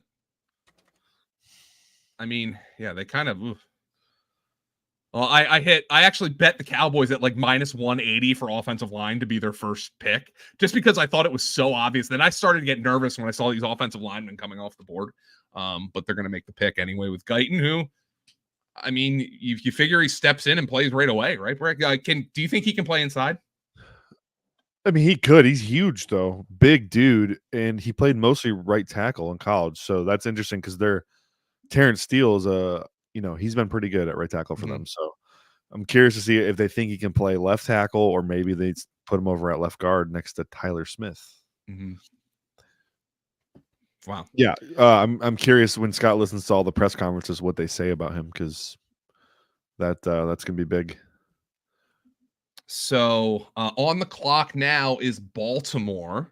They just extended Rashad Bateman, despite the fact that Rashad Bateman has done absolutely nothing in the NFL. They gave him a 3-year contract, and I guess that shows that they have some faith in him.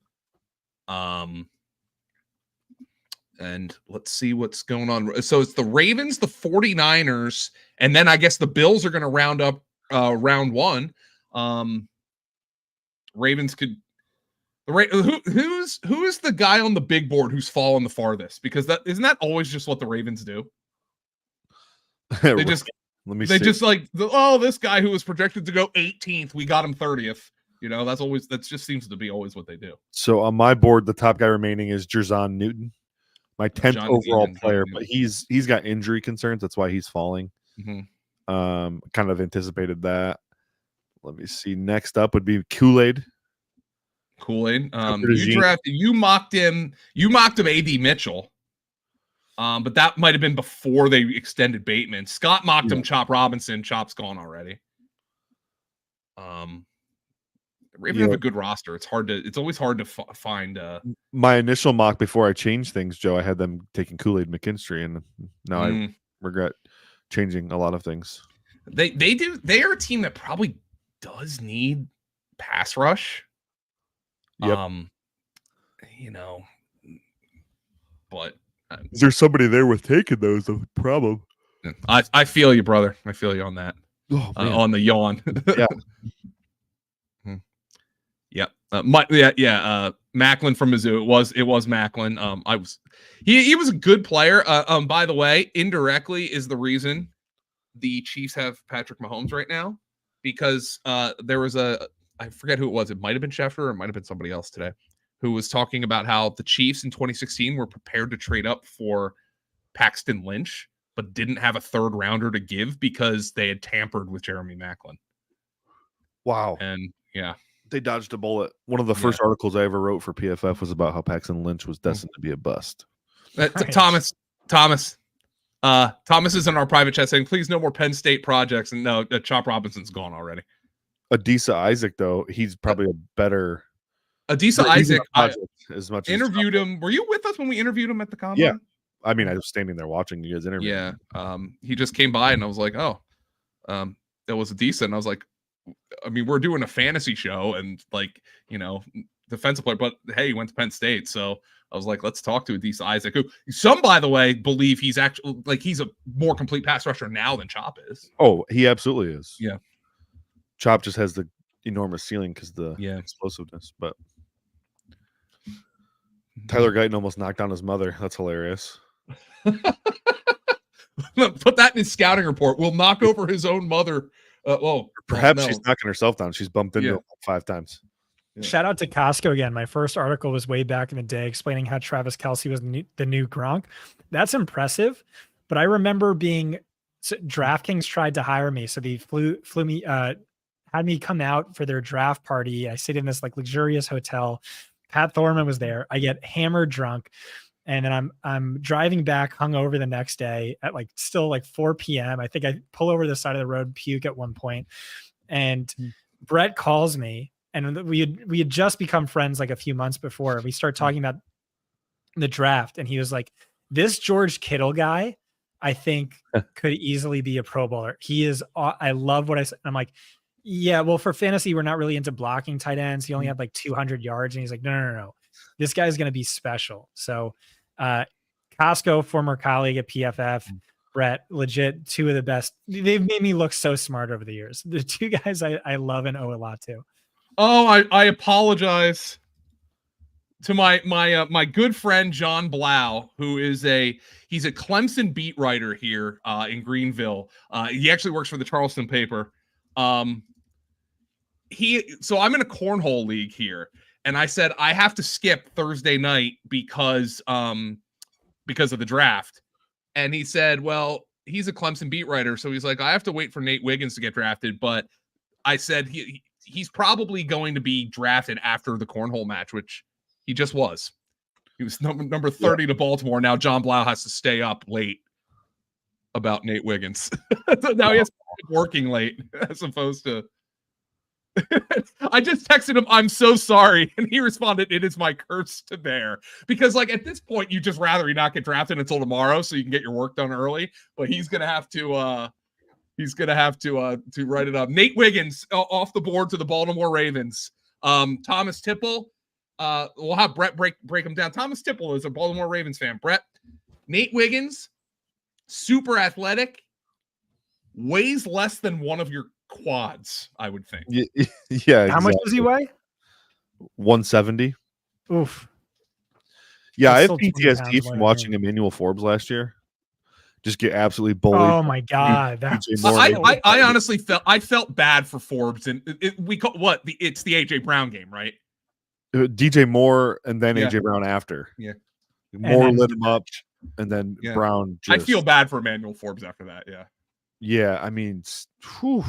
So because of that, I'm terrified of Wiggins, but the movement skills are elite for sure. He's awesome. The one thing he does that annoys me though is he has this weird tendency when anything's going vertical over top of him, he face guards. I hate that. And what's weird is when he plays off zone, he has really good ball skills. So I don't know why he can't track and find the ball when he's tracking when he's matching a vertical. It's so weird to me, but it's a weird pick for me in general because the Ravens have that physical brand of football. They like dogs. Wiggins that dude is allergic to making tackles in the run game. Like he hates it. But but the match mirror man techniques are awesome. He's got good ball production. From a coverage standpoint, he's awesome. So not going to deny that. Just worry about the play strength and the size, obviously. Mm-hmm. Yeah, that's kind of interesting because the Ravens like their guys to be 50. I mean, is that something? Does he have room to add weight to his frame?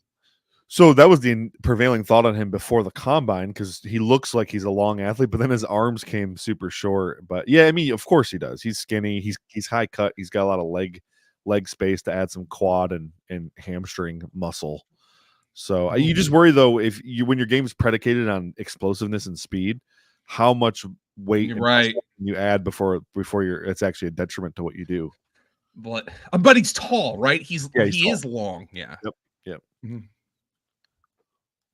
So Quentin says, Scott, look at the New York Giants tweet. It looks AI generated. LOL. What New York Giants tweet? Is it the one like introducing? You have a Giants tweet? He said, look at the New York Giants tweet. So I'm wondering a tweet from their account. Can we screen share? I guess probably not. Probably not. We don't want to add more to the. I see Trey's. Trey is just catatonic. He's just like he's behind the scenes. It's just like, oh, he's right. It does look AI generated. That's crazy. It looks weird. What tweet is it? Night one was a success. Look how awkward Dable looks with that hug. Oh no. New York Giants. Oh god, they're showing Nate Wiggins click and close against Johnny Wilson, who literally can't stop. I was at that game. Were you? Wow. I was also at this game right here where he forced the fumble at the goal line with North Carolina. One of the most impressive defensive plays I've seen. Like the way he ran down the running back from behind. Yeah. Oh, that's a beautiful play. Beautiful. I mean, if you want some highlights, Thomas, of Nate Wiggins, you'll find them. I mean, oh yeah, it does look, whoa, that is weird.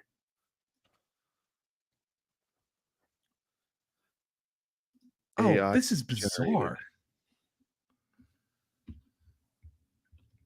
Yeah, the Giants tweet, like, it just, the one of them cheering looks like the fake ones that they have when teams announce like a new arena or a new stadium and they try to show fans in there. Yeah, that is bizarre.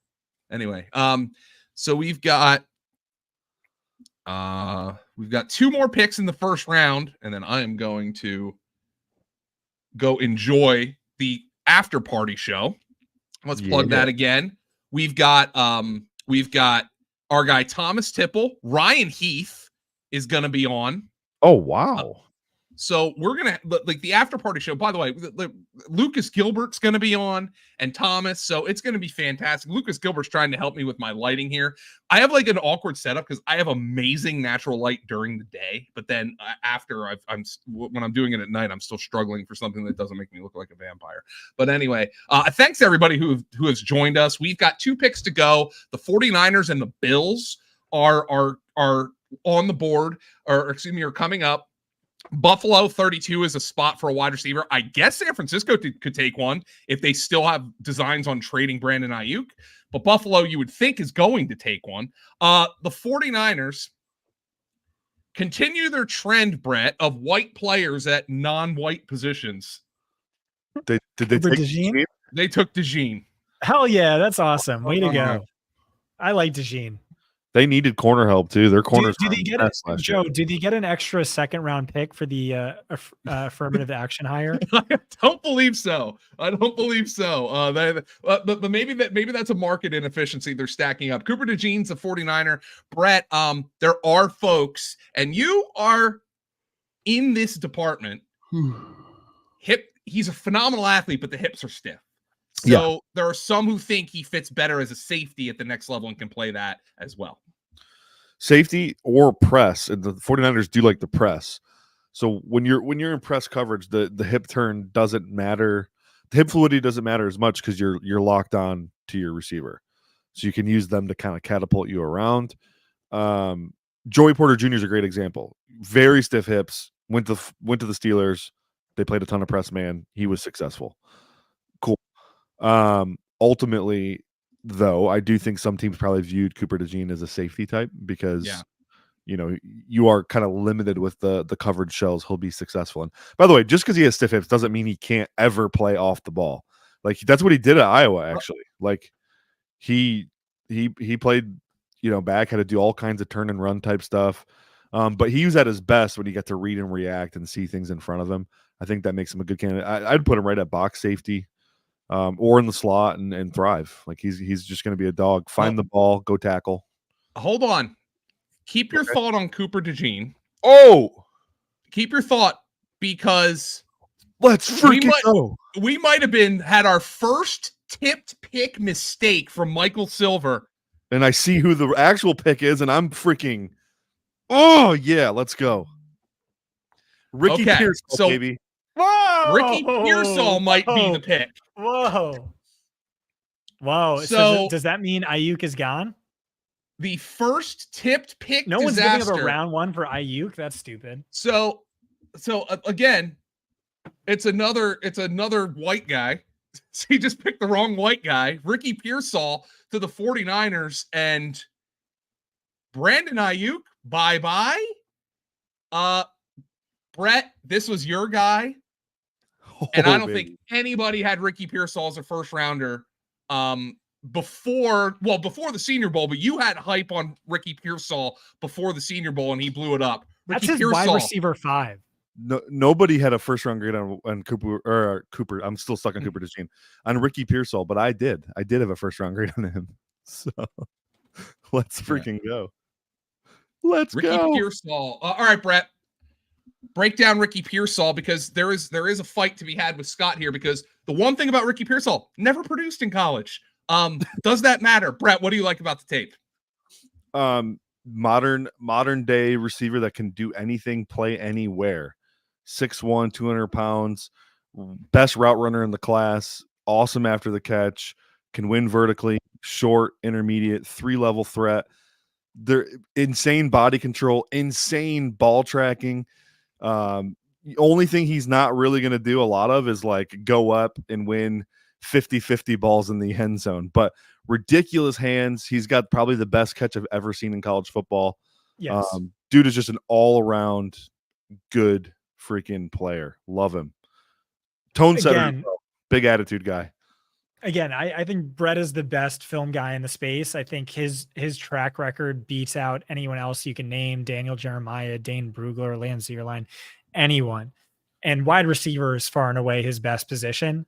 The analytics I did not think were good on Ricky Pearsall. I knew Brett liked him, so I tried to be as rose-colored glasses as possible, and I still didn't think they were very good. There are some excuses to make for him, but at the end of the day, I didn't see a round one caliber wide receiver for sure. But this is Brett's guy, and Brett is, his track record on wide receivers is undeniable.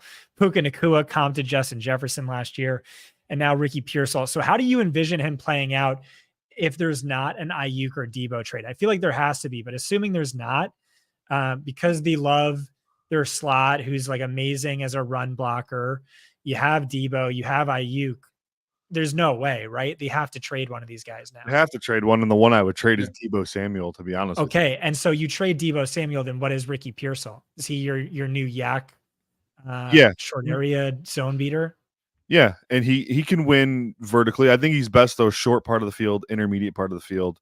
Sorry, I'm falling in love all over again. Which, by the way, is ironic because analytically he was the best in the intermediate and deep portions. Well, intermediate, I see. So deep ball, I think he can win deep for sure. By catch rate, not yards, but yeah. Yeah. His route running is just so good though. Like he gets quick separation at the short and intermediate part of the field. A lot of his deep production too was off double moves, which I don't necessarily disqualify that, but it's not necessarily super translatable. So I'm not sure the Carolina Panthers should be in the process of trading up, given the state of their roster, but they've just traded up. The Carolina Panthers are trading into the back end of the first round.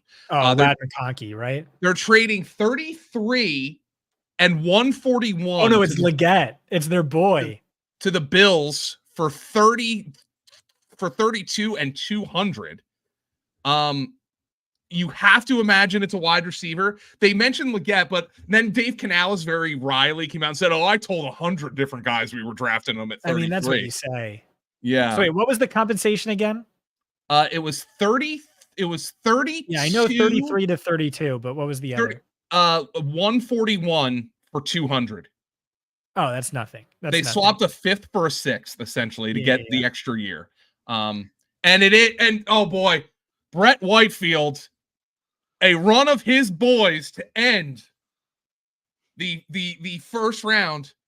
It is Xavier Legette to the Carolina Panthers. Dude, I watched this tape. His tape was fucking awesome. Now he has the most bizarre analytic profile of all time, right? Like, I mean, he did nothing for 4 years and then was amazing in his fifth year. You write those guys off as dead analytically, but I made an exception for Legette. I liked him.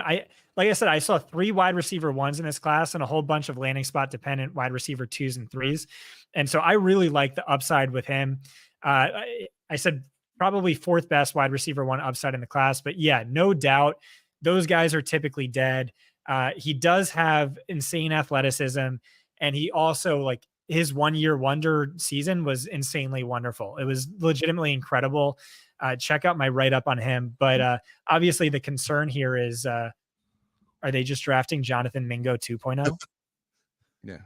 Brett, Xavier Legette, you were so excited to see him in Mobile first day of practice.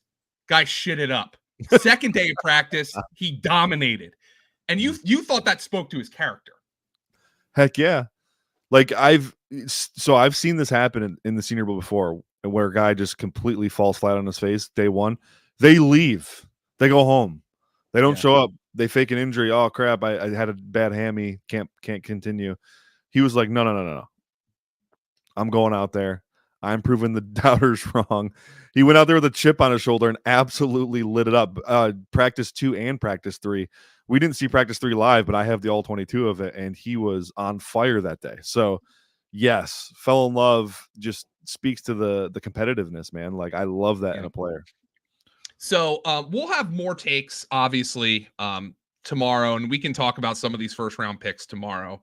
But it's been 4 long hours. Brett has been yawning for the last hour and a half.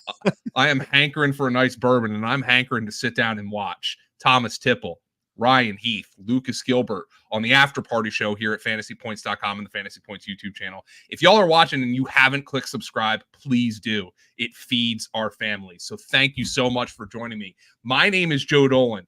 His name is Scott Barrett. His name is Brett Whitefield. We'll be back tomorrow, roughly 6:30, 6:45 with Tom Brawley, examining some of that late movement. I have to imagine Buffalo, who traded down just 1 spot, is still in a favorite to draft a wide receiver at number 33. New England's right there at number 34. We're going to have our first running backs coming off the board tomorrow. It's going to be exciting. So make sure you check us out on FantasyPoints.com and the live stream. We're going to start it on Twitter again tomorrow, but make sure you subscribe to the YouTube channel at youtube.com/FantasyPoints. For Scott and Brett, I'm Joe. Thanks, everybody. Stay tuned for the after party show. Trey, I'll be texting you, buddy. All right. Take it easy, everyone. Have a good one.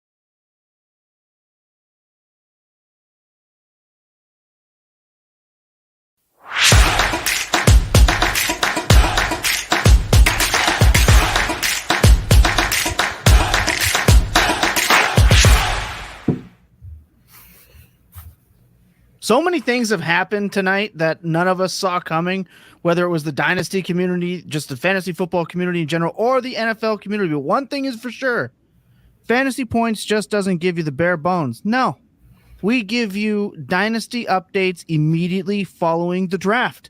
That's what we are going to do. We can't promise that we will not put producer and overall good human being Trey Cramberling in a horrendous place mentally. Maybe more than he's already in with, obviously, the Penix news. We promise we will not sit here for 35 minutes on it, but obviously it is important. I, of course, am your host with the most time on his hands. I am Thomas Tipple. You can find me at @ElNostradamus. Of course, joining me is Ryan Heath and Lucas Gilbert. Gentlemen, tonight had some massive ups and downs, huge implications in the fantasy community. Couple notes just off the top. Quarterbacks extend the first round of this year's draft, and the NFL tells us exactly what they feel about this wide receiver class, sans maybe a couple of surprises. So, Ryan, I'm going to pass it immediately off to you. I just want to know right away, biggest mover that was unexpected. I feel like a lot of the ADPs right now had a lot of these landing spots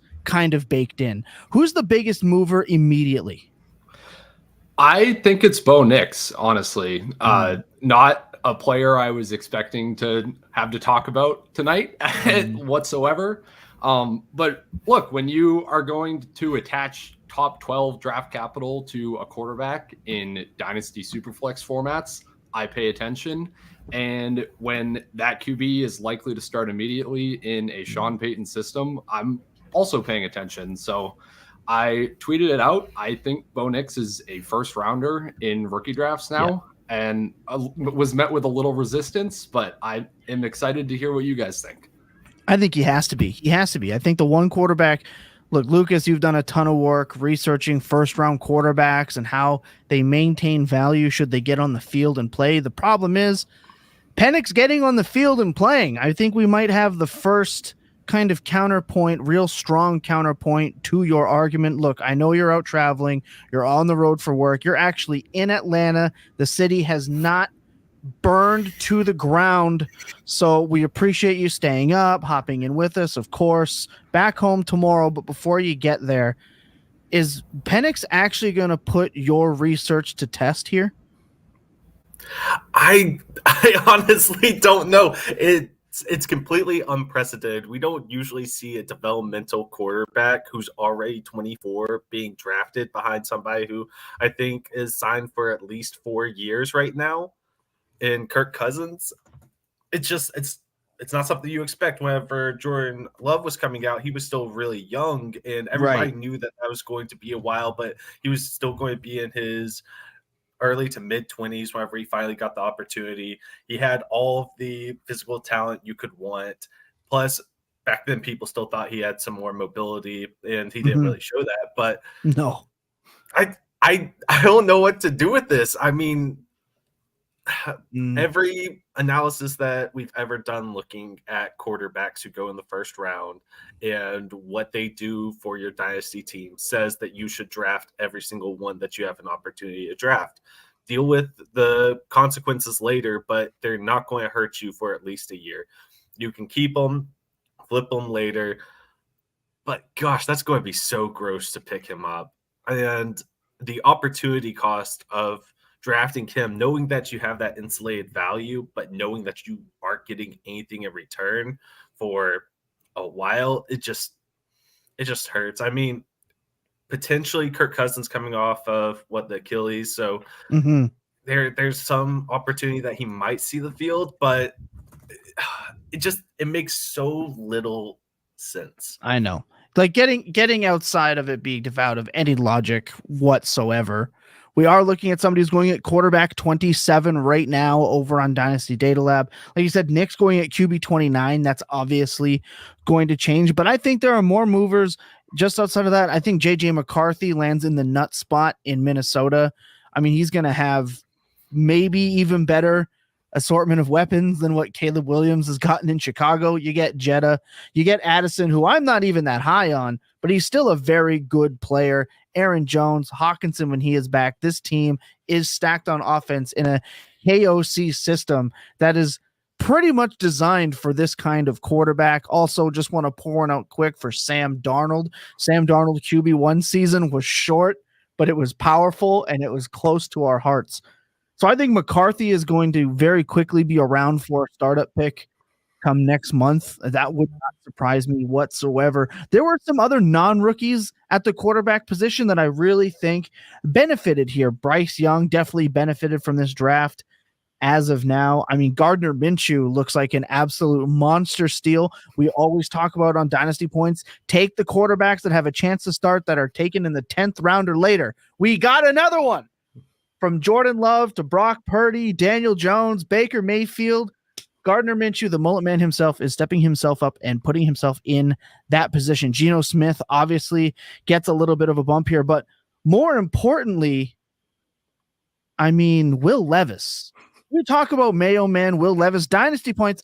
Look, Ryan, I wasn't trying to steal your tweet, okay? But hey, I just had to point out that Dynasty Points has been front and center on the Will Levis train since his first game. We propped him up to the top 15 in quarterbacks. He's currently being drafted as quarterback 24 in Superflex startup drafts. How high could this guy actually go? He's got the offensive line. He's got the weapons. He's got the coach. Are you just fully willing to put him right up there in that top 20 range? I am. And first I have to say, yeah, when you were pinging everyone in Discord about Will Levis, I have to admit, you had beat me to the tweet. I was in the process of searching for the GIF where he's eating the banana at that point. That was the point in my creative process that you caught me in. But yes, I think Will Levis has been one of the better buys in Dynasty over the last several months and continues to be. Look, Right. they're building around him. I am really interested to see whether he's going to be able to do in a more pass-heavy system. This is the type of bet you make where you want to give yourself shots at getting players who could be going in the top 2 or 3 rounds of startups. Mm-hmm. And Will Levis is one of the only players that you can trade a 110 for right now who can do that. So right. I'm really That's what I was going to say. I was going to ask this. Okay. So obviously we have Brett Whitefield out in the chat. Obviously we have to celebrate Brett Whitefield. He's going to have quite the path. It is going to take a lot for you to be wrong here on JJ McCarthy. And we talked Tuesday with the guru himself during a mock draft. Lucas sniped me at JJ McCarthy at 107 in that mock draft. Now here comes the question. Obviously, I think Penix moves immediately into that 108 spot. I think that 108 was starting to get carved out for whoever the Bills took at wide receiver. Obviously not the case. They smartly traded out because this wide receiver class, no bueno, from what we know on the analytics side. Draft capital is kind of boosting that. So Bills, they got out. So now that 108, 109, 110, 11, and 12, etc., let's talk about, is McCarthy in that 107 now permanently? Does he move into 106? Who comes out? I want to talk about this because I'm out on Maye at 103 in my rookie drafts now. And look, Jacob, I know we're going to argue about this tomorrow, so I don't want to go too hard on it. I get it. This is the Patriots. They drafted the greatest quarterback of all time.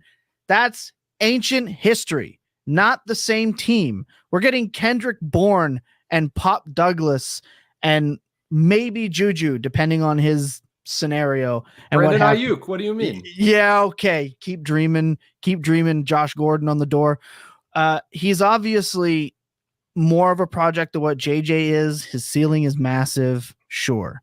He's now outside of that top 5 for me. So as of right now, this is going to be a 2-parter for both of you. Obviously, 101, we're going to go Caleb. 2, we're going to go Marvin.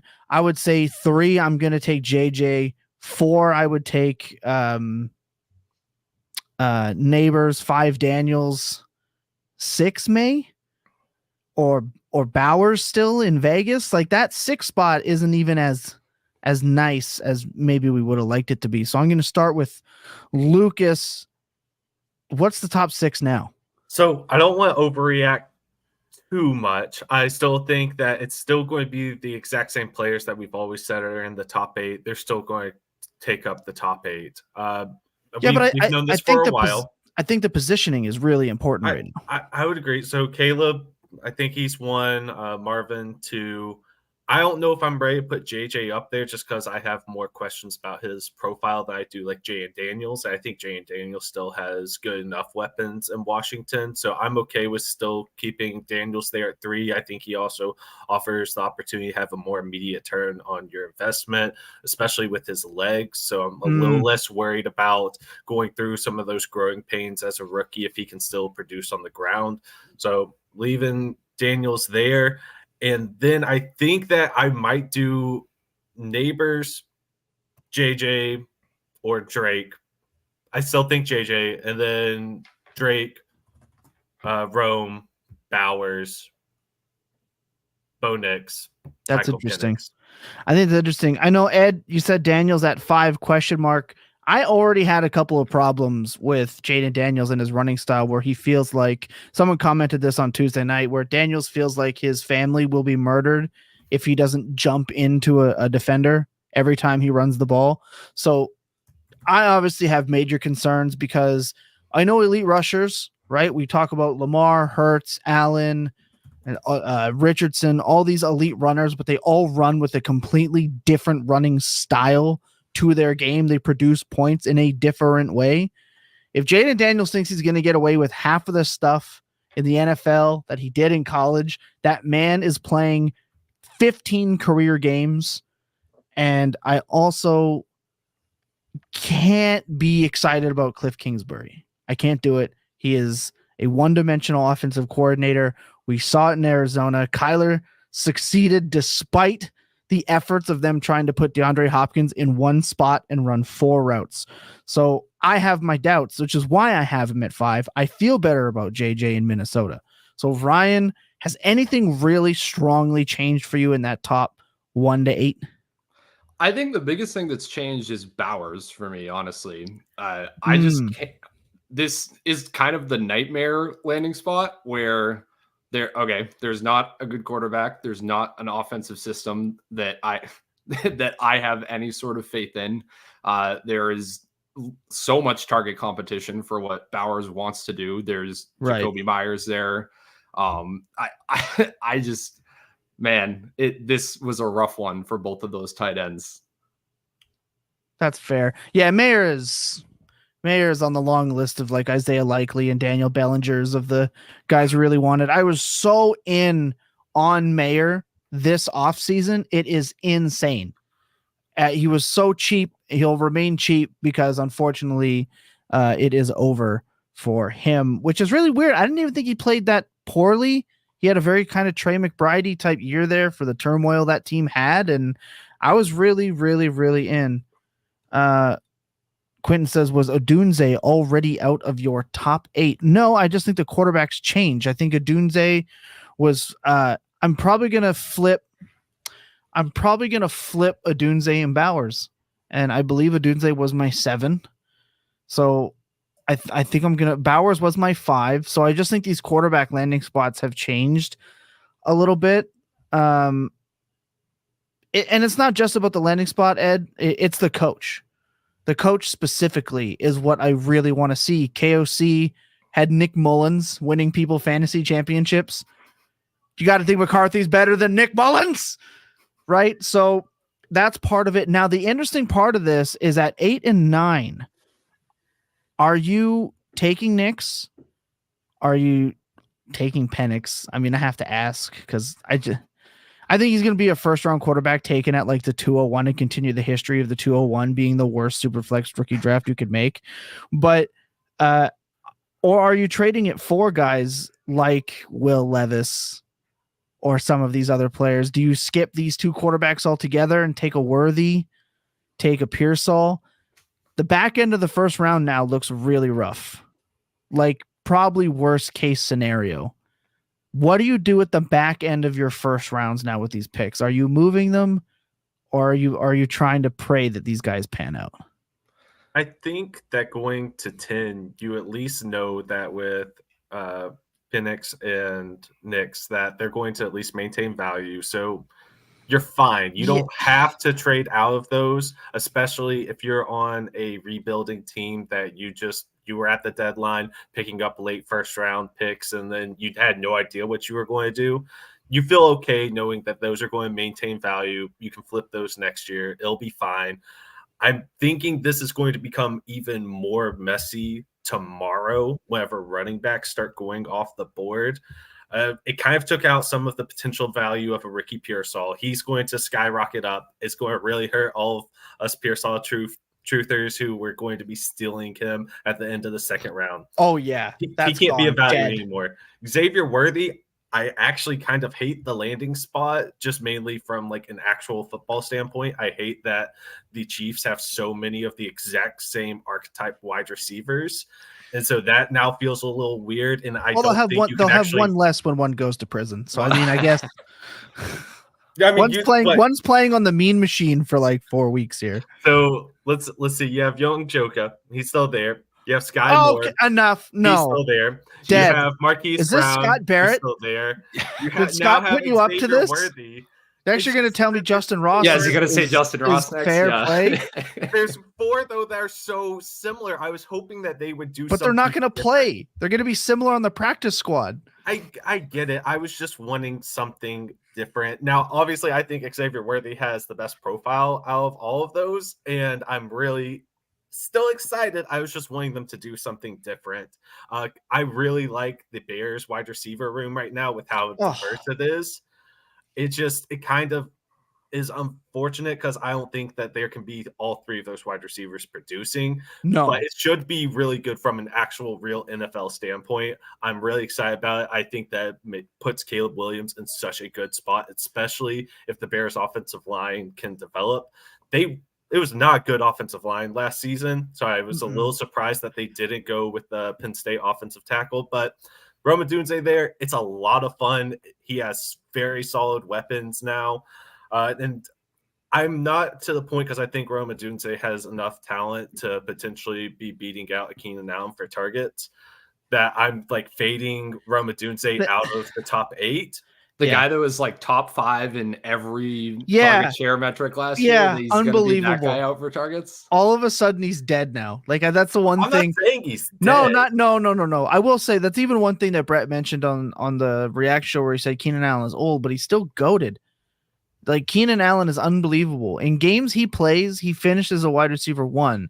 And now part of that was due to like some absurd volume, but the guy is a target dominator in every metric from first downs per route run. Literally everything that Ryan, your articles have pointed out in statistically significant. It's all Keenan Allen all day. It's just terrifying. So you're adding that. I think what makes me sad about the Rome thing, and Ryan, I was asking you, I asked you, I think a couple weeks ago, I said, do I have a reason to doom panic on one of these wide receivers? I think it's going to be bad if Rome goes to Bears at 9. Turns out Rome went to the Bears at 9, and now we're going to, I can already see the tweets. Like I can already picture it where they're like, oh, don't worry. This is just like JSN. It's not a this year play. It's a next year play. JSN was bad. This is not a great scenario. Not saying that Rome is JSN or that the same prospect, whatever, but a rookie wide receiver sitting behind 2 legitimate alphas. It's not good for his first year production. So he's really going to have to do something to earn targets. And yeah, Cole Kmet is kind of booty cheeks, right? And Everett's not a threat. They lost. They got rid of, I don't know if I could say lost, but Mooney's gone. And, they're going to pound the rock a bunch with a rookie quarterback. So I'm a little worried about Rome. I think Rome is a play for, 4 weeks into the year where you can get him for a significant discount because someone's going to be over it unless he defies all logic here. So I think Rome is actually kind of the odd man out. I like what Nick says here.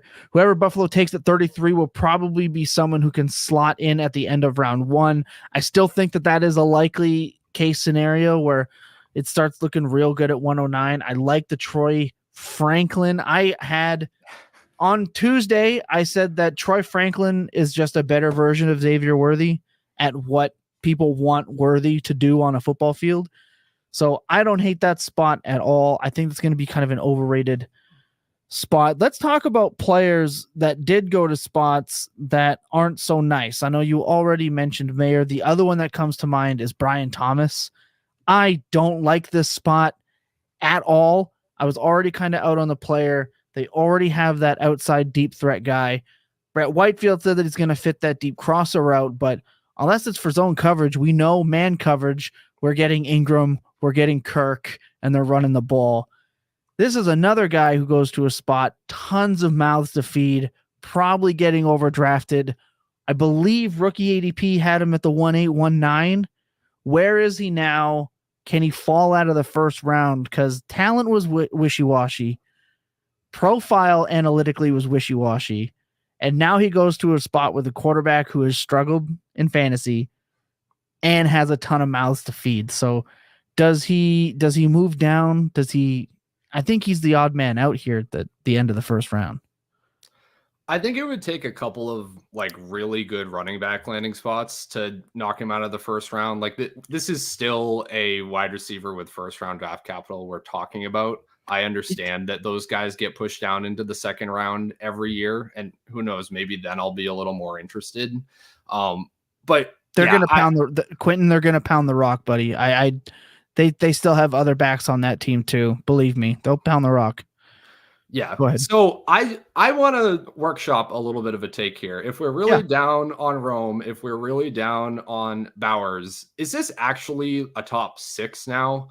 Where, okay, if it's Rome and Bowers kind of melting into like the Bo Nix, Xavier Worthy type of tier, that's kind of where it's at in my mind. I don't know if that's where the consensus will end up.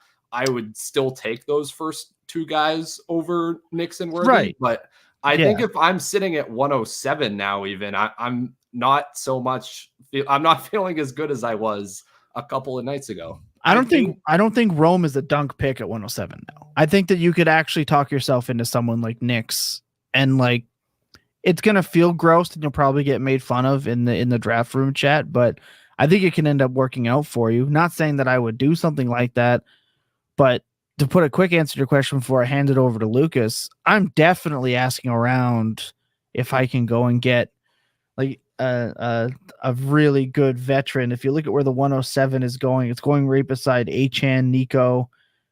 It's going right after DJ Moore, Michael Pittman Jr., and Devonta Smith. I think I would be knocking on some doors.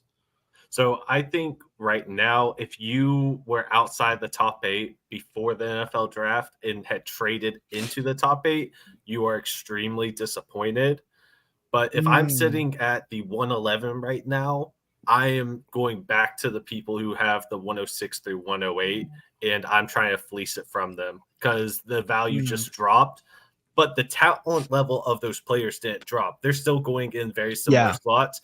Go take advantage of that right now, especially if you're on a rebuilding team and you're not having to commit major assets to move up. Go get the people with talent, bet on that right now, and then figure out the rest later. Because I do think that the NFL showed us very clearly that Rome Odunze is part of a tier that's well above the rest of this wide receiver class. Agreed. And I think Brian Thomas, he's still going to be a first-round pick.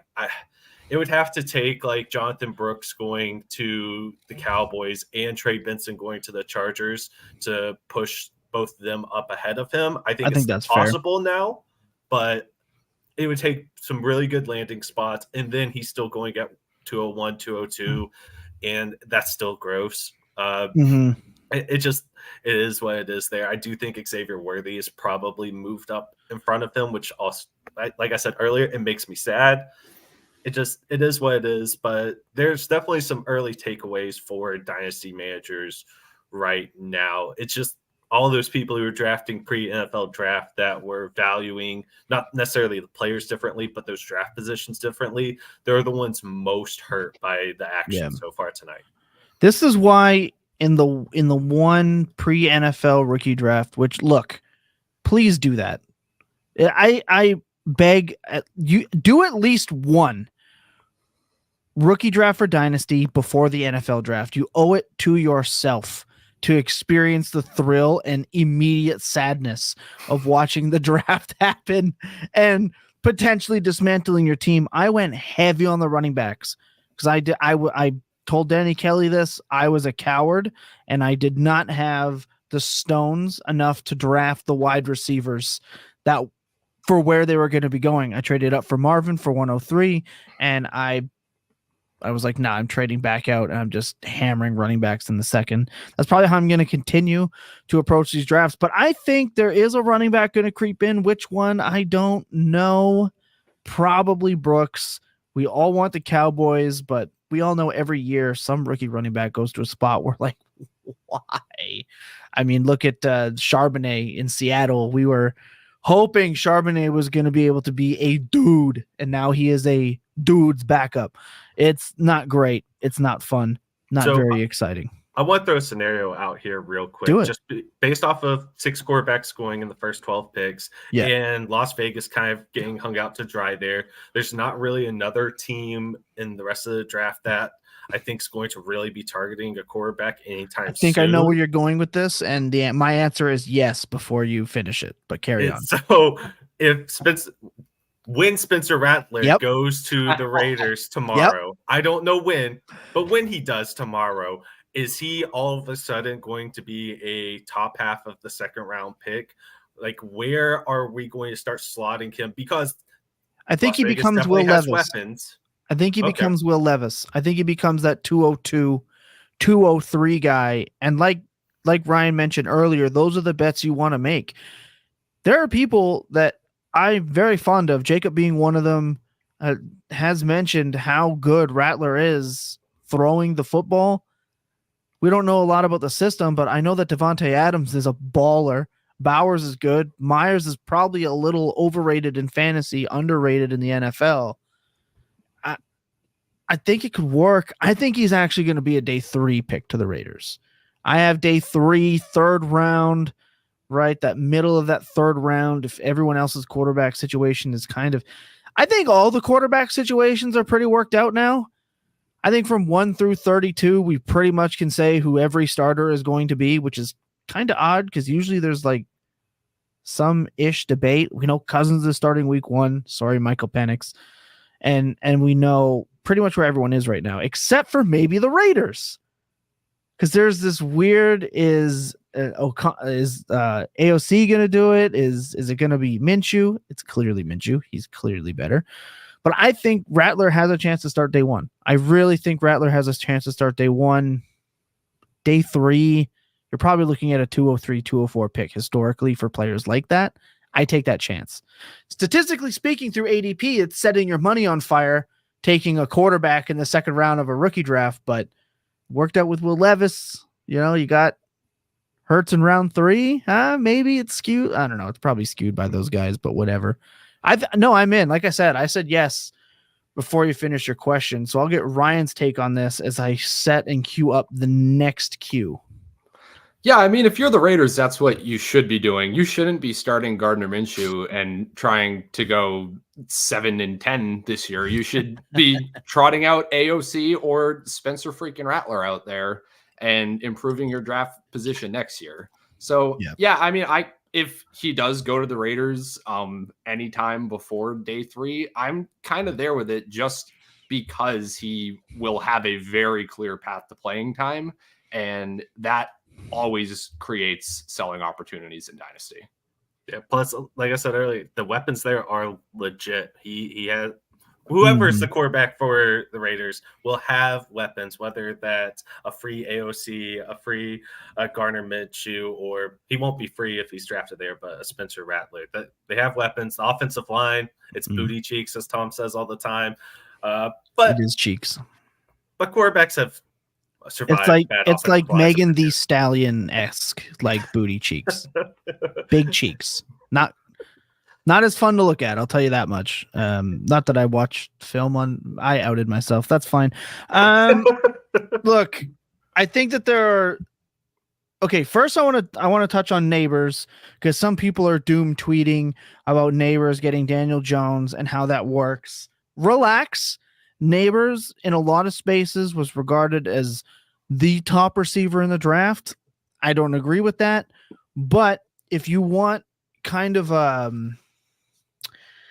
light at the end of the poor quarterback tunnel that the Giants have, it's that we watched DJ Moore ball out with suboptimal quarterback play from a guy whose only ability in playing the quarterback position is locking on to a number one receiver, we could possibly see 135 to 140 targets to Nabers from Daniel Jones, who is a guy that can at least lock on to one guy and chuck him the ball in an offensive system with a coach like Brian Daboll. Like, we could be seeing Nabers in the Stephon Diggs role right out of the gate.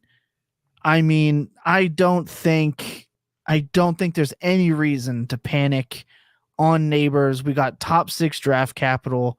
He is that guy. Any reason at all? I mean, I know Quentin here said, I'm somewhat pessimistic Giants fan, but I'm excited for Nabers. He's the only reliable pass catcher. I agree. Now, I like Wandale. I think Wandale is a big winner here. I think overall, them having Devin Singletary as their lead back makes Nabers an even bigger winner here. So let's talk about it. Obviously, we don't think there's any need for doom tweeting about the Giants. So let's talk Nabers, how he's affected by this. Ryan, I'll go to you. Yeah, I mean, I really like it. I think Jacob was the first person I heard give this take that the Giants are one of the better landing spots for a wide receiver. Dynasty Points definitely hammered that home. Yeah, but I completely agree. Malik Nabers is going to finish top 5 in first read target share this year. Like that's just what I see coming. And what he can do after the catch, how Daboll is going to scheme him up. This is going to be, this is so irresponsible. This is going to be like Odell Beckham 2014, where he catches the slant and just runs over and over and over and over and over. That's what I'm envisioning, and I'm pretty excited about it. So yeah, if Nate, I can't imagine Nabers falling in rookie drafts for this, but yeah, I'm all about it if the guy with the 103 or the 104 is getting nervous. You've heard it here first. Malik Nabers will be rookie Odell Beckham Jr. So lock that in. Lucas, obviously no need for doom scrolling. No, absolutely not. I mean, it's funny looking at how so many teams just prefer a certain archetype of wide receiver. The Giants are allergic to wide receivers over 6 foot. So of course they weren't going to take Rome Odunze here. I do think that it opens up a part of their offense that they weren't able to actually have this past season. I don't think that there were any go-to targets in that intermediate area, which was really disappointing whenever they brought in Darren Waller. I am intrigued to see what this is going to do for Jalen Hyatt next season, being able to actually throw on multiple levels. I know you're shaking your head. I'll tell you what it's going to do for him. He's going to be the Jalen Guyton of the NFL, where he is just outrunning wind sprints. Like Tennessee, man, you guys got to just let it go, Homer. Let it go. Jalen Guyton had some winning weeks, dadgummit. But I'm talking about mainly just like it's going to make it to where they can run a more complete offense, which will in turn be good for Nabers. Being able to not just look at one part of the field is going to be good for them long term. And even if we accept that Daniel Jones is an extremely flawed quarterback, I do think, though, that him having more options is going to be good for Malik Nabers. This was definitely not something to move down. I think we probably could have come up with other landing spots we might have preferred. But Malik, that's the other thing. Nabers always has such a good floor anyway, just with what he does with the ball in his hands. I don't think we ever really need to be that concerned. I know you definitely did not want the Chargers. Thank you. Completely that was understand that. That was the only one. I think he still would have been fine at the Chargers. Even if you didn't like it, it would have been fine. Yeah, Greg, they proved today. The Chargers proved today what they are going to do. Okay? They are going to stand there and run the ball 750 times. We are going to get 3 1,000-yard rushers in the same backfield. Not saying Herbert's going for 1,000. It'll be 3 separate running backs are going to go for 1,000 yards on the Chargers this year. Down 35 points, don't matter. A-gap. We're going to run a trap. Let's go inside, baby. Yeah. Nabers to the Chargers was one I was dreading. Now I'll never have to lose a bet over it because he didn't go there. But that was the only spot. I mean, and now we can talk about some other guys that benefit by association. Obviously, we already mentioned a couple of the quarterbacks that did benefit. I think that's good for Trey McBride that the Cardinals actually did go Marvin. I think it's going to open things up for him, really help Trey McBride early. And no, we don't want that. New York Giants need a QB for any receiver to be effective. That's not true. You can have really good wide receiver play and productive fantasy production from wide receivers with poor quarterback play. We literally see it every year for most of the year because quarterback, very hard position to be good at, but yet we see fantasy producers. Sam Howell was god awful, and we still had very usable wide receiver weeks from wide receivers who are not Nabers. So it's out there. We already referenced DJ Moore. Devontae Adams is another one. He'll be okay. And I think like a little underrated thing about Malik Nabers going to the Giants is that the Giants valued him so much higher than a potential quarterback to come in and replace Daniel Jones. I think that just speaks volumes to how they want to use him. Is that they said that he's going to be that generational talent at wide receiver that's going to set them up no matter who's playing behind center because he's just that good. And I know what you're saying, like maybe if they're playing from behind, but if you're talking about bad quarterback play, what do you think the score of that game is going to be? Just generally speaking, and not to mention we had Calvin Ridley go for over 16 fantasy points per game, and Trevor Lawrence was not providing any decent quarterback play for the Jaguars. He has been a massive, massive letdown. So then I guess one thing we haven't really talked about, but we actually should in a non-comedic fashion. Let's talk Michael Penix. I thought we got past that. Damn. No, we joked, we laughed, but we should look at it seriously. This is a guy who we were expecting round one. Everyone, including myself, and the only mock draft I did, had him going Raiders. I bought the chalk. Insane thing happened. Okay, we get the jokes out of the way. He was already with going to the Raiders a wishy-washy first-round pick. And I think that's important to note. Him going to 8 does not move that needle. So I just want to know from this standpoint, is there any situation, can anything happen aside from Kirk Cousins blowing up that Michael Penix even sees the field or ends up even being worth the first round pick overall? Because I've thought about it. I can't put him in the first round. And then the next question is Drake London and Kyle Pitts. Concerned or still completely buying in? Because at first it was Drake London is reemerged. Kyle Pitts, don't worry, reemerged, goated. You put Penix on the field, what changes? Do you think are they priority sells at this point, or are you still buying? Now that we know the backup plan.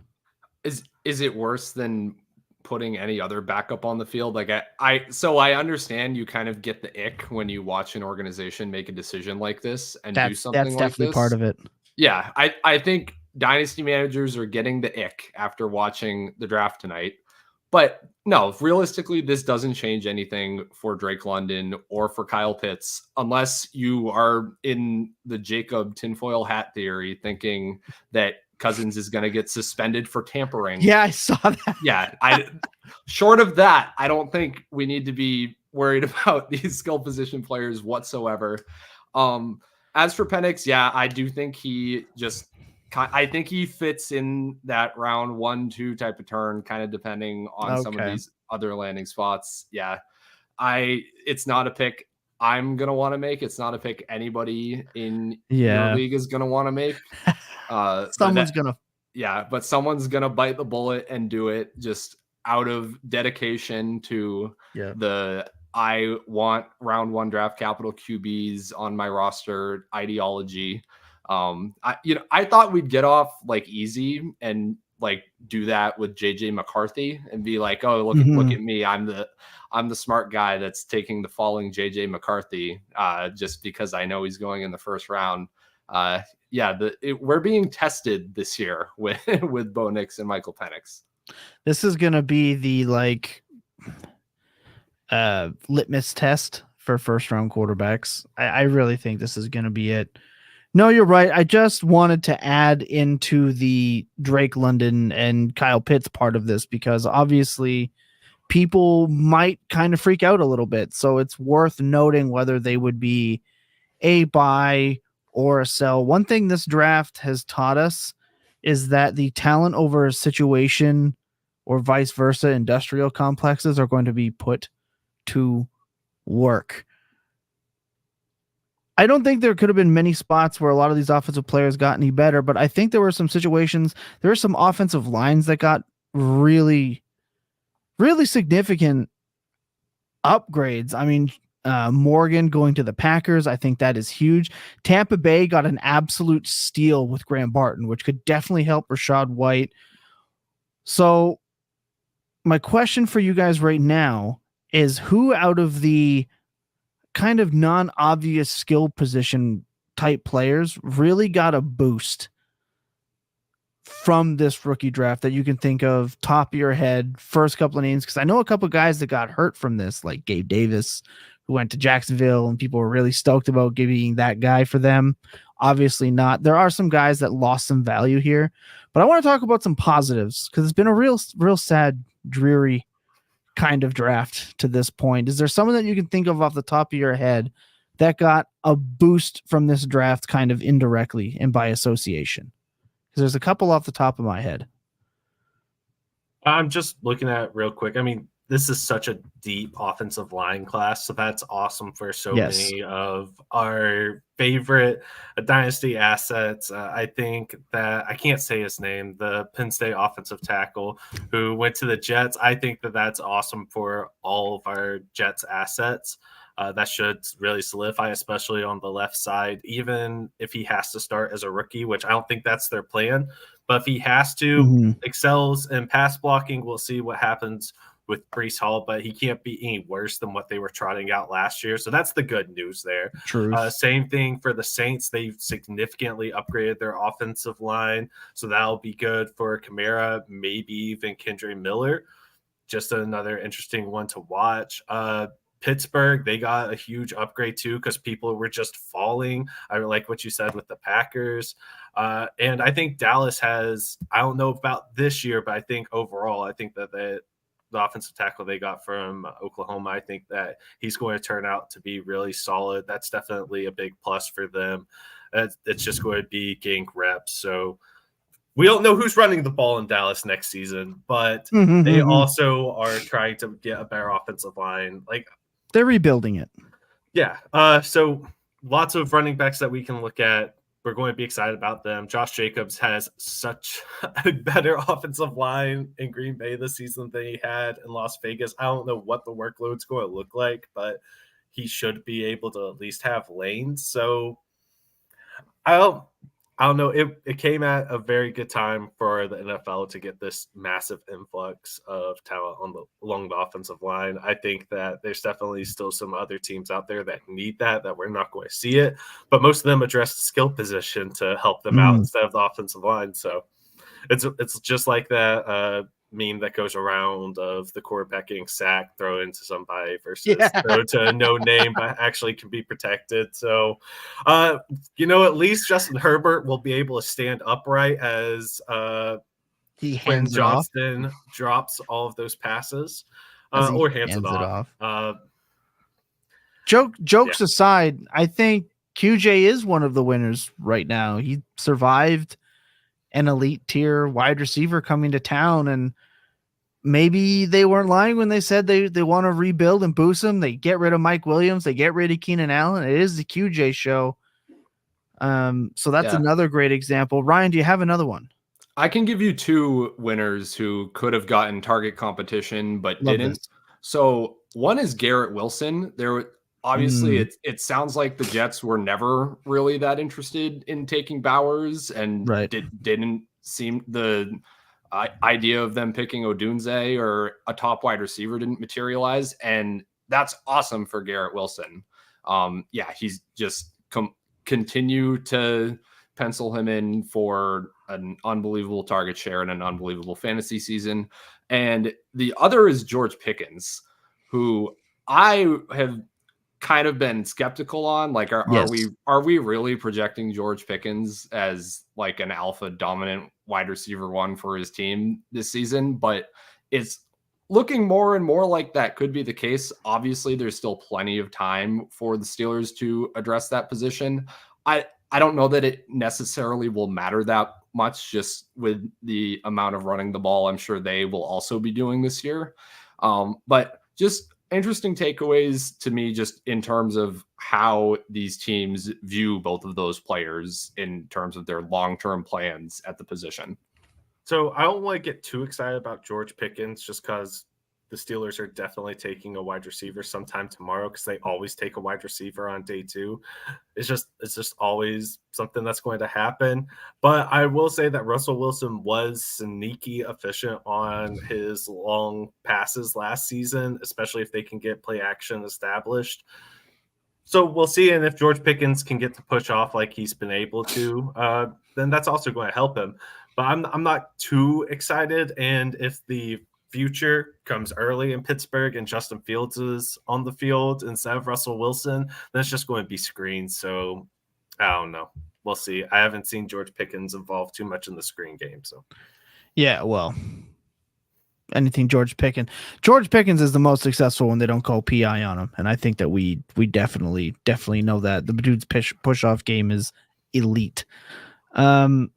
I do kind of want to spin off of what you're saying about Russell Wilson and bring it back to Bo Nix again.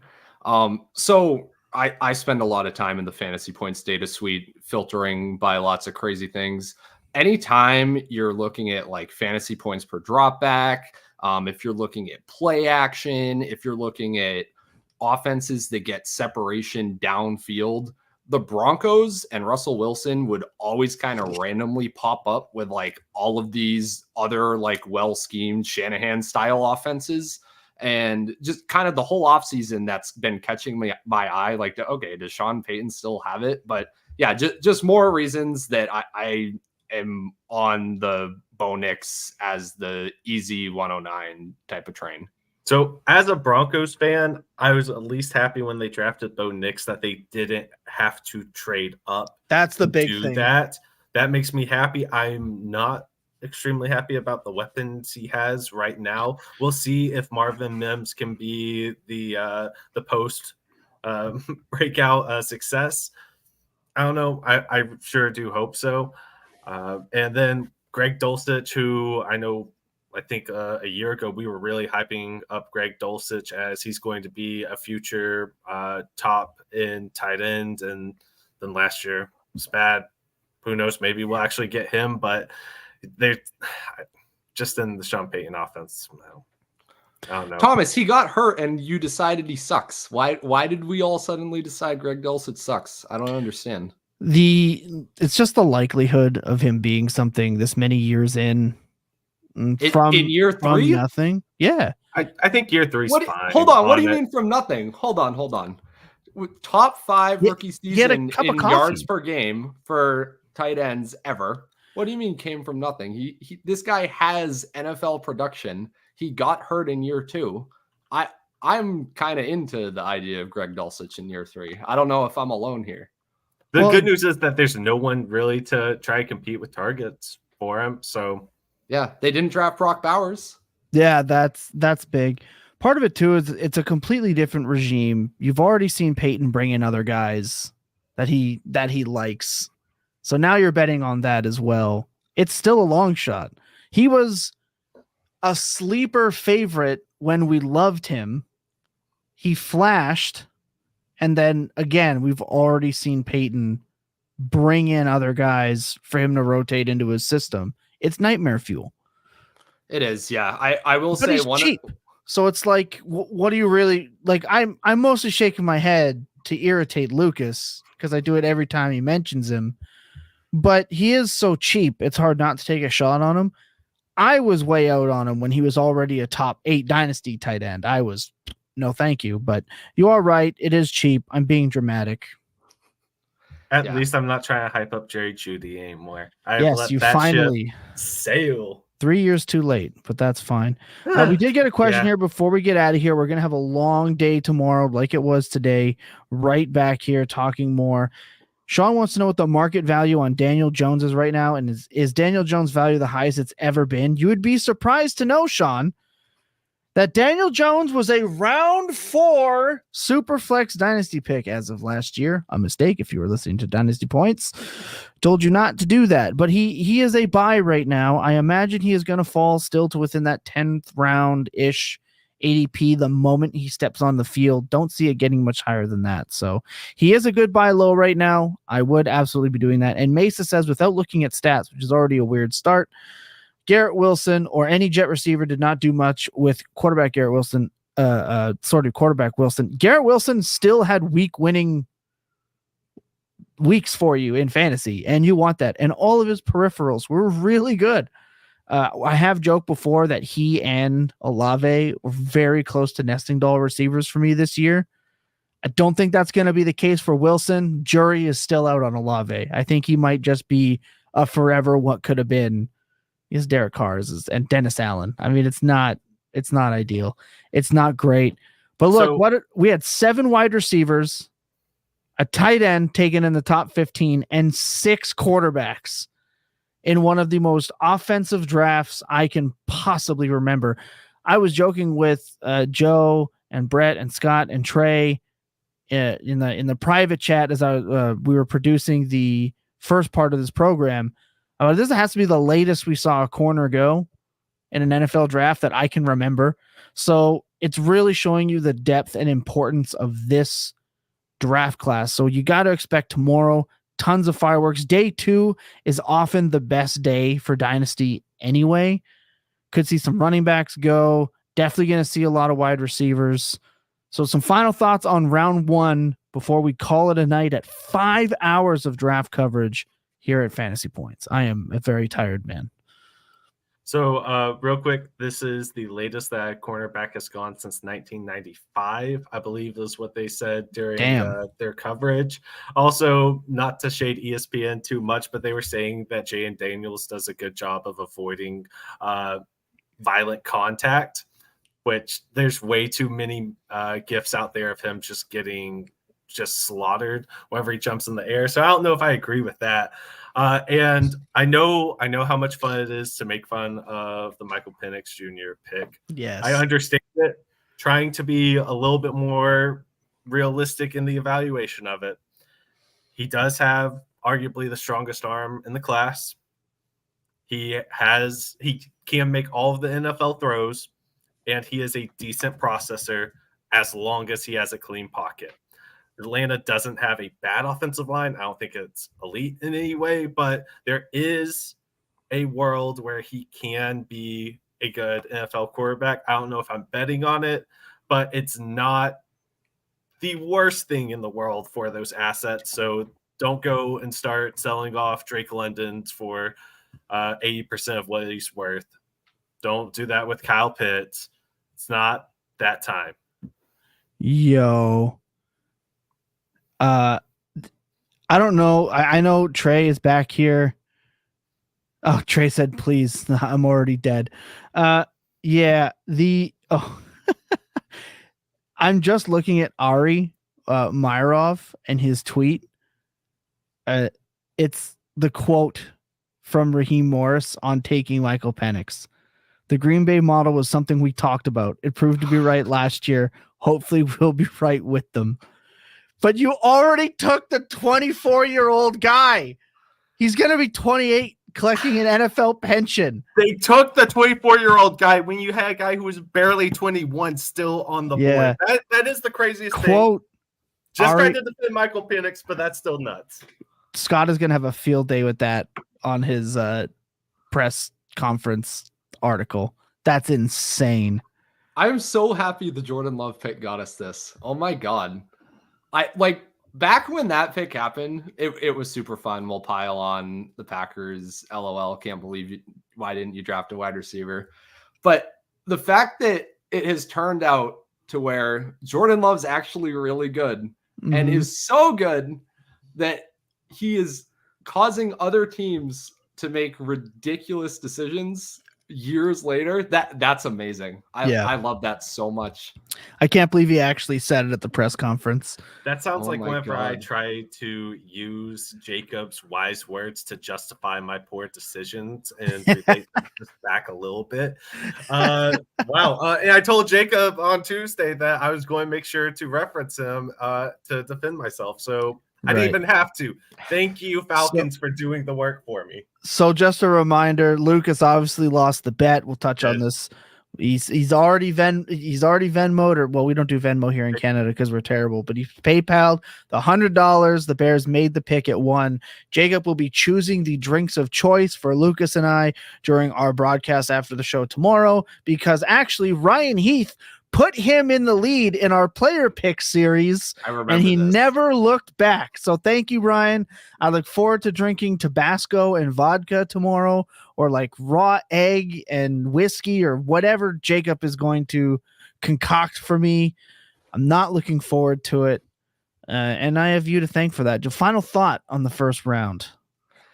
Oh man. Yeah, that you got all my thoughts, man. Honestly, I just an amazing night. Shout out to the whole Fantasy Points crew for their amazing coverage through the first 4 hours of this program. I very much enjoyed it, and I'm excited to be right back here tomorrow. Yes, I can't wait. It will be you, myself, Lucas, and Jacob here for the after show tomorrow as the Dynasty content team continues to roll out every day. And don't worry, day 3, we're in for a long day, gents, on day 3, because we are here for the majority. I think we're going right to round 5 or 6 here on Dynasty. Well, what will be a Fantasy Points Draft Day special presented by the Dynasty Points team here on day 3. The real nitty gritty, the real sleeper picks that matter and that you want, they're happening on day 3. And we'll be here to help you figure out which one of those players you are going to want to take. My final thoughts on round 1 as well. We talk about it all the time. Fantasy football is supposed to be fun. And boy, was it fun today. The doom scrolling, the celebrating, the hugging, the victory laps galore is what we live for here. And of course, we live to do it for you all. So much love. Shout out to Trey, who is stuck around to help us with the after show. Shout out to Fantasy Points for letting us have the platform. Obviously, Dynasty content in the past has been a side note, no longer. We are moving to the forefront. And with that, I want to remind everyone to check in on your loved ones, even if you are not sure that they need it. And remember that clear eyes and full hearts can never lose in your best days. They're always spent tilting. Good night, everybody.